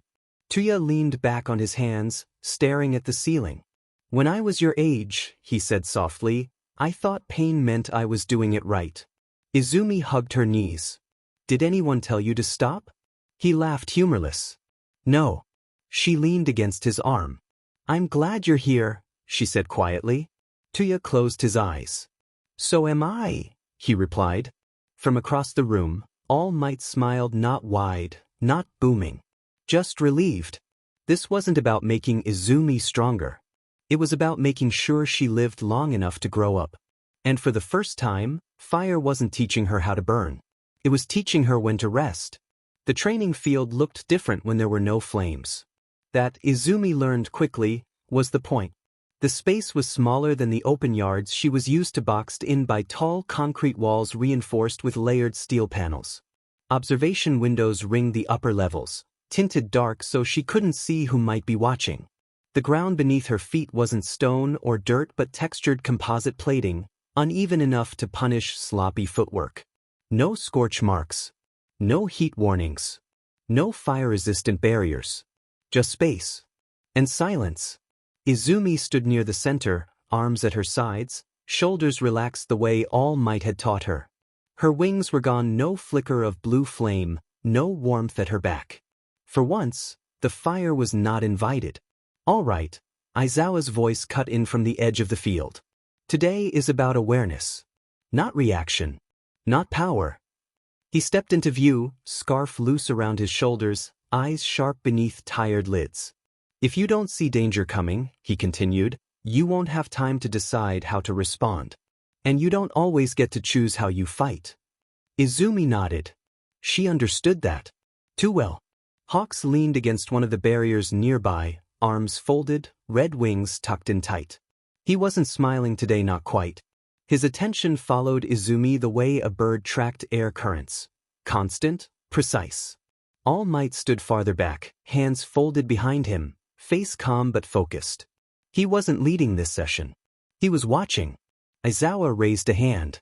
You're not allowed to use your quirk unless I say so. Izumi blinked once. Okay. And if you do? She swallowed. Training ends. Correct. Aizawa stepped back and tapped a control panel built into the wall. The lights dimmed.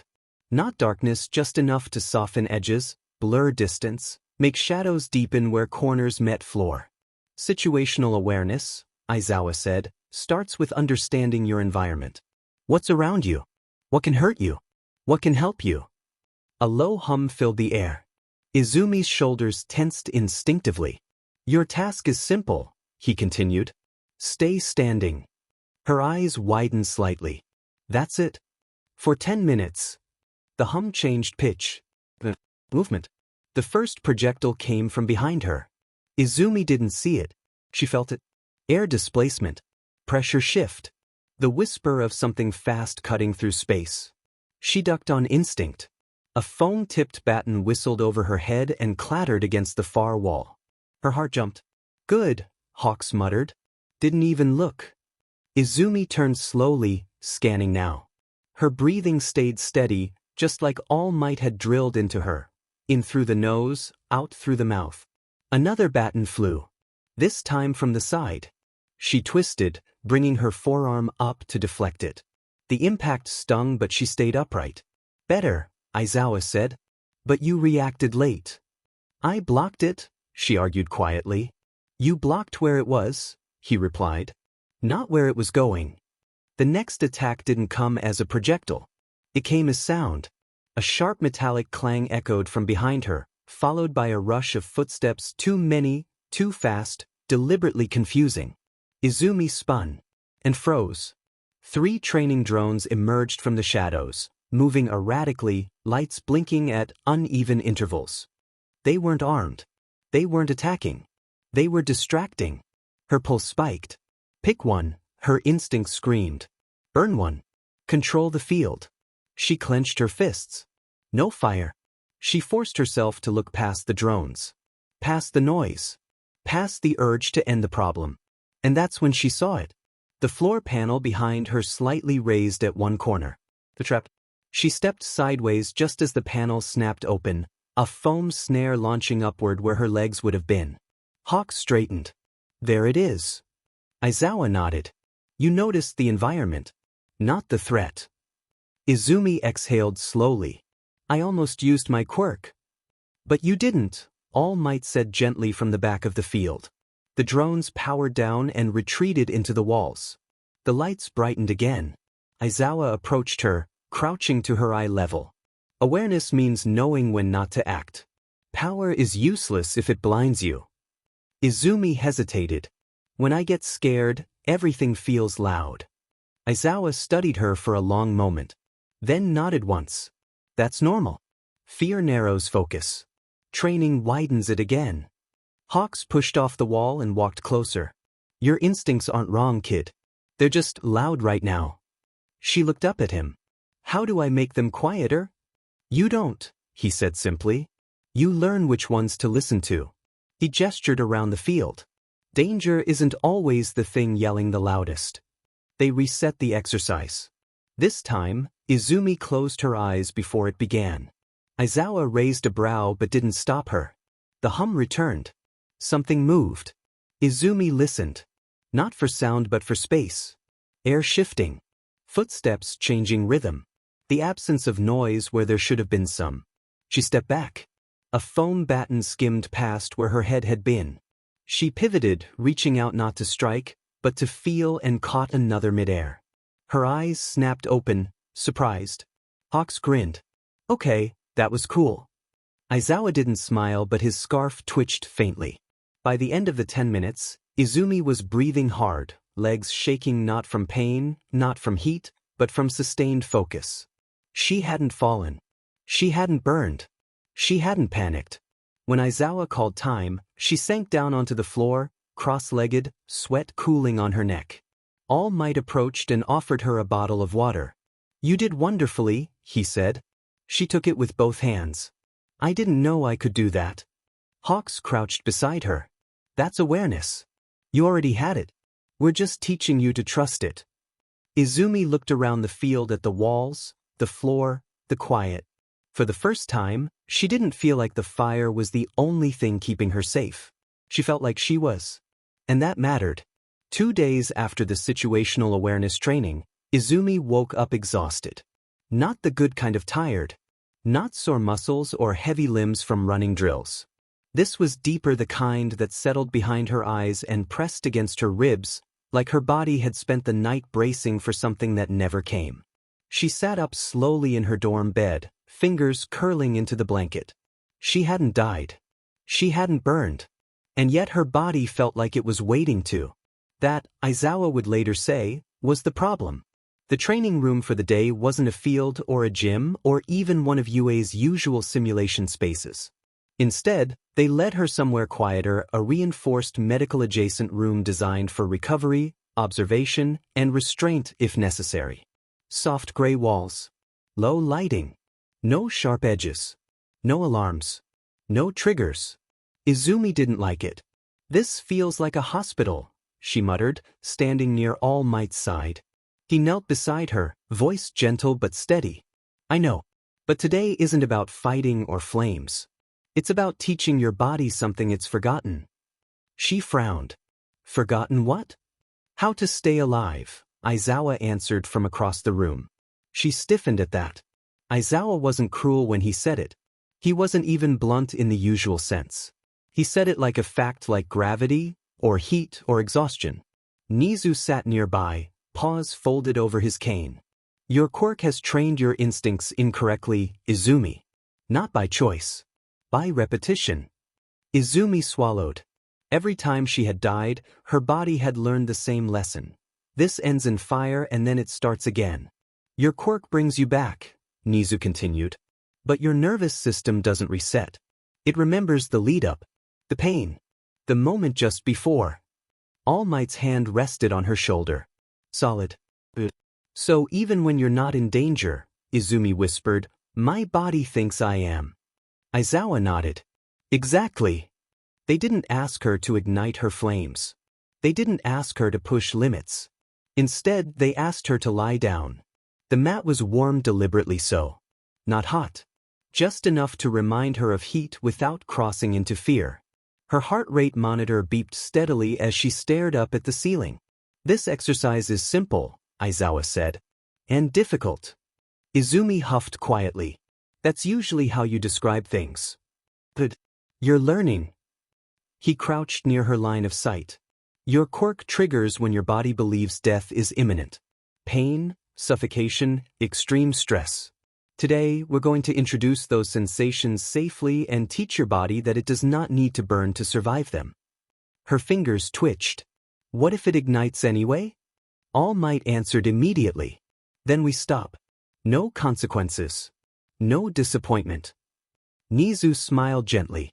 "Control is not measured by success alone. It is measured by knowing when to halt." They started small. First, breath control. Izumi wore a fitted mask that restricted airflow just enough to make breathing require focus, not enough to harm, not enough to panic. Her chest tightened instinctively. Her flames flickered. "All right," Hawks said from the observation deck, voice light but attentive. "Easy. Count with me. In for 4. She obeyed. Out for 6. Her heart hammered. The fire trembled but didn't bloom. Her wings stayed unformed. Her body shook anyway. Sweat dampened her hairline as minutes passed. Every instinct screamed, "This is wrong, this is how it starts, this is when you die."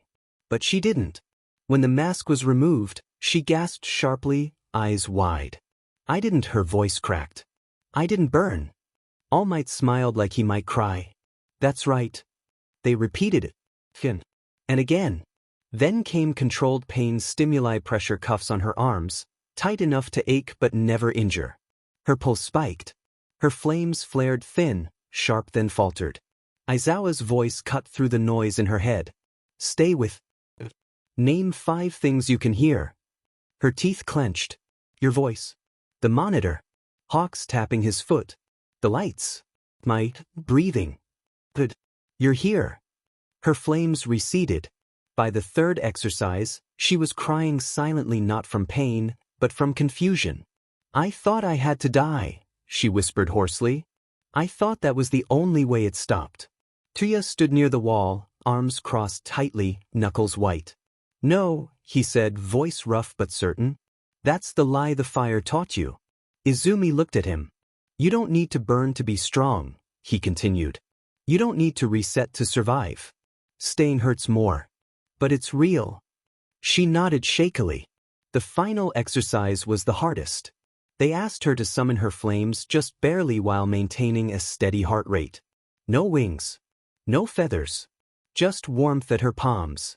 Her body fought her. The fire wanted to surge. To take over. To finish the cycle. Tears streamed down her face as she held it back, muscles trembling, breath uneven. I'm scared, she admitted. All Might knelt in front of her, eyes level. That's okay. Tuya stepped closer, voice soft. We'll stay scared together. Her flame stabilized. Not bright. Not explosive. Just there. When it ended, Izumi collapsed forward into All Might's arms, exhausted beyond words. But alive. Fully. Completely. Later, wrapped in a blanket with warm tea cooling in her hands, Nizu made a note on his clipboard. Today, he said quietly, Izumi learned something vital. She looked up weakly. What? That resurrection is not your purpose, he replied. It is a consequence. Living is the skill we are training now. Izumi leaned back against All Might's chest, eyes closing. For the first time, her body didn't feel like it was waiting to die. It felt like it was learning how to stay. The room was designed to feel safe. That was the first thing Izumi noticed. Soft lighting instead of fluorescence. Thick mats on the floor instead of cold tile. The walls were painted a warm neutral color, broken up by simple shapes, clouds, birds, abstract flames that looked more like watercolor than fire. There were no sharp corners in sight. Even the air felt different, carrying a faint scent of tea and clean linen instead of disinfectant. Izumi stood just inside the doorway, hands curled lightly into the sleeves of her hoodie. All Might knelt in front of her immediately. I'll be right here, he said quietly, voice low enough that it didn't echo. Just outside. If you need me, you say my name. Or you don't say anything at all, I'll still be close. She nodded once. Only once. That was enough for him. Hound Dog waited farther inside the room, seated on a wide cushion rather than a chair. His posture was deliberately non-threatening, relaxed shoulders, hands resting on his knees, ears tilted forward but not rigid. Hey there, Izumi, he said gently. I'm Hound Dog. You can call me that or just, sir, or nothing at all if you want. Izumi's eyes flicked to him, then back to All Might. She took a breath and stepped forward. The door slid shut behind her with a soft click. All Might didn't leave. He stood just outside the observation window, arms crossed loosely, not watching in the way heroes watched threats but in the way guardians watched storms, ready to step in if the sky cracked too loudly.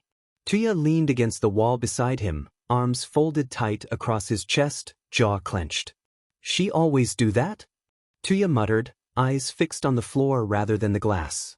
That thing where she pretends she's fine so hard it hurts to look at? All Might didn't look away from the room. Yes.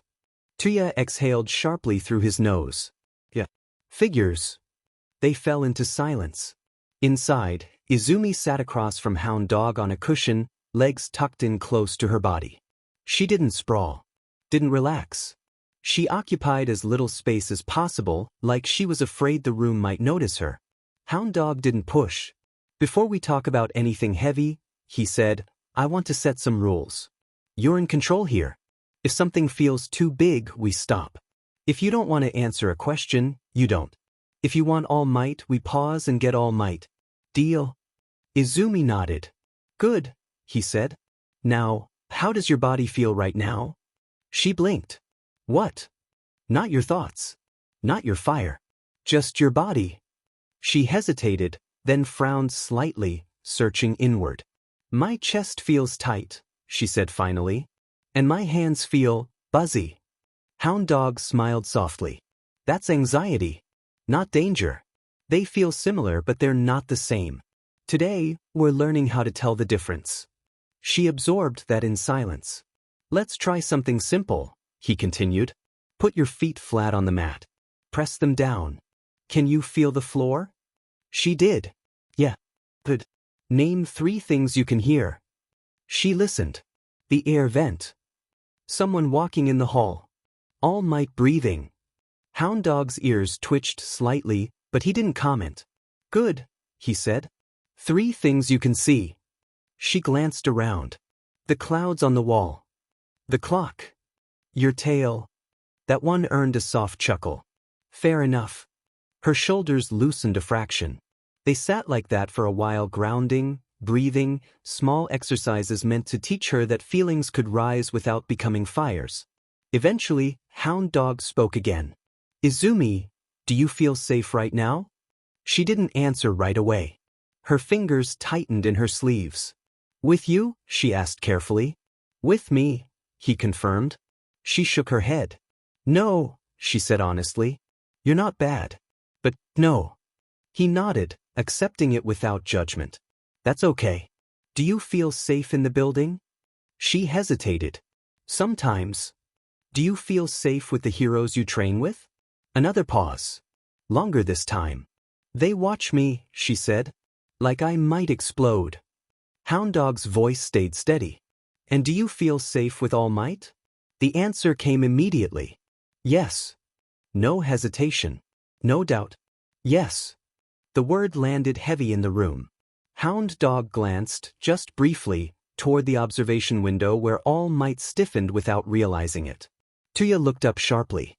Hound Dog turned back to her. Can you tell me why? Izumi swallowed. Because he stays, she said. Because he doesn't look scared when my fire moves. Because when I wake up from nightmares, he's already there. And because he never asks me to be smaller. Her voice wavered, but she didn't stop. Everyone else leaves eventually, she whispered. Or they die. Or they disappear. But All Might, he stays where I can see him. Silence followed. Not awkward. Hound Dog let it exist. That makes sense, he said gently. Your brain learns something very young, that safety is rare, and when you find it, you hold on tight. There's nothing wrong with that. Tears welled in her eyes. I don't want to be scared all the time, she said. I don't want my feelings to turn into fire. Hound Dog leaned forward slightly. Then this is where we start. Not by taking the fire away, but by teaching your feelings they're allowed to exist without consequences. Outside the room, Tuya's hands were shaking. She said everyone leaves, he muttered, voice raw. She wasn't wrong. All Might finally looked at him. No, he said quietly. But she won't be alone anymore. Tuya swallowed hard, eyes burning not with flame, but with something far worse. Inside the room, Izumi wiped her eyes on her sleeve. Am I broken? She asked. Hound Dog smiled, warm and certain. No, he said. You're injured. And injuries can heal. She nodded slowly. For the first time, she believed it might be true. Section 10 home is not a place, it's a promise. The sun was setting by the time they returned to All Might's apartment. Not the blazing orange kind that demanded attention, this was softer. Muted gold slipping between buildings, catching on windows and turning them briefly into mirrors of fire. The city was loud below, but up here, in this quiet pocket of Mizudafu, the world felt almost gentle. Izumi sat on the couch with her knees tucked to her chest, fingers curled into the fabric of All Might's sleeve. She hadn't let go since they walked through the door. All Might didn't comment on it. He simply adjusted his stance so she could lean more comfortably, one massive hand resting lightly over hers, steady, warm, immovable. A presence that didn't flicker or fade. Tuya stood near the window. Not pacing. Not burning. Just standing. His arms were crossed tight across his chest, blue eyes fixed on the skyline like it might vanish if he looked away. The late light painted him in amber and shadow, catching on scars he no longer bothered to hide. 5 years. 5 years of believing his daughter was gone. 5 years of surviving on rage, on guilt, on the hollow ache of unfinished prayers. Now, she falls asleep holding on to people, Tuya said quietly, breaking the silence. Just drops off. Like she's afraid she won't wake up alone. All Might's jaw tightened. She told Hound Dog she only feels safe with me, he replied gently. That trust was earned the hard way. Tuya nodded. He didn't argue. He didn't bristle. I'm not asking to replace you, he said. His voice cracked not loudly, not dramatically. Just enough. I just want to be there. If she'll let me. Izumi shifted at the sound of his voice. Slowly, hesitantly, she turned her head. Tuya froze. Her turquoise eyes met his. Awake. No fear this time, just uncertainty, layered over something fragile and hopeful. Daddy, she asked. The word hit him harder than any flame ever had. Tuya dropped to one knee in front of her without thinking, careful not to crowd her space. His hands hovered uselessly at his sides, like he was afraid they might hurt her if he moved wrong. I'm here, he said hoarsely. And I'm not leaving again. Not ever. Izumi studied him for a long moment. Then she leaned forward just a little and rested her forehead against his. Her flames didn't react. Her heart didn't spike. The world didn't end. Okay, she whispered. That was all. It was enough. Later that night, after Izumi had finally fallen asleep curled between All Might and a mountain of pillows, Tuya and Toshinori sat at the kitchen table with mugs of untouched tea growing cold between them. I meant what I said, All Might began. If you're serious about changing your path, about becoming a hero in truth, then I will help you. Tuya let out a quiet, humorless laugh. Endeavor's first son. A hero. That's ironic. Names don't define legacies, All Might replied firmly. Choices do. Tuya looked toward the bedroom door. She needs stability, he said. Rules. Structure. Someone who won't disappear. Then stay, All Might said simply. Live here. Train here. Heal here. Tuya turned back, startled. You're serious? I've housed Stranger Things, All Might added with a small smile. And I trust you with her. The silence that followed was heavy but not uncomfortable.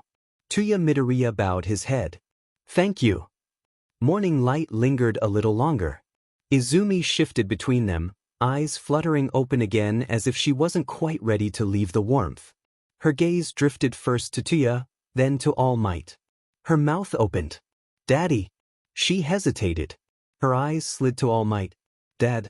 Both men froze. Not sharply. Not tensely. Just enough to notice. Izumi's brows knit together, confusion wrinkling her face in a way that wasn't panicked, just thoughtful. She pushed herself up on her elbows, glancing between them like she was solving a puzzle that mattered very much. That's weird, she mumbled. All Might blinked. Weird. She nodded slowly. Because when I say, Dad, you both look at me. Tuya let out a quiet huff of breath, half amused, half tender. He leaned forward, resting his forearms on his knees. Yeah, he said softly. I noticed that too. Izumi hugged the blanket around herself. I don't want to stop calling either of you that. It just sounds messy. All Might rubbed the back of his neck, smiling in that sheepish way he always did when emotions crept too close. I don't want to take anything away from Tuya, he said gently. He's your father. That matters. Tuya shook his head immediately. And I don't want to pretend you aren't hers too, he replied. You raised her when I couldn't. You stayed. That matters just as much. Izumi's eyes flicked between them again, heart thumping. So, what do I do? Tuya thought for a moment, then his expression softened. How about this, he said. You call me Daddy. That's who I am to you. She nodded instantly. No hesitation there. Then he glanced at All Might, a small smile tugging at his mouth. And maybe, he added, you call him Papa. All Might went very still. Papa? Izumi repeated quietly, testing the word like it was something warm she wasn't sure she was allowed to touch. She looked at him. Really looked. He wasn't her blood. But he was her shelter. Her constant. The one who never let go. Papa, she said again, this time louder. All Might's breath hitched. He swallowed hard, then smiled so softly it almost hurt to see. If that's what you want, Izumi, he said, voice low and steady, I'd be honored. She didn't say anything else. She just scooted closer and wrapped her arms around him, pressing her forehead into his chest. Good morning, Papa. Tuya watched them, eyes stinging, heart full in a way he hadn't felt in years. Morning settled around them again. Not confusing. Not broken. Just different. And whole. The courtyard behind UA shimmered beneath the afternoon sun, heat rippling the air in faint waves. Izumi landed lightly on the grass, flame wings folding neatly behind her as her boots touched down. Sparks scattered, then faded before they could scorch the ground. Perfect control. Aizawa lowered his scarf slightly. Better, he said. No excess burn radius. Izumi beamed, looking down at her hands. So, I didn't melt anything? Barely, he replied. He turned away quickly, hiding the hint of a smirk tugging at his mouth. This kid's control is terrifying for her age, he thought. If she survives long enough, she'll redefine what fire quirks can do. From the observation deck above, Nedzu clapped his paws together. Remarkable adaptability. Her emotional state appears to act as a stabilizing core for the quirk itself. Because she's finally not alone, Aizawa muttered. Recovery Girl watched from a shaded bench nearby, cane resting against her knee. Izumi, she called, remember to pace yourself. Power means nothing if your body collapses afterward. Izumi nodded quickly. Yes, ma'am. And no reckless stunts, Recovery Girl added, wagging a finger. I don't care whose child you are. That made Izumi giggle. At the edge of the courtyard, half in shadow, Tuya Todoroki leaned against a railing, arms crossed. Blue flames licked lazily around his fingers before he extinguished them with a sharp breath. His mismatched staples caught the sunlight, casting jagged shadows across his scarred skin. She stuck the landing this time, he said quietly. Aizawa glanced over. She did. Tuya's eyes followed Izumi like a hawk's, sharp and protective. Told you she'd figure it out. Kid's stubborn. Izumi spotted him and immediately lit up. Daddy! She bolted across the grass, nearly tripping over her own feet before Tuya crouched and caught her easily, lifting her up and settling her on his hip. You good? He asked, scanning her hands, her breathing, her wings. I did it right, she said proudly. Sensei said I didn't melt anything. Tuya snorted. Low bar, but I'm proud of you. She laughed, burying her face briefly against his chest, soot and all. From the deck, Nedzu smiled. Fascinating. Her output remains steady even in emotional proximity to multiple parental figures. Aizawa sighed. She's a kid, Nedzu. Not a case study. That evening, the halls of UA glowed softly under amber lights. Izumi sat curled in a chair in the staff lounge, legs swinging as she cradled a mug of cocoa almost too big for her hands. Recovery Girl gently pressed a cool compress into her palms, the skin flushed red from extended quirk use. Sunburned fire hands, she tutade. You'll feel it later if you don't listen. I am listening, Izumi promised. All Might sat nearby, coat draped over the chair beside him, his massive frame folded smaller than usual. His smile was there, but worn thin at the edges. Tuya stood near the window, watching the city lights flicker on one by one. Papa? Izumi asked softly. All Might looked up immediately. Yes, my little phoenix? You've been leaving a lot. The room stilled. You say you're just checking on other heroes, she continued, eyes fixed on the cocoa. But your smile looks tired. All Might froze, then exhaled slowly. You see more than you should. Tuya didn't turn around, but his jaw tightened. Are you in danger? Izumi asked. No, All Might said quickly. Then after a pause, not yet. Tuya shot him a look. Careful. All Might nodded. There's someone out there, he said gently. A relic from a darker age. When monsters go quiet, it usually means they're preparing to move. Izumi's fingers twitched, faint embers flickering. Then you're going to stop them? Yes. She looked between him and Tuya. Both of you? Tuya turned from the window, eyes softer than anyone else ever saw them. He crouched in front of her. Hey, listen to me. He took her hands carefully despite the heat. Your papa does what he does so kids like you don't have to. And I stay right here. Always. She swallowed hard. Promise. He will, Tuya said firmly. And if he doesn't, I'll drag him back myself. He has yet to turn me into a hero like he promised me. All Might laughed quietly. I wouldn't expect anything less. Izumi broke then, rushing forward and wrapping her arms around All Might's neck, sobbing into his chest. He held her tightly, eyes closing. I promise, he whispered. Always. I don't make promises I can't keep, Tuya said quietly. And you're not losing us. All Might placed a large hand gently on her head. And by the time you're 10, he'll be my sidekick, and when you're 12, he'll be a proper hero. I won't stop until I can see your dream come true, he said. And neither of us plans to fall. Recovery Girl smiled faintly. She'll need both of you. Weeks passed. Izumi trained. She learned restraint, precision, breathing through fear. All Might disappeared more often, returning with bruises he pretended weren't there. Tuya never left. He waited outside training rooms, walked her back to her dorm, sat on the floor when nightmares hit, letting her cling to his jacket while she cried herself back to sleep. One night, Izumi woke to quiet footsteps.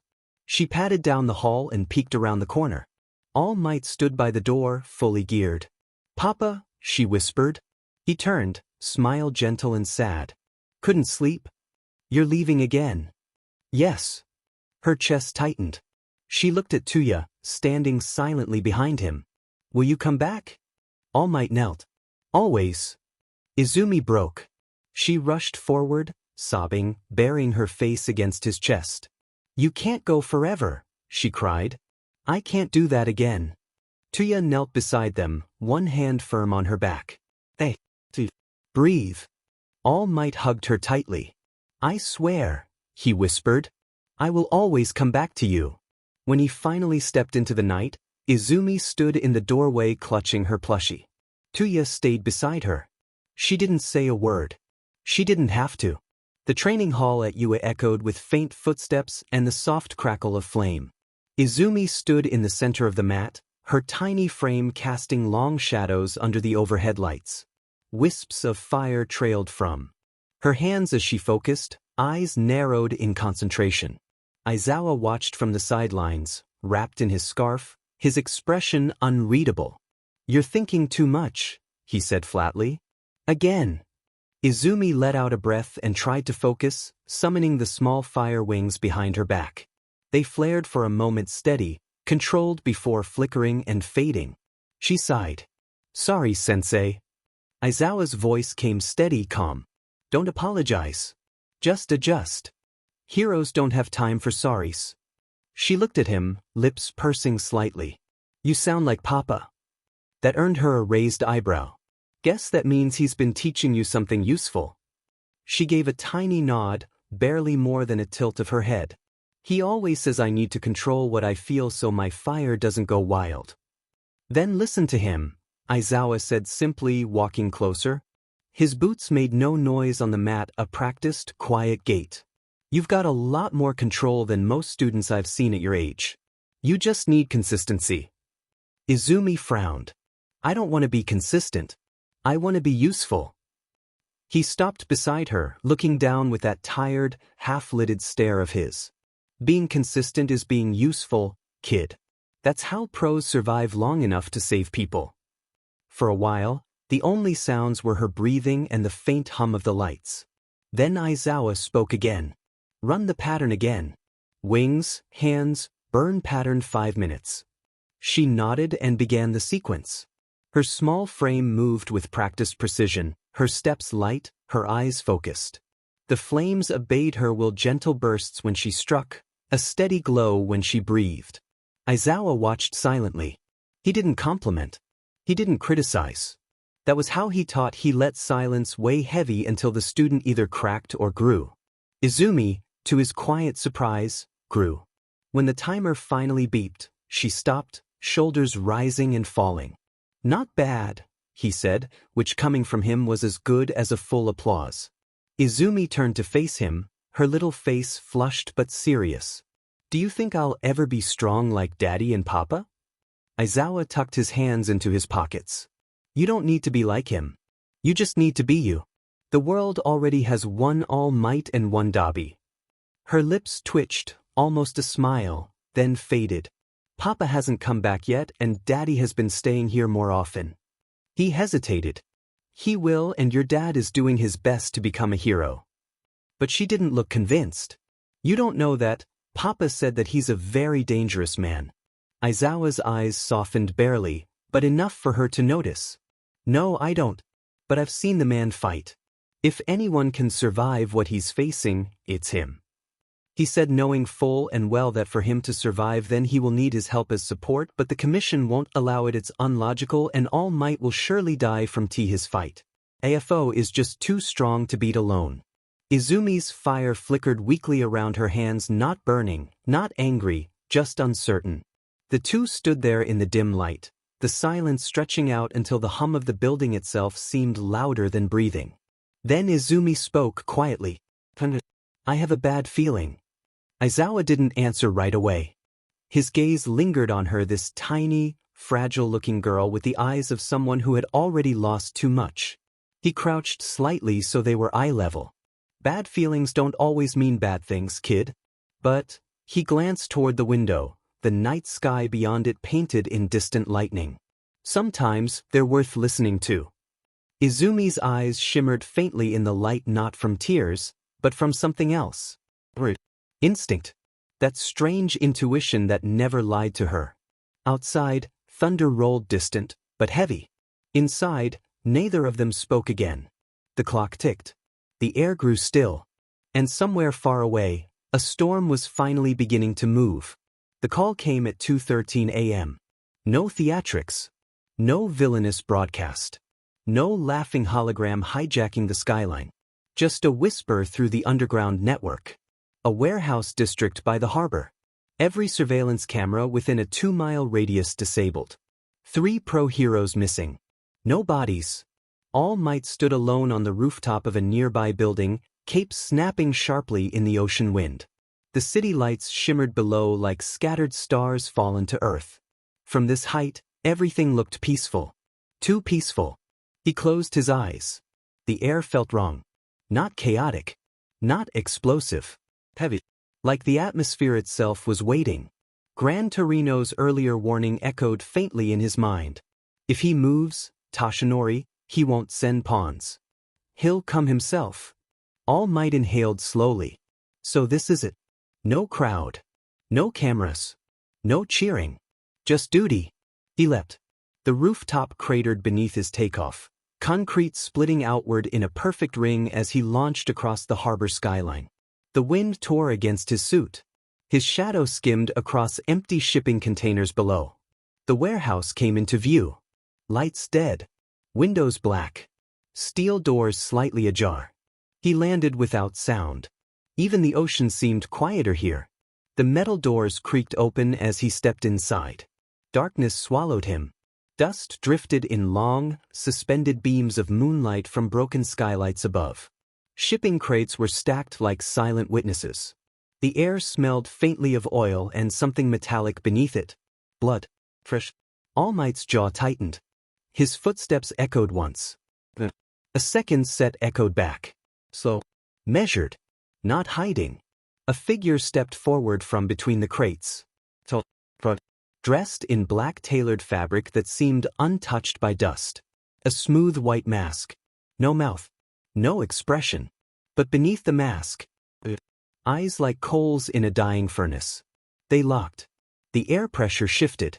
All Might felt it instantly. Not a single quirk being activated, but dozens, layered, stacked, compressed into one being. You must be Toshinori Yagi, the masked man said calmly, voice smooth, cultured. The current inheritor. All Might did not flinch. And you, he replied evenly, must be the parasite who hides in history books. A faint chuckle echoed through the warehouse.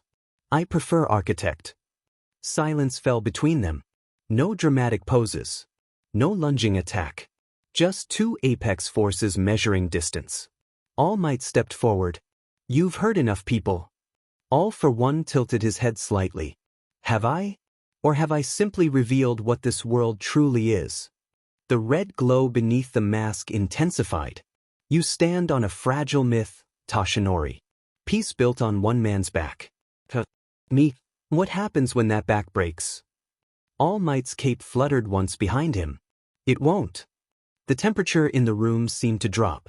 All for One extended one hand slightly. Not in attack. In welcome. Then show me. The floor trembled. Not from movement. From pressure.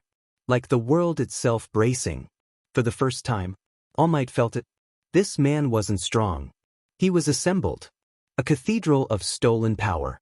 And this would be their first exchange. No history. No hatred born of personal battle. Only ideology. Only dominance. Only two men standing at the edge of something that would change everything. All Might took one step forward. Concrete cracked beneath his boot. I am here. The red glow flared brighter. And All for One smiled beneath his mask. Good. Black lightning crackled faintly around All Might's shoulders as he lowered into stance. The warehouse lights above shattered without being touched. Darkness swallowed them both. And somewhere deep in the bones of the city, something ancient woke up. The first step is small. All Might shifts his weight forward. That is all. And the city dies. The pavement beneath his boot fractures outward in a perfect spiderweb of white cracks. Windows shatter 3 streets down. The air compresses so violently that parked cars roll onto their sides like toys knocked over by an invisible hand. Across from him, All for One does not move. He simply lifts one gloved hand. And the world detonates. All Might launches first. He vanishes in a sonic rupture that tears the clouds apart above them. The ground where he stood implodes into a crater, asphalt vaporizing under the force of his takeoff. In less than a heartbeat, his fist reaches AFO's face. The impact bends the skyline. But it does not land. AFO catches it. Not easily. Not cleanly. But he catches it. The collision between flesh and counterforce releases a shockwave that peels the sides off nearby buildings. Steel beams scream as they twist. Concrete pulverizes into dust. The street collapses beneath them. They are standing in midair. But All Might's teeth grind. Veins bulge across his forearms. FO tilts his head slightly.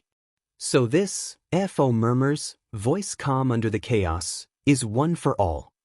He squeezes. Gravity multiplies. The air thickens instantly. The pressure increases 100-fold. The city groans under invisible weight. All Might's knees buckle for half a fraction of a second. Then he roars. His free fist drives upward into AFO's ribs with a thunderclap that splits the clouds in a perfect ring across the sky. The force launches them both. They tear through 3 buildings before stopping. The skyline now has a hole in it. They crash into the center of an abandoned plaza, stone erupting in a volcanic plume. The ground liquefies beneath the impact. AFO stands first. Of course he does. Dust slides off his coat like it refuses to cling to him. That was respectable, he says. His back erupts. Not wings. Cannons. Organic growths of blackened bone and steel burst outward from his shoulders. Rotating barrels hum as energy gathers at their cores. All Might moves. But too late. AFO fires. The beams are not light. They are compressed annihilation. The plaza disappears. The energy tears through the earth, carving a trench nearly a mile long in less than a second. Everything in its path disintegrates into particulate ash. All Might reappears above the smoke. Breathing hard. A burn streak cuts across his chest. Blood runs down his side. He looks down at it. Then back up. FO smiles wider. Good, he says softly. The cannons retract. His body shifts again. Arms elongate. Muscles stack and coil unnaturally. Tendrils of dark force spiral around his limbs. He lunges. The ground caves inward from the force of his launch. They collide again midair. This time, it is not a punch. It is a storm. All Might strikes 12 times in less than 2 seconds. Each blow detonates like artillery fire. The air itself ignites from friction. AFO absorbs 3 hits. Redirects 4. Counters 5. A shock absorption field blooms across his skin. Kinetic redirection pulses outward like ripples in oil. He grabs All Might's wrist mid-strike and slams him through a skyscraper. The building collapses in layers. All Might crashes through floor after floor after floor, until he hits the street. Before he can rise, FO is already there. A boot descends. All Might rolls. The street explodes where he was. He retaliates instantly. A rising uppercut. AFO blocks with layered force barriers. They shatter like glass. The punch connects. FO's mask cracks. Not fully, but enough. A thin line fractures across the white surface. Silence. For a fraction of a breath. Then AFO laughs. And the laugh shakes the sky. "You are magnificent," he says. His arm liquefies into something monstrous. A blade forms. Not metal. Not bone. Something worse. It vibrates at a frequency that distorts vision around it. All Might senses it too late. AFO moves faster than he has so far. Not strength, but warp-accelerated motion. The blade moves forward. All Might twists. It grazes his side. And the flesh it touches withers instantly. Not decay. Something different. Cellular annihilation. All Might staggers back. Pain like fire floods his system. FO advances. "Do you understand now?" FO says, voice echoing unnaturally from everywhere at once. This is the difference between inherited power and accumulated supremacy. He spreads his arms. Behind him, the air fractures. Multiple Quirk signatures ignite simultaneously. Gravity distortion. Kinetic amplification. Shockwave generation. Atmospheric ignition. Energy siphon. All layered. All active. The plaza becomes a kill zone. All Might inhales. His ribs ache. Blood fills his mouth. But his eyes, they burn brighter. He steps forward again. And the ground trembles in anticipation. Concrete dust rolled through the air like battlefield fog. All Might landed hard, boots carving trenches through the ruined street as he skidded backward. His muscles screamed from the last collision. Across from him, All for One stood unmoved. Unmoved. That alone told Toshinori everything. The villain adjusted his gloves with slow, deliberate calm. "Your strength is magnificent," All for One said, voice echoing through the broken district. "But strength alone is a blunt instrument." The air changed. Not metaphorically. Literally. Pressure built like a storm system condensing in a single point. All Might lunged first. He refused to let fear set tempo. Detroit smash. The punch detonated forward a compressed cannon of wind and force, ripping asphalt from the street and launching it skyward. All for One raised one hand. The impact hit and split like water around stone. A translucent barrier flared into existence, spiderwebbing with cracks but holding firm. Behind it, AFO's mask tilted slightly. Impact reversal.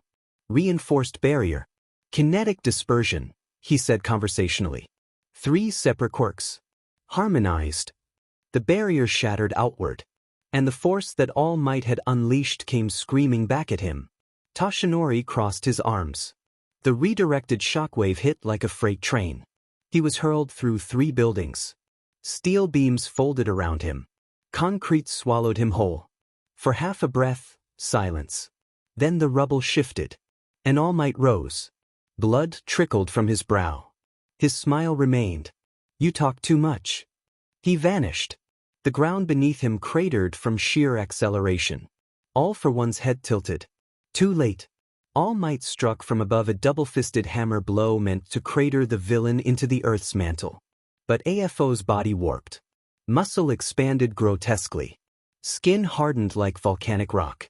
Shock absorption. Muscle augmentation. Density shift. The impact flattened the surrounding city block. Glass vaporized. Cars flipped like toys. And yet, AFO stood inside the crater. His feet had sunk 3 meters into the street. But he stood. He grabbed All Might's wrist mid-motion. The grip tightened.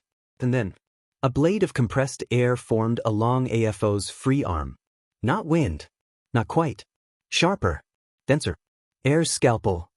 He swung. All Might twisted. The blade sliced across his ribs instead of bisecting him entirely. Blood sprayed across shattered pavement.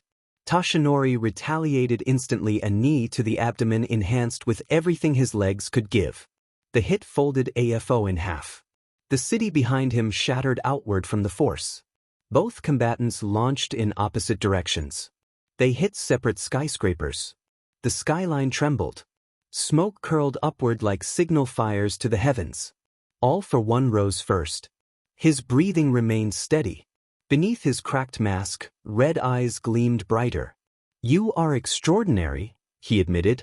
No previous wielder of that stockpiled power reached this raw output. All Might wiped blood from his mouth. "You fought them before." FO's smile widened. "I harvested them." The words hit harder than any punch. Rage ignited in Toshinori's chest. He charged. This time AFO moved first. The villain extended both arms. The ground liquefied. No metaphor. No illusion. Concrete flowed like water. Earth manipulation. Urban assimilation. Skyscraper foundations twisted into spears that erupted upward toward All Might's trajectory. Toshinori tore through them with sheer momentum. But the distraction cost him. FO appeared behind him. Teleportation. A palm pressed against All Might's back. Energy drain. Pain exploded. Not physical. Deeper. Like something ancient being siphoned. All Might roared and threw himself backward, slamming both of them into the street. The drain broke. But something had been taken. Not much. But enough to notice. All Might's breathing grew heavier. All for One floated upward. Floated. Air pressure curled around him like invisible wings. "You see the difference between us?" FO asked calmly. "You are power concentrated in a single line. I am power diversified across infinity." Dozens of glowing points lit across his body. Each one a quirk activating. The air thickened. Gravity bent. Static crackled. Heat spiked. Cold followed. The battlefield became unstable. All Might felt it. The escalation. This was no longer a duel of fists. This was a war of arsenals. AFO extended both hands. "Let us increase tempo." He unleashed everything at once. Flame torrents collided with lightning arcs. Gravitational pulses compressed the air into crushing waves. Shockwaves detonated in rapid succession like artillery. All Might moved through it. Not dodging. Advancing. He took a lightning strike head-on and kept running. He smashed through a gravity well that cratered the earth beneath him. He punched through flame that charred his costume black. Each step left fractures in the city grid. Each breath burned. Each second grew heavier. And still, he advanced. He leapt. Both fists forward. FO met him midair. Their collision created a dome of displaced air that flattened everything within 100 meters. Cars became scrap. Lampposts folded. Windows shattered across the district in unison. They locked hands midair. Muscle against enhancement. Stockpiled will against stolen infinity. Blood ran down All Might's side. Cracks spread across AFO's mask. For a moment, just a moment, they were equals. Then AFO's eyes flashed. Additional quirks layered. Tendrils of black energy erupted from his back, slamming into All Might's torso. Another pierced his shoulder. Another wrapped around his leg. All Might grunted. His strength began slipping. And AFO leaned closer. "You feel it, don't you? Your limits." A tendril tightened around his throat. The city below them burned. And somewhere far away, a child clutched a plush hero. The storm had only just begun. The battlefield no longer resembled a city. It resembled a war crater. Steel skeletons of buildings leaned at unnatural angles. Fires burned in broken streets. Concrete had liquefied under repeated impacts. At the center of it stood two titans. All Might's chest rose heavily, but not from injury. From exertion. From pushing One for All harder than it had ever been pushed. Across from him, All for One adjusted his ruined sleeve. The damage from earlier exchanges had torn fabric and fractured armor beneath. But his posture remained relaxed. "You adapt quickly," AFO observed calmly. "Most crumble within seconds." All Might rolled his shoulder once. Muscle strained, but unbroken. "This ends tonight," he said, voice steady. And he launched forward. The air detonated behind him. AFO reacted instantly. 3 quirks activated in seamless synchronization. Kinetic redirect. Elastic barrier. Micro-explosive counterforce. All Might's punch landed. The city shook. But instead of sending AFO flying, the force warped, folded, rebounded. The redirected impact slammed into All Might's side mid-motion. His body twisted violently and crashed through the remains of a collapsed transit station. Concrete erupted in all directions. Before he could recover, AFO was already there. A palm strike infused with density shift and shock transfer slammed into All Might's abdomen. The air left his lungs in an instant. For the first time, pain bloomed. Sharp and immediate. Not fatigue. Not strain. Damage. All Might skidded backward, boots carving trenches in asphalt.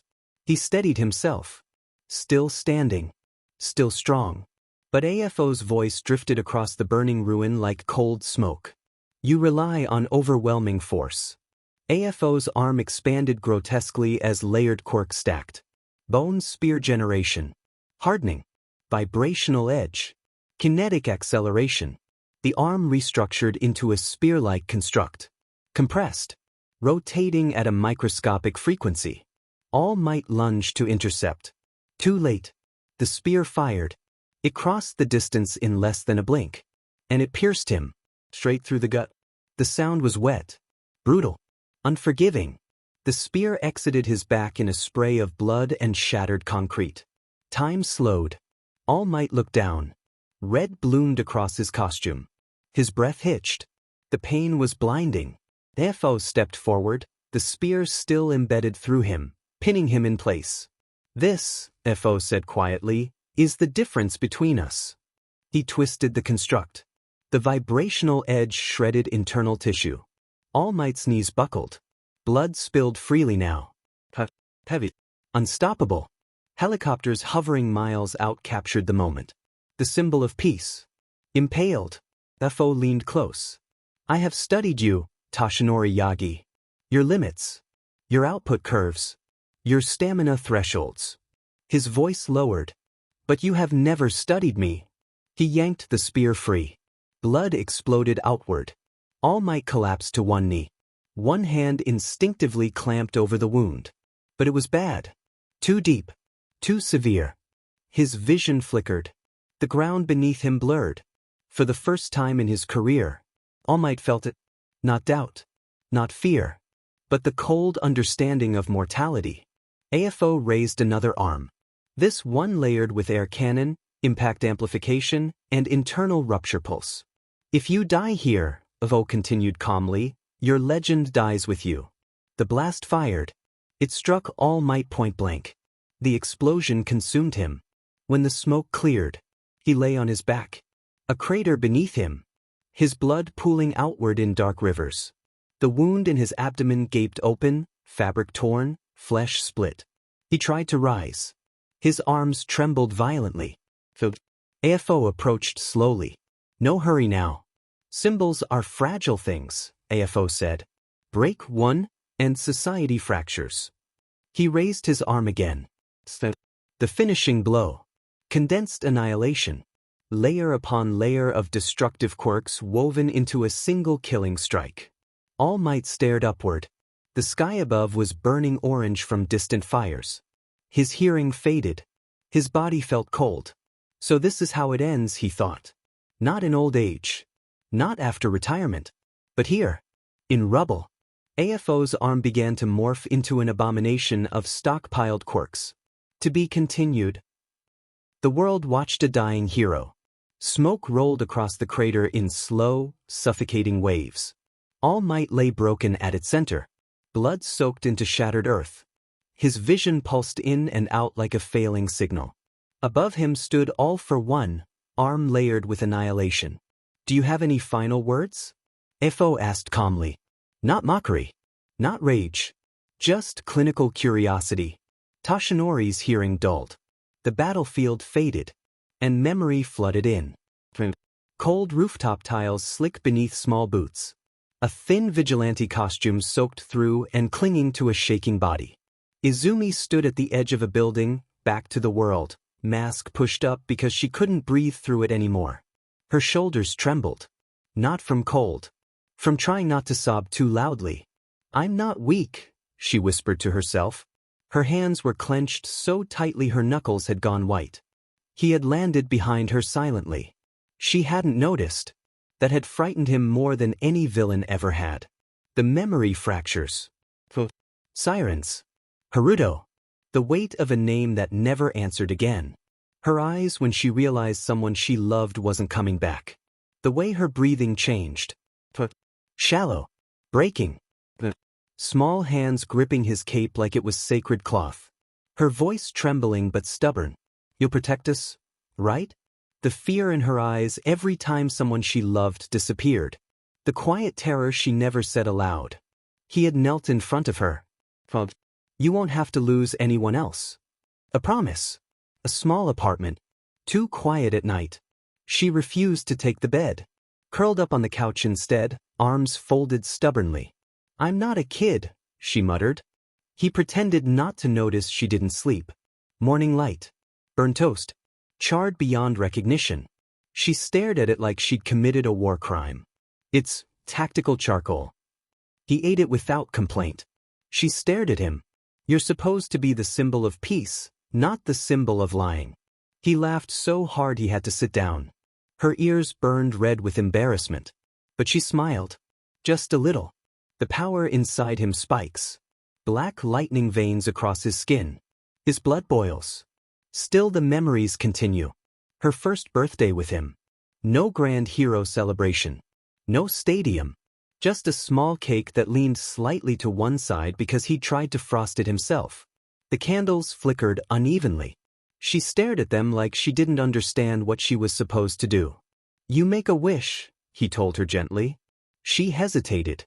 What if it doesn't come true? Then we make it come true. She closed her eyes. Blew out the candles. When she opened them, she was smiling. Not the brave smile. Not the kind of smile. Not the smile she wore to stop others from worrying. A real one. So, right. Unburdened. For a moment, she looked like a child who believed the world could hold her. That was the first time he realized she was coming back. Slowly. Piece by piece. Fire burning too hot for his own body. Trying to act brave. Trying to be useful. Restricted. Held back. Only allowed to act in emergencies under supervision. Frustrated. Angry. But you can be better than your father, Toshinori had told him. Not as a challenge. As belief. I'll make sure you become a hero greater than him. Another promise. F.A. raged. To a rooftop in the rain. To charcoal toast. To a birthday wish. To a small voice saying, Papa. To a man whose quirk burns him. A man who wanted to be a hero despite it. A man who is broken and is still trying to pick up the pieces left behind. His lungs burn. His bones fracture. His vision blurs. He could feel one for all flickering. Straining. Like a furnace with its vents sealed shut. If he let go, he would die here. Izumi would watch another person she loves vanish. Tuya would never reach. His potential, and the world, would fracture. Befo's hand hovered inches from his chest. Final words. Silence. All Might's eyes snapped open. Fierce. Unyielding. No. His voice was hoarse. But absolute. I refuse to die. Rage. The air split. Gold lightning detonated outward in a violent corona. And the punch that follows carries every memory with it. The ground disintegrated beneath him as one for all surged, not controlled, not measured but forced beyond every safety threshold it possessed. Helicopters were thrown backward by the pressure wave. Clouds above twisted into a spiraling vortex. AFO stepped back involuntarily. What? Energy erupted from Toshinori in blinding arcs. Not just stockpiled strength. Something deeper. Something older. Voices. Echoes. The previous users stirred. And then, they answered. One for all shattered its own ceiling. Black tendrils exploded from his back. Black whip. But not as a weapon. As reinforcement. The tendrils wrapped around his torso, coiling tight around shattered ribs. They laced through torn muscle. Bound fractured bone. Black Whip speared into the wound in his abdomen. Not but to hold him together. To keep his organs from spilling free. The tendrils pulsed like living sutures. AFO stared. You are using it internally? More lightning surged. Another presence ignited. Fa gene. Kinetic energy stored from every step, every punch, every impact of the battle detonated inside him at once. His muscles swelled violently. Cracks formed in the earth for miles. Danger sense. The world slowed. AFO's micromovements mapped in Toshinori's mind like predictive equations. Float. He rose from the crater without bending his knees. Not gracefully, but like gravity had surrendered. Gold lightning wrapped around him in spiraling columns. Black Whip coiled around his arms like armor. Blood still ran down his side. But the tendrils held everything in place. A living scaffold. AFO activated defensive quirks instantly. Layered shields. Absorption barriers. Impact nullifiers. This is self-destruction, AFO warned. Toshinori hovered midair. His smile returned. Not the gentle one. Not the reassuring one. This one burned. If I have to destroy myself, he said quietly, to keep my promises. FA gene detonated. Then I'll go beyond. He vanished. Not moved. Vanished. The sonic boom came after. His fist collided with AFO's barrier stack. The impact ripped through 3 layers instantly. The 4th shattered like glass under a hammer. The 5th imploded. AFO's eyes widened behind his mask. All Might struck again. And again. And again. Each blow carried stored kinetic bursts amplified by 1 for all at catastrophic output. Shockwaves tore across the skyline. Buildings miles away split at their seams. AFO countered with air cannons and impact reversal. But danger sense predicted each strike before it formed. Black Whip yanked Toshinori midair, redirecting his trajectory unnaturally. He moved like a lightning bolt chained to itself. Unstable. Blazing. Impossible. AFO retaliated with a concentrated annihilation beam. All Might caught it with both hands. Black Whip reinforced his arms as the beam burned into his palms. His skin charred. Muscle tore. But he roared and pushed through it. The beam split around him. The sky cracked open from the redirected force. The city below trembled like it was bowing. For the first time, All for One was driven backward. His boots carved trenches through Molten Street. You're killing yourself, AFO said, voice tightening. All Might's aura flared brighter. Veins glowing gold beneath torn skin. Black Whip pulsing violently to hold him together. Maybe, he answered. He rose higher. Lightning forked outward in branching pillars. But I refuse to die here. And the world watched. As a dying man turned himself into a storm. The crater where All for One had fallen did not stay a crater for long. It became a detonation point. AFO rose slowly from the ruin. Armor gone. The mask shattered. Blood streaming down his face. And then, he stopped holding back. Every restraint vanished. The air compressed inward toward him as dozens upon dozens of stolen quirks activated simultaneously. The sky darkened unnaturally. Buildings began to vibrate apart before being touched. He extended both arms. And the city died. A sphere of cascading destruction erupted outward. Not an explosion. A consumption. Structures disintegrated into dust as overlapping shockwaves erased them layer by layer. Streets folded. Bridges vaporized. Entire districts collapsed into pulverized rubble. The blast did not stop at the city's edge. It rolled outward. Suburbs flattened. Power grids detonated. Windows shattered in neighboring cities miles away. Helicopters spun violently in the sky, struggling to maintain altitude. Inside one news chopper, the cameraman clung to his rig with white knuckles. We're barely holding position, the pilot shouted. The live broadcast flickered but did not cut. And the world watched. People in homes. Hospitals. Train stations. Phones and shaking hands. They saw it. 2 figures suspended in the epicenter of annihilation.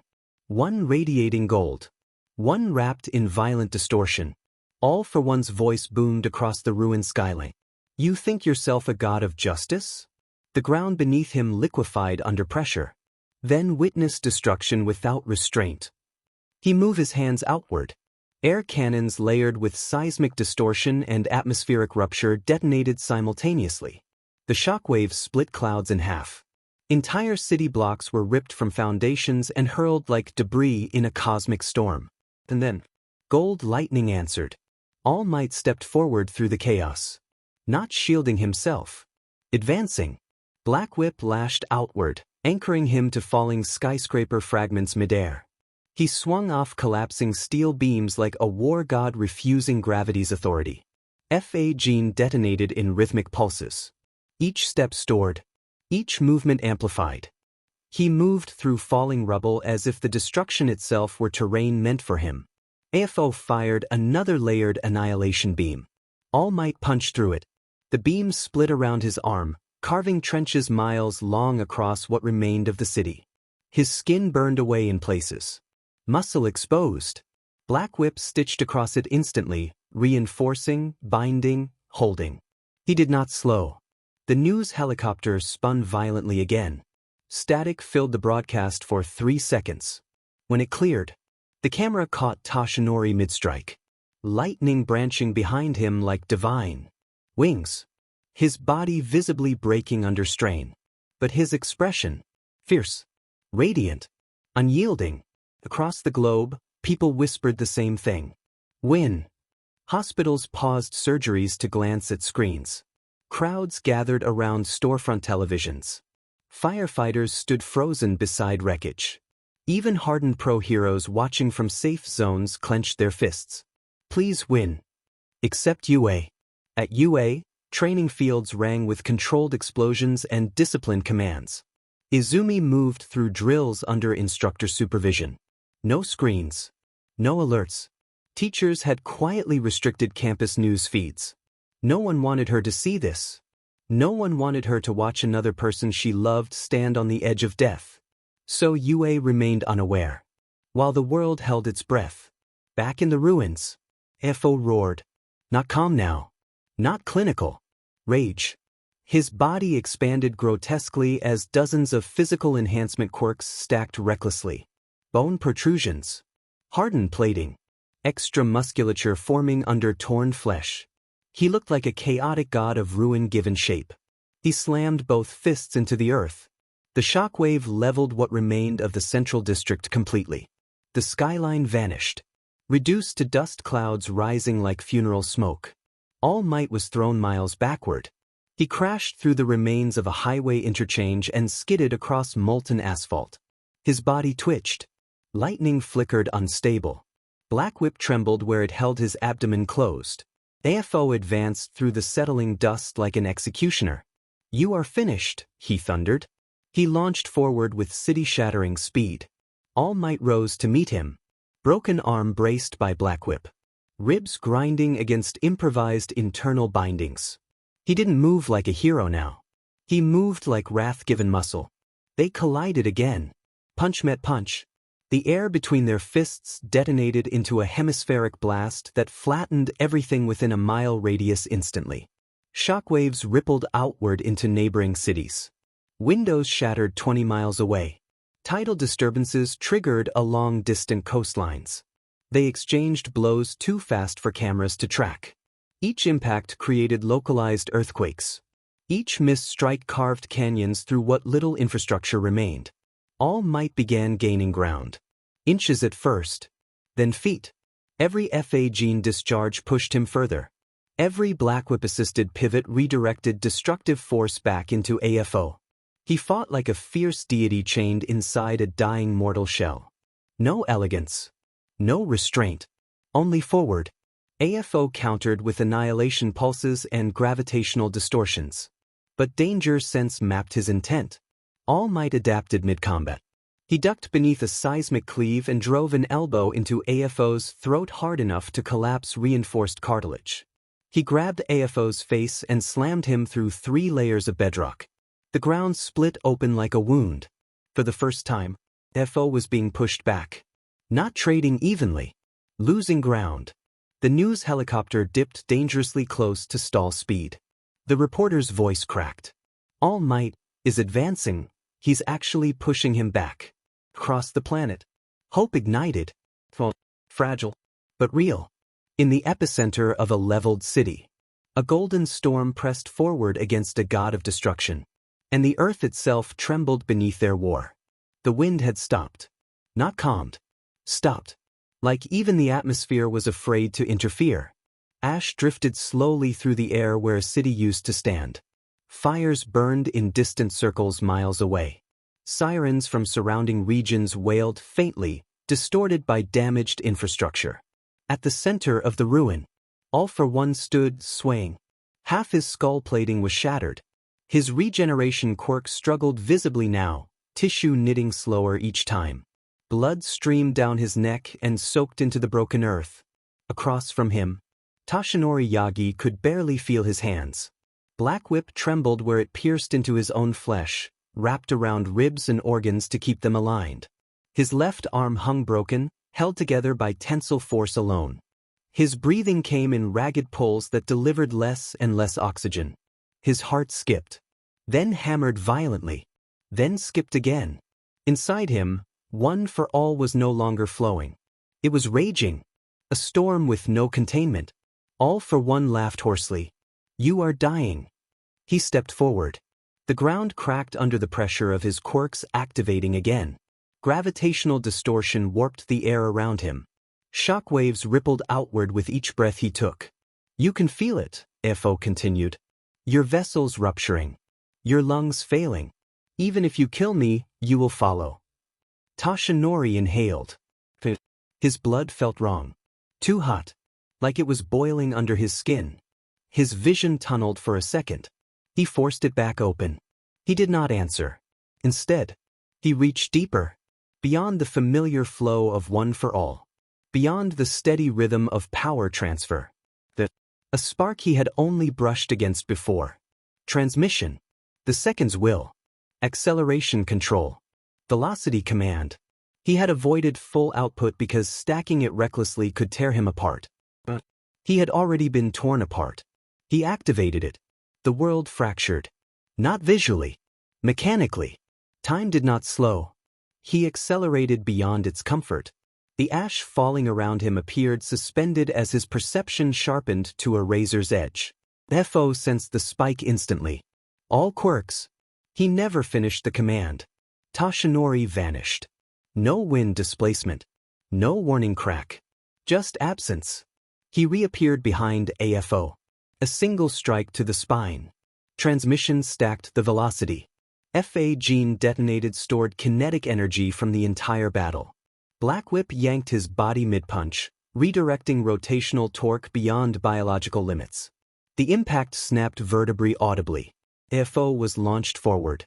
Before he hit the ground, All Might was already there. Another strike. Ribs collapsed inward. AFO triggered air cannon at point-blank range. The blast engulfed Toshinori. Skin burned. Muscle shredded.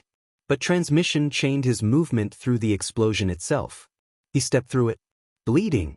Unstable. Faster. His capillaries burst in both eyes. Blood streamed down his face. Steam rose from his shoulders. His lungs convulsed, starved of oxygen. He could hear his heartbeat now. Erratic. Violent. Each beat felt like it might be the last. AFO roared and unleashed everything simultaneously. Dozens of quirks fired outward in layered catastrophe. Seismic ruptures split the earth. Hemisphere. Compression detonated in overlapping rings. Shock waves carved trenches miles long into the wasteland. The news helicopter miles away lost altitude again. He's too fast, we can't track him.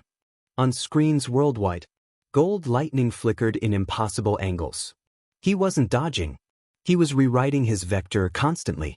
Black Whip latched onto debris mid-flight, slingshotting him through destructive waves. FA gene released in timed bursts, stacking acceleration with each chain of motion. Transmission amplified it all. Each movement increased the next. Each strike hit harder than the last. But his body was breaking. His right femur fractured under a high-velocity pivot.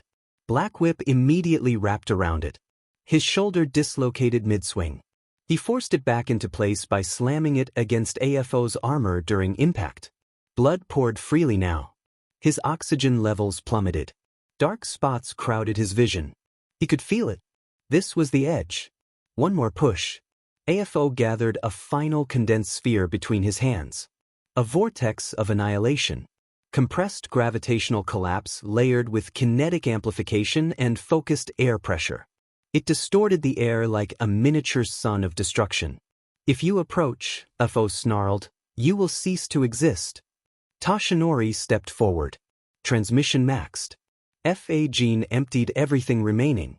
Black Whip drove into his own torso deeper, bracing organs directly. Muscles tore audibly.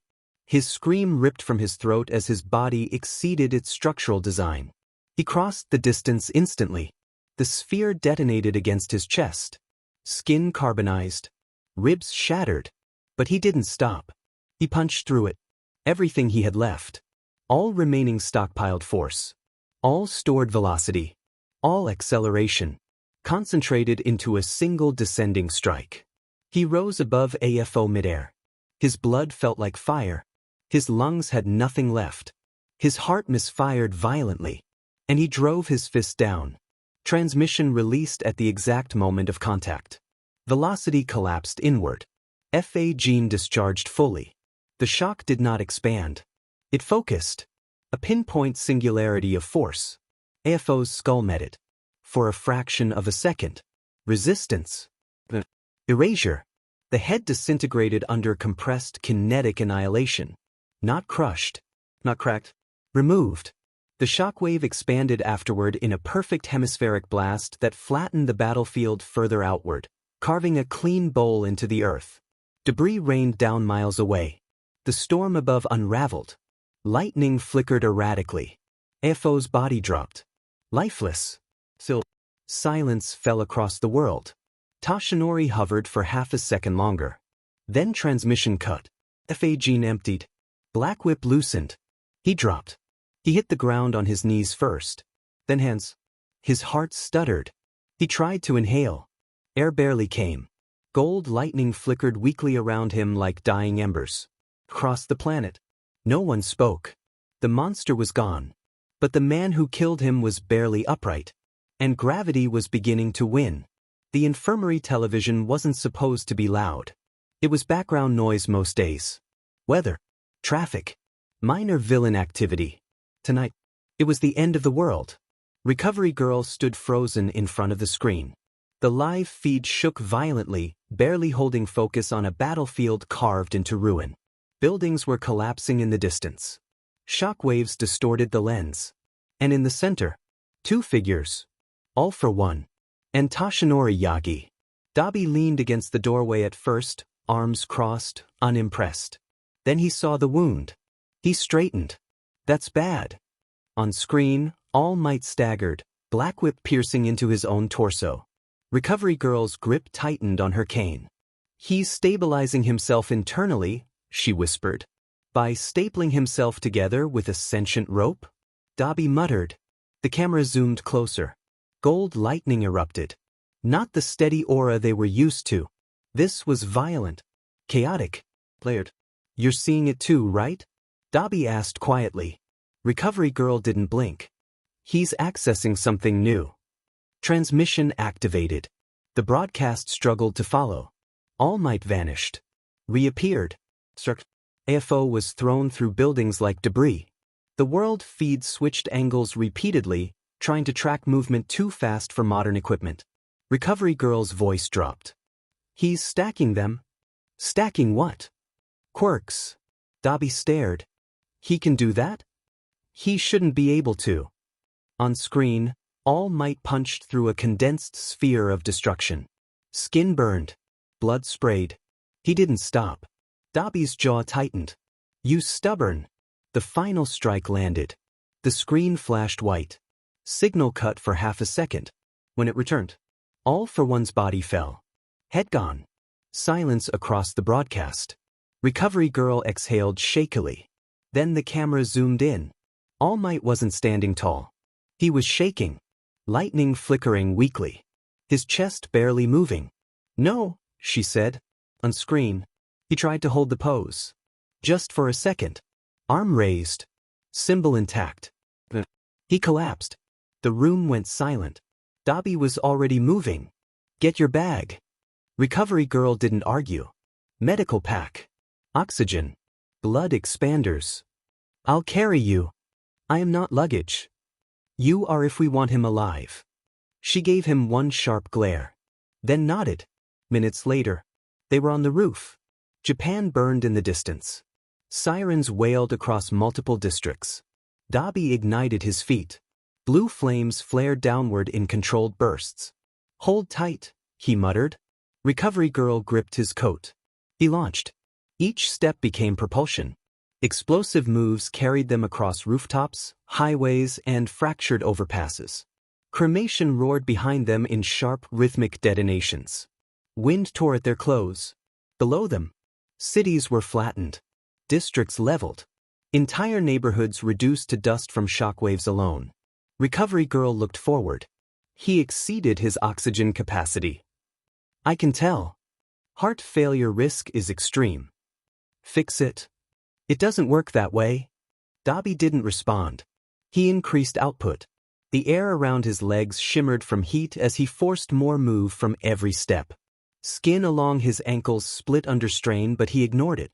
You care, recovery girl observed. Don't start.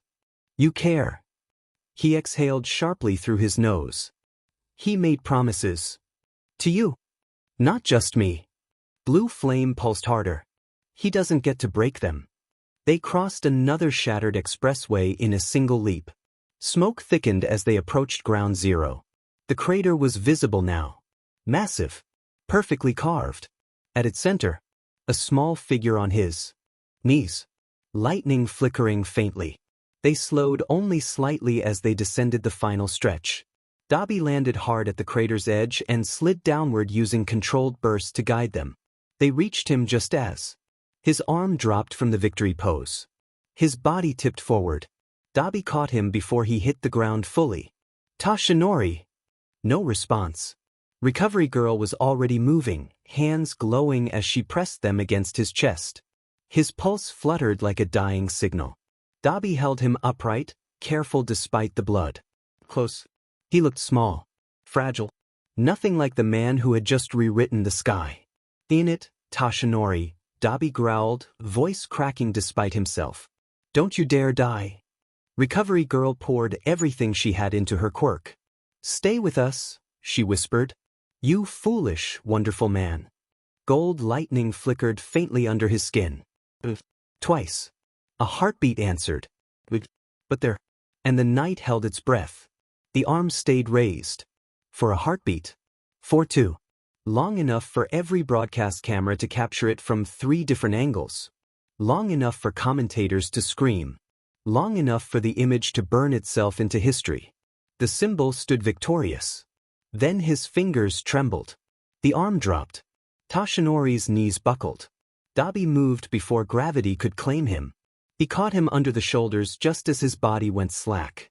DMN it, Tashinori, he hissed. Recovery girl was already there, cane discarded, medical bag ripped open. She pressed trembling fingers to his neck. No steady rhythm. His pulse fluttered wildly, skipping beats in erratic spasms. Oxygen. Now. Dobby ripped open the portable tank and handed her the mask without speaking. She secured it over his face while activating her quirk immediately, pouring energy into muscle fibers that were already beginning to shut down. His chest barely rose. The golden lightning that had once roared like a storm now flickered faintly beneath his skin, weak and unstable. He's not circulating properly, she muttered. Too much trauma. Too much strain. Fix it. Her glare was sharp enough to cut glass. I am. His heart stopped. 3 seconds. For Dobby felt the weight in his arms shift slightly as the body tried to surrender. Recovery girl slammed her palm into his chest, quirk flaring brighter. Not yet. The heart jolted. Restarted. Uneven. But beating. That was enough. Move, she ordered. Cremation ignited beneath Dobby's boots in tight, controlled bursts. Not wide arcs. Not destructive waves. Pure propulsion. He launched from the crater like a blue comet. They crossed the wasteland in burning strides. Every step shattered already ruined pavement, sending sparks and debris flying behind them. Smoke and ash whipped past their faces. Below, emergency crews were just beginning to approach the impact zone. They were too slow. Hospitals had already been alerted. Private facilities secured. Helicopter extraction impossible due to unstable air currents. So Dobby ran. Over collapsed bridges. Across shattered rail lines. Through firelit districts still crackling with secondary explosions. Recovery Girl never removed her hands from Toshinori's chest. His heartbeat staggered again. She adjusted pressure. He's drowning internally, she said quietly. Blood loss is critical. Then make it not critical. She didn't answer. She just pushed harder. Minutes later. Hospital rooftop. Medical staff waiting with a gurney. They didn't speak. They saw the damage and moved. Operating room doors burst open under harsh fluorescent light. His body looked less like a man and more like a battlefield. Burns across his torso. Compound fractures. Internal trauma beyond standard survivability. How is he conscious? A surgeon whispered. He isn't, Dobby said flatly. They cut away what remained of his costume. Monitors screamed warnings. Cardiac instability. Respiratory failure risk. Recovery Girl stepped back only when her stamina hit its limit. Save him, she said. They worked for hours. Bones reset. Internal bleeding cauterized. Torn muscle reconstructed. Collapsed lung re-expanded. Black whip fibers delicately removed from within abdominal tissue. His heart stopped again. Defibrillator paddles pressed. Twice. Rhythm returned. But steady. Machine stabilized into an uneasy cadence. Alive. Barely. At the crater. Hero containment units secured the perimeter long after the world believed the fight over. Search teams approached the center. They found what remained. All for One's body lay in scorched earth. Head gone. Torso destroyed. Regeneration silent. A symbol of finality. Confirm visual. The air split open behind them. No sound. No warning. A thin vertical fracture of darkness tore through space itself. Mist poured outward in slow coils. The heroes froze. From within the tear, a gloved hand extended calmly. It grasped the corpse by the collar. Lifted. No urgency. No panic. The body disappeared backward into the void. The fracture sealed without ripple. Silence returned. By the time backup units reached the center, there was nothing there. Scorched ground. Residual energy signatures fading rapidly. Official conclusion. Annihilated. No remains. Deceased. The report spread worldwide within the hour. Celebrations began before midnight. Night deepened. Rain finally began to fall over the ruined district, hissing against smoldering debris. In a secured hospital room guarded by pro-heroes, Toshinori Yagi lay motionless beneath layers of bandages and reinforced medical stabilization. Ventilator assisting. Heart monitor steady but fragile. Bruised skin pale beneath surgical wraps. He looked smaller somehow. Quieter. The storm that had leveled cities now reduced to a steady mechanical beep. Dobby sat in a chair beside the bed. Hands clasped. Blue flame unlit for the first time in hours. Recovery Girl stood near the monitors, exhaustion carved into her posture. He will live, she said eventually. For now. Dobby didn't look away from Toshinori. You don't get to die, he said softly. Not after that. No response. Only the steady rhythm of machines. Far from the hospital. Far from public knowledge. In a facility buried deep beneath reinforced concrete and classified oversight. A containment tank filled with regenerative solution hummed to life. Within it, a headless body floated, suspended by mechanical braces. Cables embedded into muscle and bone. Nanoscopic reconstruction protocols activated. Biological regeneration Quirk forced into overdrive through artificial STMLTN. Cellular. Replication began where there had been nothing. Skeletal reconstruction scaffolding formed. Nerve lattice reassembled under machine guidance. Life signs flickered faintly across a dark monitor. Unstable, but present. A distorted voice, mechanical and distant, spoke from within the chamber. Recovery sequence initiated. Back in the hospital. Rain tapped softly against reinforced glass.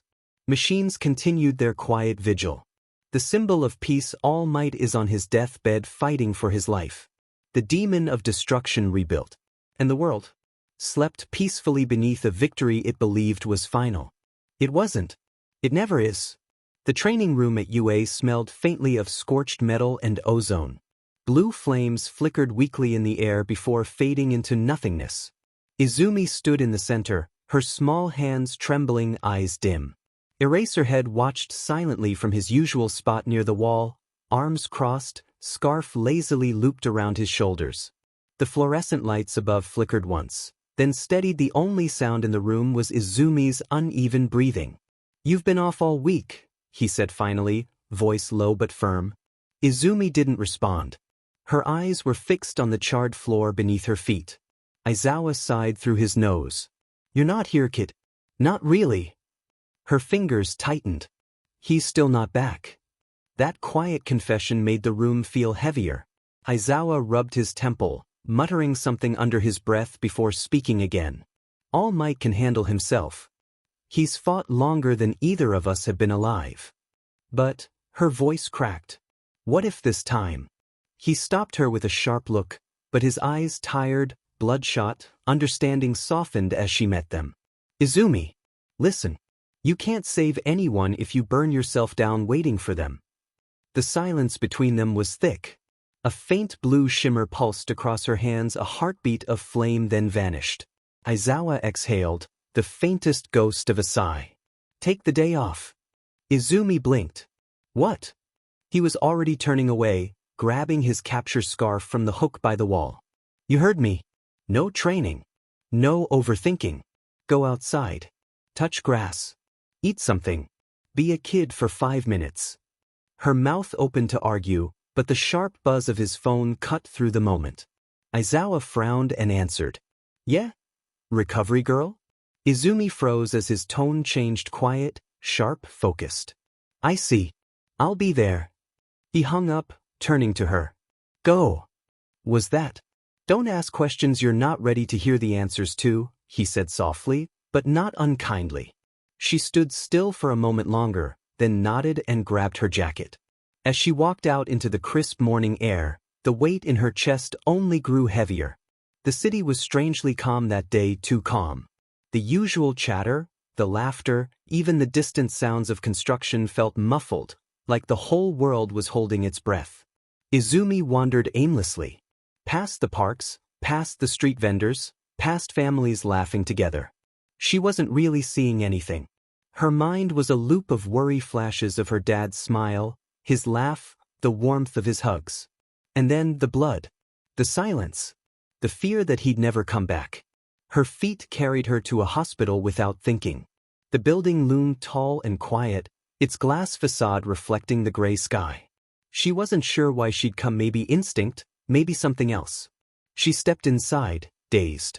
The white walls and sterile air made her feel small again, like the world was too big for her to exist in. A nurse called out to her, but she didn't hear.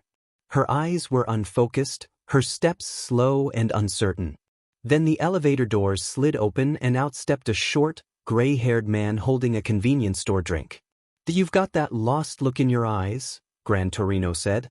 His voice was gruff, but not unkind. "I've seen it before." Izumi blinked up at him. "Gran Torino?" He sipped his drink quietly before sighing. "You're All Might's kid, right? The one with the wings." She nodded, her throat tight. He hasn't come back yet?" He didn't answer right away. Just watched her, the trembling lip she was trying to hide, the way her hands fidgeted. Then quietly, "Come with me." He led her down a silent hall lined with closed doors and dim lights. The further they went, the colder it felt. When they reached the last room, Gran Torino stopped. "I wasn't gonna let you see this," he muttered. "But, Something tells me you already knew where to go. He opened the door. Inside, hooked up to more machines than Izumi could count, was All Might. His chest barely moved. His body scarred, pale, and broken didn't look like the man she called Papa. The breath caught in her throat. Her feet refused to move. No. Gran Torino's gaze softened. He fought longer than anyone thought possible. He won, but it cost him everything. The room spun. Her knees hit the floor. Her trembling hands reached out toward his bed, but stopped halfway. Papa! Something inside her broke. The tears came before she could stop them, glowing cyan droplets that shimmered like starlight as they hit the floor. Gran Torino froze. What the? The first tear touched All Might's hand and the air hummed. Light spread slowly across his arm, the faintest flicker of gold running through his veins. Izumi didn't understand. She only cried harder. Each tear that fell burned faintly, then sank into his skin, knitting broken wounds closed, reigniting warmth into pale flesh. The monitors beeped faster. Gran Torino took a step back, awe and disbelief flickering in his old eyes. Phoenix, huh, he whispered. Guess it's not just a name. Izumi pressed her small hands over her father's chest, sobbing openly now. The glow spread further, weaving between her fingers like living light. Please, she whispered. Don't leave me too. I can't lose you too. Her tears glowed brighter, cascading down her face and soaking the sheets. Each one sank into him, burning away the death that clung to his skin. Minutes passed. Hours maybe. The line between crying and healing blurred. Finally, his chest rose shallow, but steady. His lips parted in a faint breath. Izumi! Her eyes widened. She smiled weakly, the smallest, most broken smile before collapsing against his arm. I'm here, Papa. Gran Torino rushed forward, catching her before she hit the floor. Her body glowed faintly, heartbeat slow but steady. She's burned through her energy, he murmured, laying her beside All Might. She'll need to do it again when she wakes, but Dean kid, she really is. Like you are Tashinori even if there isn't any blood relation. He looked down at the two of them, the injured symbol and the little girl who refused to let him die, and for the first time in years, Gran Torino felt something close to hope. The faint blue glow didn't fade. It pulsed gently through the room, matching the rhythm of two hearts, one healing, one exhausted, both refusing to stop or surrender. Chapter 19.2 The First Flame, a week after her birthday. The city streets stretched below them like a living, breathing organism. Shadows pooled in the alleys, streetlights flickered in half-forgotten rhythms, and the distant hum of traffic created a constant, low murmur. From his vantage point on the rooftop, All Might adjusted his stance, scanning for trouble, muscles tensing as he read the ebb and flow of the city's pulse. Behind him, Izumi clung to his back, small but determined. Her arms looped tightly around his waist, legs tucked securely on either side. She refused to let go. Papa, she whispered, her turquoise eyes peering over his shoulder, bright with a mixture of excitement and stubborn fear. You're not going without me. All Might sighed, the deep, resonant sound vibrating from his chest. He'd fully healed from the injuries he'd sustained in his first battle with All for One, lungs, ribs, and every bruised muscle restored, but the instinct to protect her, to keep her from danger, still gnawed at him. Izumi, he said gently, his voice carrying both warmth and exasperation. I appreciate the company, really I do. But you can't. I can handle this patrol. I've been doing it a long time, remember? Izumi tightened her grip, her small face pressed against his broad shoulder. No. You always go and fight and if something happens, I can't lose you too, Papa.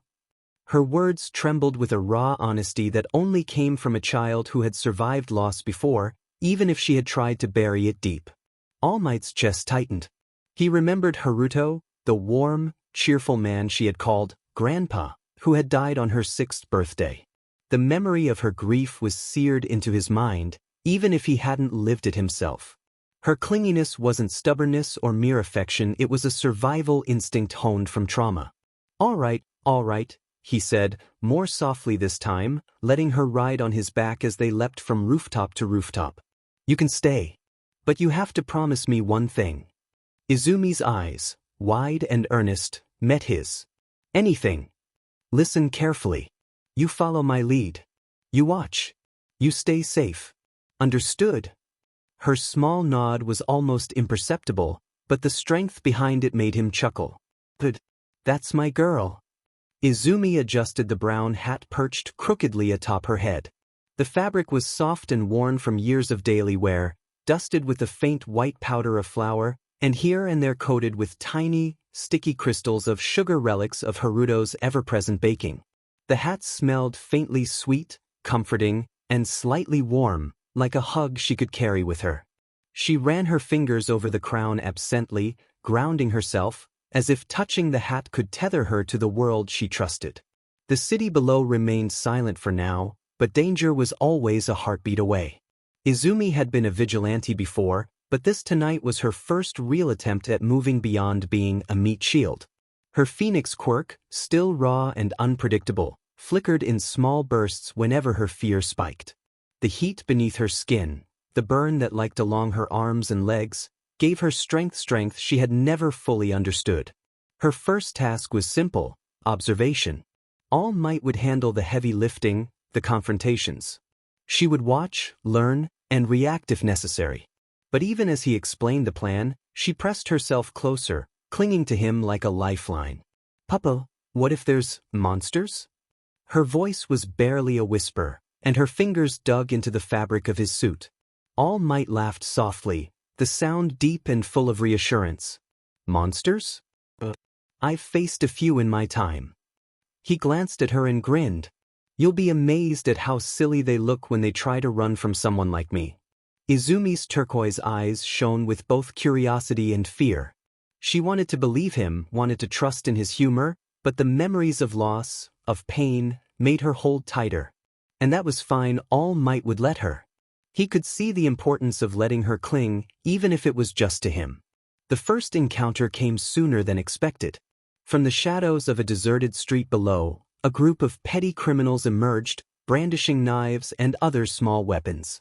Their shouts echoed off the brick walls, discordant and sharp. All Might tensed, ready to intervene, but Izumi, riding on his back, flinched slightly. Her Phoenix warmth surged, subtle at first, then stronger. Sparks hissed faintly along her forearms, enough to make the nearby streetlight flicker. The criminals froze, uncertainty creeping into their eyes as the faint glow of fire shimmered across the rooftop above. "Papa, should I?" she whispered. All Might gave a reassuring squeeze. "No, just hold on. Watch carefully." Her quirk obeyed instinct, responding to the tension in her small body. It wasn't controlled, not fully, but it radiated enough heat to push the attackers back. None of them realized the danger was a child, and All Might's presence alone kept the situation from escalating. After the brief confrontation, they continued their patrol. Izumi's hat, brown and soft, flour and sugar clinging to the fabric, smelled faintly of vanilla and warmth from Haruto's memory. She inhaled it as they moved, closing her eyes for just a moment, feeling the reassurance of past love and present safety blend into a fragile, perfect bubble. She spoke then almost to herself. "I want to help people, like you and, like Grandpa Haruto." All Might felt a lump in his throat. "And you will, Izumi. One day, you'll be a hero in your own right." Izumi's small hands tightened around his waist. "I'm not leaving you ever again, Papa." "Then I'll make sure you don't have to." His voice was warm, carrying the weight of both promise and laughter as he guided them across the rooftops. Hours passed. They moved from alley to street to rooftop, Izumi's vigilance unwavering.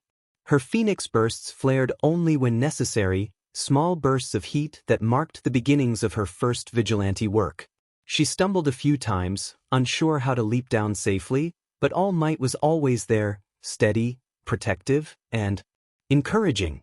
By the time the first hints of dawn touched the sky, the pair rested on a high rooftop. Izumi, tired but unrelenting, perched next to All Might. Her brown hat, crusted faintly with flour and sugar, rested slightly askew, and she brushed at it with a small, flour-streaked hand. "I think I did okay," she whispered, a proud smile tugging at her lips. You did more than okay, Izumi, All Might said softly, looking down at the city below. You kept your wits. You kept yourself safe. And most importantly, he paused, smiling warmly at her, you didn't let go. Izumi leaned her head against his shoulder, eyes heavy but bright. I never will, Papa. Never again. The city stretched before them, unaware of the small, fierce fire that had been riding across its rooftops. Izumi's first night as a vigilante was over, but the market left on her the warmth of her quirk, the memory of her brown flower-dusted hat, and the unshakable bond with the hero she calls Papa would linger. The next morning the sun spilled through the curtains, soft gold brushing the edges of the room. Izumi stirred under her blanket, blinking at the light filtering in. The faint smell of flour and syrup teased her senses, coaxing her fully awake. She yawned, stretched, and swung her legs over the side of the bed, her bare feet touching the cool floor. Her brown, flour-stained hat, her grandpa's old hat, rested on the chair by the window, a small relic of warmth and memory that she now wears when she had gotten her growth spurt. It's still big on her, but that doesn't matter to her. Good morning, Papa, she whispered, brushing her green hair back. The hat sat slightly crooked on her head. It was a comforting weight, a reminder of a man who had shown her what kindness had looked like. She looked at the door, noticing that her dad's shoes is gone once again, as he's off trying to be a hero as fast as he can with the help he has. All right, Izumi, All Might said from the kitchen, his voice warm but calm. He was tall, fully healed now. He moves around with a pep to his step. He hasn't really felt this good in a long while. Time to make some pancakes. Izumi's eyes lit up. Can I help? She asked, bouncing on her toes. She loved mornings like this, quiet, safe, the kind where laughter and simple routines were more important than heroics. Of course, All Might replied, flashing a smile that mirrored the sunlight.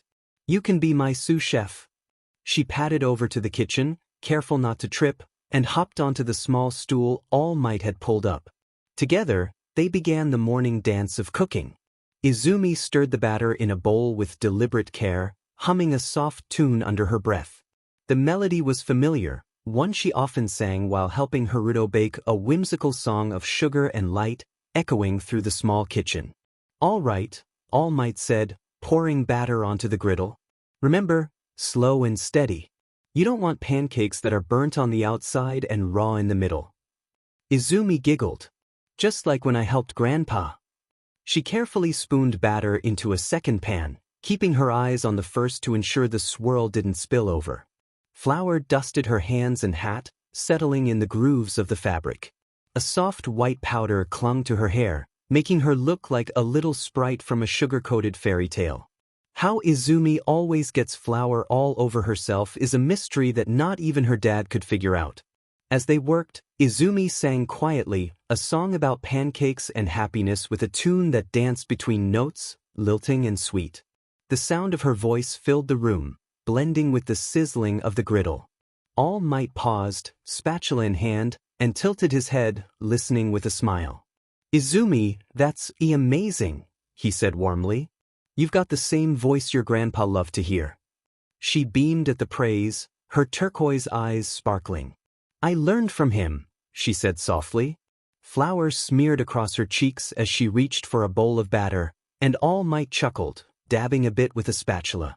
How do you get flour all over you like him as well? He asks, even though he knows the answer. He can't help but chuckle. Izumi giggled again. I learned from him. She repeated, but with a bit more cheekiness to it. The pancakes cooked slowly, golden and fluffy, filling the room with warmth and the comforting scent of butter. Izumi helped plate them, stacking them carefully, and added a small drizzle of syrup. She even attempted a little sugar-dusted decoration, like she used to do for pastries, before giggling and tasting her work. Breakfast passed with soft conversation, All Might asking her questions about school, her favorite flavors, and whether she wanted extra syrup, while Izumi hummed between bites and shared little stories of baking disasters from the past. The room was full of warmth, safety, and the subtle joy of a normal morning that felt rare and precious. After the last bite, Izumi hopped down from her stool and clambered onto All Might's lap, a bright smile on her face. I love mornings like this, Papa, she said, leaning into his chest. Her hat slipped slightly forward, dusted in sugar and flour, but it didn't matter. She felt safe, loved, and at home. All Might ruffled her hair gently. And I love having you here, Izumi. You're amazing. His voice was softer now, a quiet reverence behind the boisterous hero persona, a reflection of the pride he felt for this little girl who had survived so much yet still carried warmth in her heart. They lingered for a moment, savoring the simplicity. Outside, the city stirred, unaware of the small world of light and warmth inside this little house. But inside, there was laughter, love, and the faint scent of sugar and flour, a morning that belonged entirely to them. Once breakfast was cleared and the dishes washed, All Might stood, stretching. Ready for patrol? He asked, his heroic smile returning, tempered by care. Izumi hopped off his lap and nodded vigorously, eyes shining. Let's go, Papa, she said. She grabbed her small backpack, tied securely over her shoulder, her hat sitting proudly atop her head. The sun glinted off her hair, catching turquoise strands that had grown a little longer since her last birthday. She was taller now, stronger, and ready to face the day alongside her hero, her father, her constant protector. And so, with the scent of pancakes still lingering in the air, they stepped out into the bright morning, side by side. Chapter 20, Throne of the Witch Queen. The day had been quiet. Birds chirped faintly above the city, and the sun cast a gentle warmth across the streets. Izumi walked alongside All Might, her small hand clutching the edge of his coat. Today felt normal, peaceful, even the kind of ordinary morning that made her heart swell with the comfort of routine. But peace is fragile.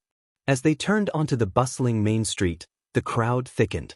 The chatter of the civilians, the clatter of carts and shoes on cobblestones, the distant hum of the city, all of it was drowned out by a sudden, shrill cry of panic. A villain had appeared, a shadow ripping through the crowd with violent intent. All Might's eyes narrowed. In an instant, his body moved before his mind fully registered, launching toward the villain with all the speed and precision of the #1 hero. Izumi's heart pounded. Her first instinct wasn't fear, it was action. She darted among the fleeing civilians, her small frame weaving between them as she called out in her clear, determined voice, trying to calm their panic. Stay together. Keep moving. Don't be afraid. Her voice carried a strange authority for her age, born not of training but of countless nights surviving alone, of years of watching chaos and learning how to endure it. She guided the civilians toward safety, her tiny hands pointing directions, her turquoise eyes focused and unwavering. In the blink of an eye, All Might neutralized the threat. The villain went down in a single, controlled movement, swift, efficient, unyielding. His gaze turned toward Izumi just as a panicking civilian's Quirk erupted uncontrollably. Sparks of wild, chaotic energy streaked across the street, and before either of them could react, the blast surged straight toward her. Izumi! All Might shouted, faster than she had ever seen him move. He lunged, intent on shielding her from harm, his massive frame colliding with the chaotic energy. But the Quirk was too fast, too erratic. It struck them both simultaneously, a wave of raw, crackling force that knocked the wind from their lungs and tore at their senses. The world fractured around them. Light bent unnaturally, sound stretched and warped, and gravity became a suggestion rather than a rule. Izumi's small hands clutched at All Might instinctively, her mind reeling. And then silence. The world reformed around them like glass melting into shape. Light became water, sound became echo, and in the space of a single breath All Might and Izumi found themselves standing ankle-deep in a courtyard that mirrored the sky. There was no sun, only a pale glow that bled from everywhere and nowhere at once. All Might steadied his footing first. The marble beneath his boots hummed faintly, alive with some impossible energy. He turned a slow circle, cape whispering across the surface, scanning for threats. Young one, he said, voice low but steady. Stay close to me. Izumi clutched the edge of his coat. The air felt heavy, like it pressed down on her lungs. Around them, towers of bone and stone curved inward, as though the whole place was built inside a reflection. This isn't home, she whispered. No, All Might answered. It isn't. A sound broke the stillness, a deep mechanical groan that rolled across the courtyard. Both turned toward it. A door of black stone split open in the far wall, slow and deliberate, exhaling a gust of air that smelled of dust and decay. From the darkness beyond stepped a giant. Armor like burnt ivory covered its frame, runes burning green along every plate. The creature carried a cleaver that scraped sparks from the floor with each step. Its eyes were two suns of venomous light. Savathun watched unseen, her consciousness stretched through every corner of the throne world. She felt the distortion these strangers carried, power that did not belong to the light or the dark. How curious, she thought. How fragile and how loud. Tukuldur, the unbreakable, paused at the foot of the stairs. His voice came out as a grinding hiss. Intruders. All Might moved instinctively, stepping between the knight and the girl. If you're looking for a fight, he said, you found one. The hive giant lunged, impossibly fast for its size. Its blade cut the air, and the shock of its swing drove ripples through the mirrored water. All Might met it head-on, fist ped back. Detroit smash. The impact shattered the air like thunder. A wave of force rolled outward, lifting dust and shards of reflection, but when it cleared, Tukuldur was still standing, a faint green shimmer wrapping his armor, the immunity shield. He struck back. The cleaver smashed down. All Might caught it on crossed arms, boots grinding against the stone. Energy flared around them, the air turning thick with static. Izumi stumbled backward, eyes wide. Fear gnawed at her, and flame answered. Blue feathers of fire bloomed from her shoulders, swirling into a trembling barrier that wrapped around them both. Stay behind me! All Might shouted. The hive knight roared and swung again. The blow hit the shield like a hammer through glass. Fire scattered, feathers burned away, and the shield collapsed. Izumi gasped as the light drained from her. Her flame went out, her body going cold and still in the sudden silence. Papa, she breathed once, barely a whisper. Then nothing. Izumi went still. There was no dramatic flare. No scream. Just silence. Papa? Then nothing. The blue flame winked out. All Might did not move. For one terrible second the world narrowed to the shape of her small hand on his coat. Then the coat slipped. Something inside him cracked. Not rage. Not grief. Something deeper. The promise. You won't have to lose anyone else. The memory detonated. Izumi on a rooftop in a vigilante mask, crying alone. Izumi clutching his cape like it was sacred cloth. Izumi barking at pigeons in the park because she had finally learned how to laugh again. Izumi on her first birthday with him, frosting on her nose, smiling, not small, not fragile, but real. You'll protect us, right? He had smiled. He had promised. The throne world shuddered. Tukuldur raised his cleaver, and the air around All Might turned gold. Not solar. Not light. Not hive sorcery. Golden lightning tore outward from his spine in violent arcs. The marble beneath him liquefied. Black tendrils exploded from his shoulders, not smoke, not shadow, but something alive. Black whip surged outward, wrapping around his torso, bracing his ribs, binding muscle to bone as his power spiked beyond safe limits. Savathun leaned forward slightly. Ah! All Might lifted his head. His eyes burnlit. Twin sons. I refuse, he said quietly. The wind stopped. Transmission activated. Time staggered. For one heartbeat, the throne world lagged behind him. FA gene ignited. Every step he had ever taken. Every punch thrown. Every ounce of stored kinetic force detonated at once. He vanished. Tukuldur's immunity shield flared. And shattered.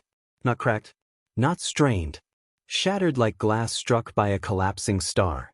All Might reappeared inside the shield. Black whip lashed outward, wrapping around the knight's cleaver, snapping it in half with a sound like mountains splitting. Tukuldur roared. All Might drove a punch into his chest. The courtyard did not explode. It inverted. The impact folded space inward. Spire towers bent like reeds. The mirrored floor lifted in a tidal wave of marble and bone. Danger sense screamed inside his skull, predicting every counterstrike before it happened. Tukoldar swung. All Might was already gone. Transmission. Behind him. Above him. Inside his blind spot. Fa Gene discharged again. Another punch. Then another. Then another. Each one layered with the stored momentum of a lifetime. Black Whip reinforced his arms as the bones began to fracture from his own output. Golden lightning wrapped his spine. Float activated unconsciously, lifting him inches above the ground as shockwaves erased footing.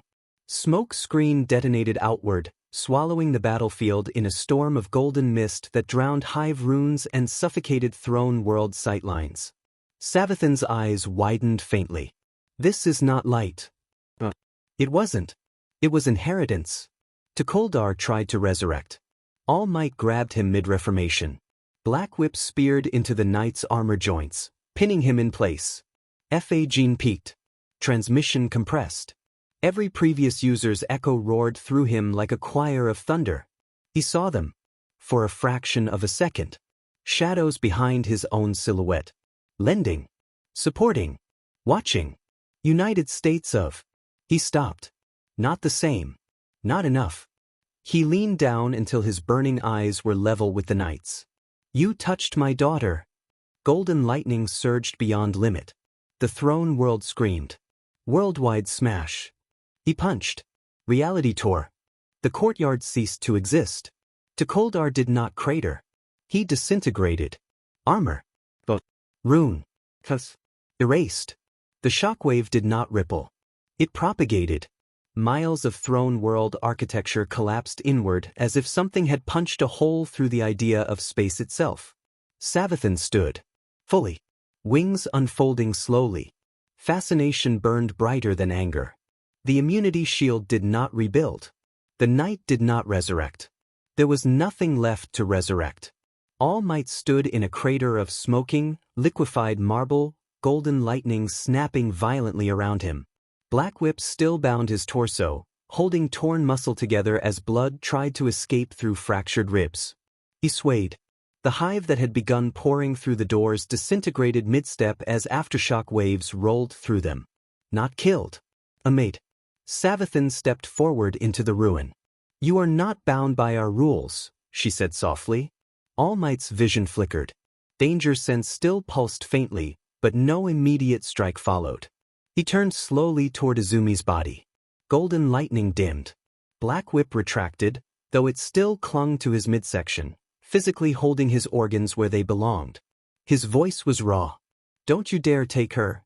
Savathun tilted her head. Oh, she said quietly. I would never.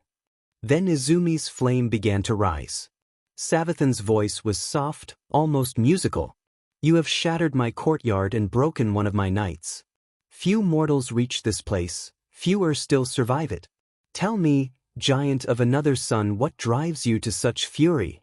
All Might turned slightly, enough to keep himself between her and Izumi's body. She was my student, he said, each word rough with exhaustion. My daughter. You let that thing kill her. Let. A trace of amusement touched the queen's tone. He acted by instinct. You both are intrusions. My realm defends itself. Her eyes drifted toward Izumi. And yet, that flame, how unusual. It was not light, not darkness, and still it burned. All Might shifted his stance again, every muscle ready though his limbs screamed in protest. You stay away from her. Savathun, though he did not yet know the name, tilted her head. Protective. Admirable. But unnecessary. She extended one clawed hand, palm outward, and the air brightened between them. Look. The cold stillness around Izumi began to change. Faint blue motes of fire gathered over her chest, tiny at first, then blooming like breath-catching. The motes thickened, weaving a glow that spread across her body. The scent of ozone and ashes filled the air. All Might took a hesitant step backward, watching as the light grew too bright to stare into. The fire rose, wrapping Izumi in a cocoon of blue and white. The sound was not of burning but of song, soft, distant notes echoing through the mirrored towers. The light burst once, pure and blinding, then faded to a low shimmer. This is the first time All Might actually watched her death and rebirth. Izumi lay there for a heartbeat, then drew a single shuddering breath. Her eyes opened turquoise, catching the strange sun, and the flame that had vanished returned, faintly haloing her hair. All Might's voice cracked. Izumi! She blinked, confusion first, then recognition. Dad! She pushed herself up on trembling hands.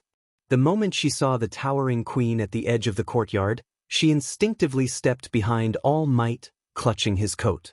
The blue fire around her dimmed but did not die. Savithan regarded her with the expression of a scholar discovering a new species. Rebirth, she murmured. A cycle I have studied for eons, yet yours sings a different note. Her eyes lifted to All Might. You wield strength beyond your world, and she carries a flame beyond mine. Perhaps fate favors the strange after all. All Might's fists eased slightly but stayed ready. Who are you? The queen's wings unfolded, catching the pale light like blades of glass. Names are power, champion. But if you must call me something, I am Savithan, the Witch Queen, ruler of this place. She glanced again at the girl peering from behind him. Her gaze drifted between them, thoughtful. How did you two come here, humans? All Might's stance tightened. We didn't choose to come here, he said, keeping his tone measured. We were protecting people, then everything changed. Savithan's lips curved faintly. Protectors? What world did you come from that makes you a human to have the strength of a god and to defy death without the help of the light? Izumi pokes her head from behind her dad. It's our Quirk, she said as her stomach growled. Savithan then looked around at the wrecked courtyard. I think it's best if we continue our conversation elsewhere besides this courtyard in the state that it is. Or perhaps you know a way back to your world. Izumi took a small step back, clutching the edge of All Might's coat tighter. I don't know. Savithan's expression softened in fascination. Delightful, she murmured. Two lost souls from beyond the stars, wrapped in mystery. I could learn much from you both. All Might's glare hardened. You won't be learning anything from us. Savithan chuckled, low and knowing, wings spreading slightly. We shall see, champion. The throne world has a way of revealing truths even to those who would rather keep them hidden. She looked at how exhausted they looked. Although for now you both look tired and the girl is hungry. The throne world is vast, and you have already proven your strength. I will procure sustenance for you two to eat. Although I do not have any human food, I will find something that you humans can eat. Izumi hungry had perked up at the mention of food. She doesn't care what kind of food it is, she's just hungry. She pulled on her dad's cape. Dad, I'm hungry, and she's offering food. She had that pleading puppy dog eyes that All Might couldn't refuse. All right, Izumi, All Might said, giving her a small, resigned smile. We'll eat, but we stay together, and we don't let our guard down. Got it? Izumi grinned brightly and nodded, practically bouncing on her heels. Got it, Dad. All Might extended his hand, and she took it, clutching it tightly as they followed Savithan toward the glowing corridor. His eyes never left the Witch Queen, alert and ready, but a small warmth flickered in his chest as he glanced at his daughter, hungry, tired, but safe, at least for now. Let's move carefully, he murmured to Izumi, his voice low but firm. Hunger won't excuse us if trouble finds us here. The kitchen was not a place built for mortals. All Might stood in the arched chamber, arms crossed, trying very hard not to breathe too deeply. Bioluminescent vines crawled across the ceiling, shedding pale green light. A long stone table stretched across the center of the room, laden with bowls, jars, and plates filled with things. None of them looked like food. Some pieces resembled fruit if fruit had metal veins and pulsed faintly, as though breathing. Others looked like cuts of meat from creatures he could not name, shimmering with outer-world colors that shifted when he wasn't looking directly at them. A few dishes glowed. One was humming. All of this is edible, Savithan said, gesturing with a slow, elegant sweep of her hand. Different worlds, different beasts. Your physiology should tolerate most of it. Tolerate, All Might repeated, the word flat with disbelief. She dipped her head, amused. Yes. He stared at the offerings again. A cluster of thorned berries gave off a scent like pepper and lightning. A slab of blue meat twitched slightly on the platter. A bowl of thick nectar bubbled on its own. His eyebrows twitched. His cooking soul wailed. "Absolutely not," he muttered. "This isn't food, this is biological confusion on a plate. You can't expect a child to eat." His protest was cut off by a small, embarrassed gurgle. Izumi froze mid-step, face flushing red. Her hands curled over her stomach as it growled again, louder this time, echoing faintly off the kitchen walls. All Might blinked, caught totally off guard. "Young Izumi, didn't you just tell me you had enough to eat for breakfast?" Izumi fidgeted, looking up at him with a guilty wince. "Did. But my Quirk took all of it. It used everything I ate to fix me." All Might's expression softened around the edges. "Fix you? As in, revive you?" She nodded. "Yeah. If I don't have food stored up when it happens, it burns my body instead. To make the fire. To make me come back."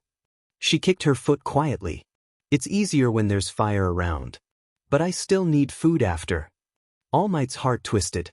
He opened his mouth ready to demand better, safer, human food, but Savathun already stepped forward. "Then she must eat," the Witch Queen said simply. "Hunger is a weakness even the mighty cannot ignore." All Might scowled. "She's not eating this." He pointed to a dish that hissed. "Or that. And that one moved, I saw it." But he froze as Izumi quietly reached out, picked up one of the glowing fruits, and bit into it. All Might nearly choked. "Izu." Izumi chewed, blinked, tilted her head. "It's sweet," she said, "and spicy, and sort of sparkly." All Might stared at her. Savathun smiled, faintly pleased. "See? Perfectly suitable." Izumi took another bite, more confident now, the glow of the fruit reflecting on her cheeks. A small warmth settled in her eyes, relief, comfort, maybe even a little joy. All Might sank a hand over his face. "This feels wrong.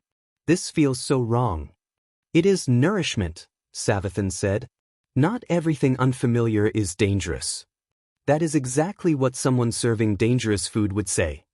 Izumi finished the fruit, wiped her mouth with the sleeve of her shirt, and sighed contentedly. "I feel better."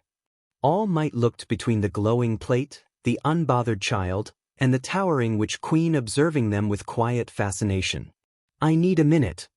All Might stepped back from the table, rubbing both hands over his face as if trying to physically push the stress out of his skull. "Young Izumi, please don't eat anything else that glows until someone sane verifies it." Savathun's eyes gleamed. "You are quite animated for a being carved from raw DSPN and muscle." He gave her a look that said he wasn't sure if she'd insulted him or stated a fact. Izumi swallowed the last bite of her fruit and wiped her hands on her pants. "Dad, I'm okay." "Really?" She bounced once on her toes. "See? No ashes. No dying. No smelting." All Might's stomach twisted at the casual list. Savathun leaned slightly closer, talons resting on the stone counter. "Her hunger speaks of a cycle," she murmured. "Life folded upon life. A flame devouring itself to rise anew." Her eyes narrowed with interest that bordered on reverence. "Beautiful." Izumi peeked out from behind All Might again, clearly trying to decide whether the comment was a compliment or a threat. All Might instinctively shifted, placing an arm around the girl's shoulders. "Admire her quietly," he said, "preferably from a distance." Savathun's smile curved, amused. "This distance you demand is a mortal luxury. You are in my realm, hero. Every breath you take is drawn from my design." The words would have sounded threatening from anyone else. But Savathun's tone was light, almost conversational, as if she were reminding them of a simple household rule. All Might stiffened anyway. Izumi tugged his coat. "It's okay. She gave me food." She blinked, considering. "Weird food. But food. That is not a qualifier that makes anything okay," All Might muttered. Savathun observed them like a historian watching a rare species interact. "You two cling to each other with great ferocity," she noted. "Even here. Even now." All Might straightened. "She's my responsibility." Izumi chimed in softly, and he's my dad. Savathan paused only for the span of one slow breath, but it was notable. Something in her expression shifted, softened, as though a memory brushed the back of her mind. She looked at Izumi again. Then your bond is stronger than power. Interesting. Izumi, still chewing the last sweet spicy aftertaste of the alien fruit, tilted her head. Are you being nice now? Savathan lifted her chin. I'm being curious. Niceness is optional. All Might exhaled, tired. That sounds about right. Savathan circled the table, examining the untouched dishes. Your physiology is strange, she mused. But this world can adapt. If you require sustenance more aligned with your home, I can provide it. With time. Izumi's eyes brightened. Like, noodles? Savathan blinked. Noodles? Izumi nodded with the seriousness of a tiny general declaring war. Yes, or rice. Or fish. But not glowing fish. Real fish. From water. All Might raised a hand. Young Izumi, let's not overwhelm the Queen of Lies with cuisine requests. Savathan considered the concept. Noodles? She tapped a talon thoughtfully against the stone. Yes. I believe I can create such a thing. If I dissect the structure of your memories. All Might stepped forward immediately. No dissecting anything. Savathan laughed low, musical, and almost warm. I jest, champion. She paced toward the exit, wings brushing the air with silent grace. Eat what you can. When you are ready, we will speak of why you are here. Izumi finished another alien fruit, liking juice from her fingers. I'm ready now. All Might groaned. I'm not. Savathan paused in the doorway, amused. Then you will meet somewhere in the middle. And with a swirl of shimmering light, she vanished deeper into her realm, leaving the hero and his phoenix in a kitchen full of glowing, humming, faintly twitching food. All Might sighed, long and defeated. Young Izumi, please don't touch anything else that moves. Izumi picked up something vaguely shaped like a potato that pulsed gently like a heartbeat. It's not moving, she said cheerfully. It's breathing. All Might buried his face in his hands.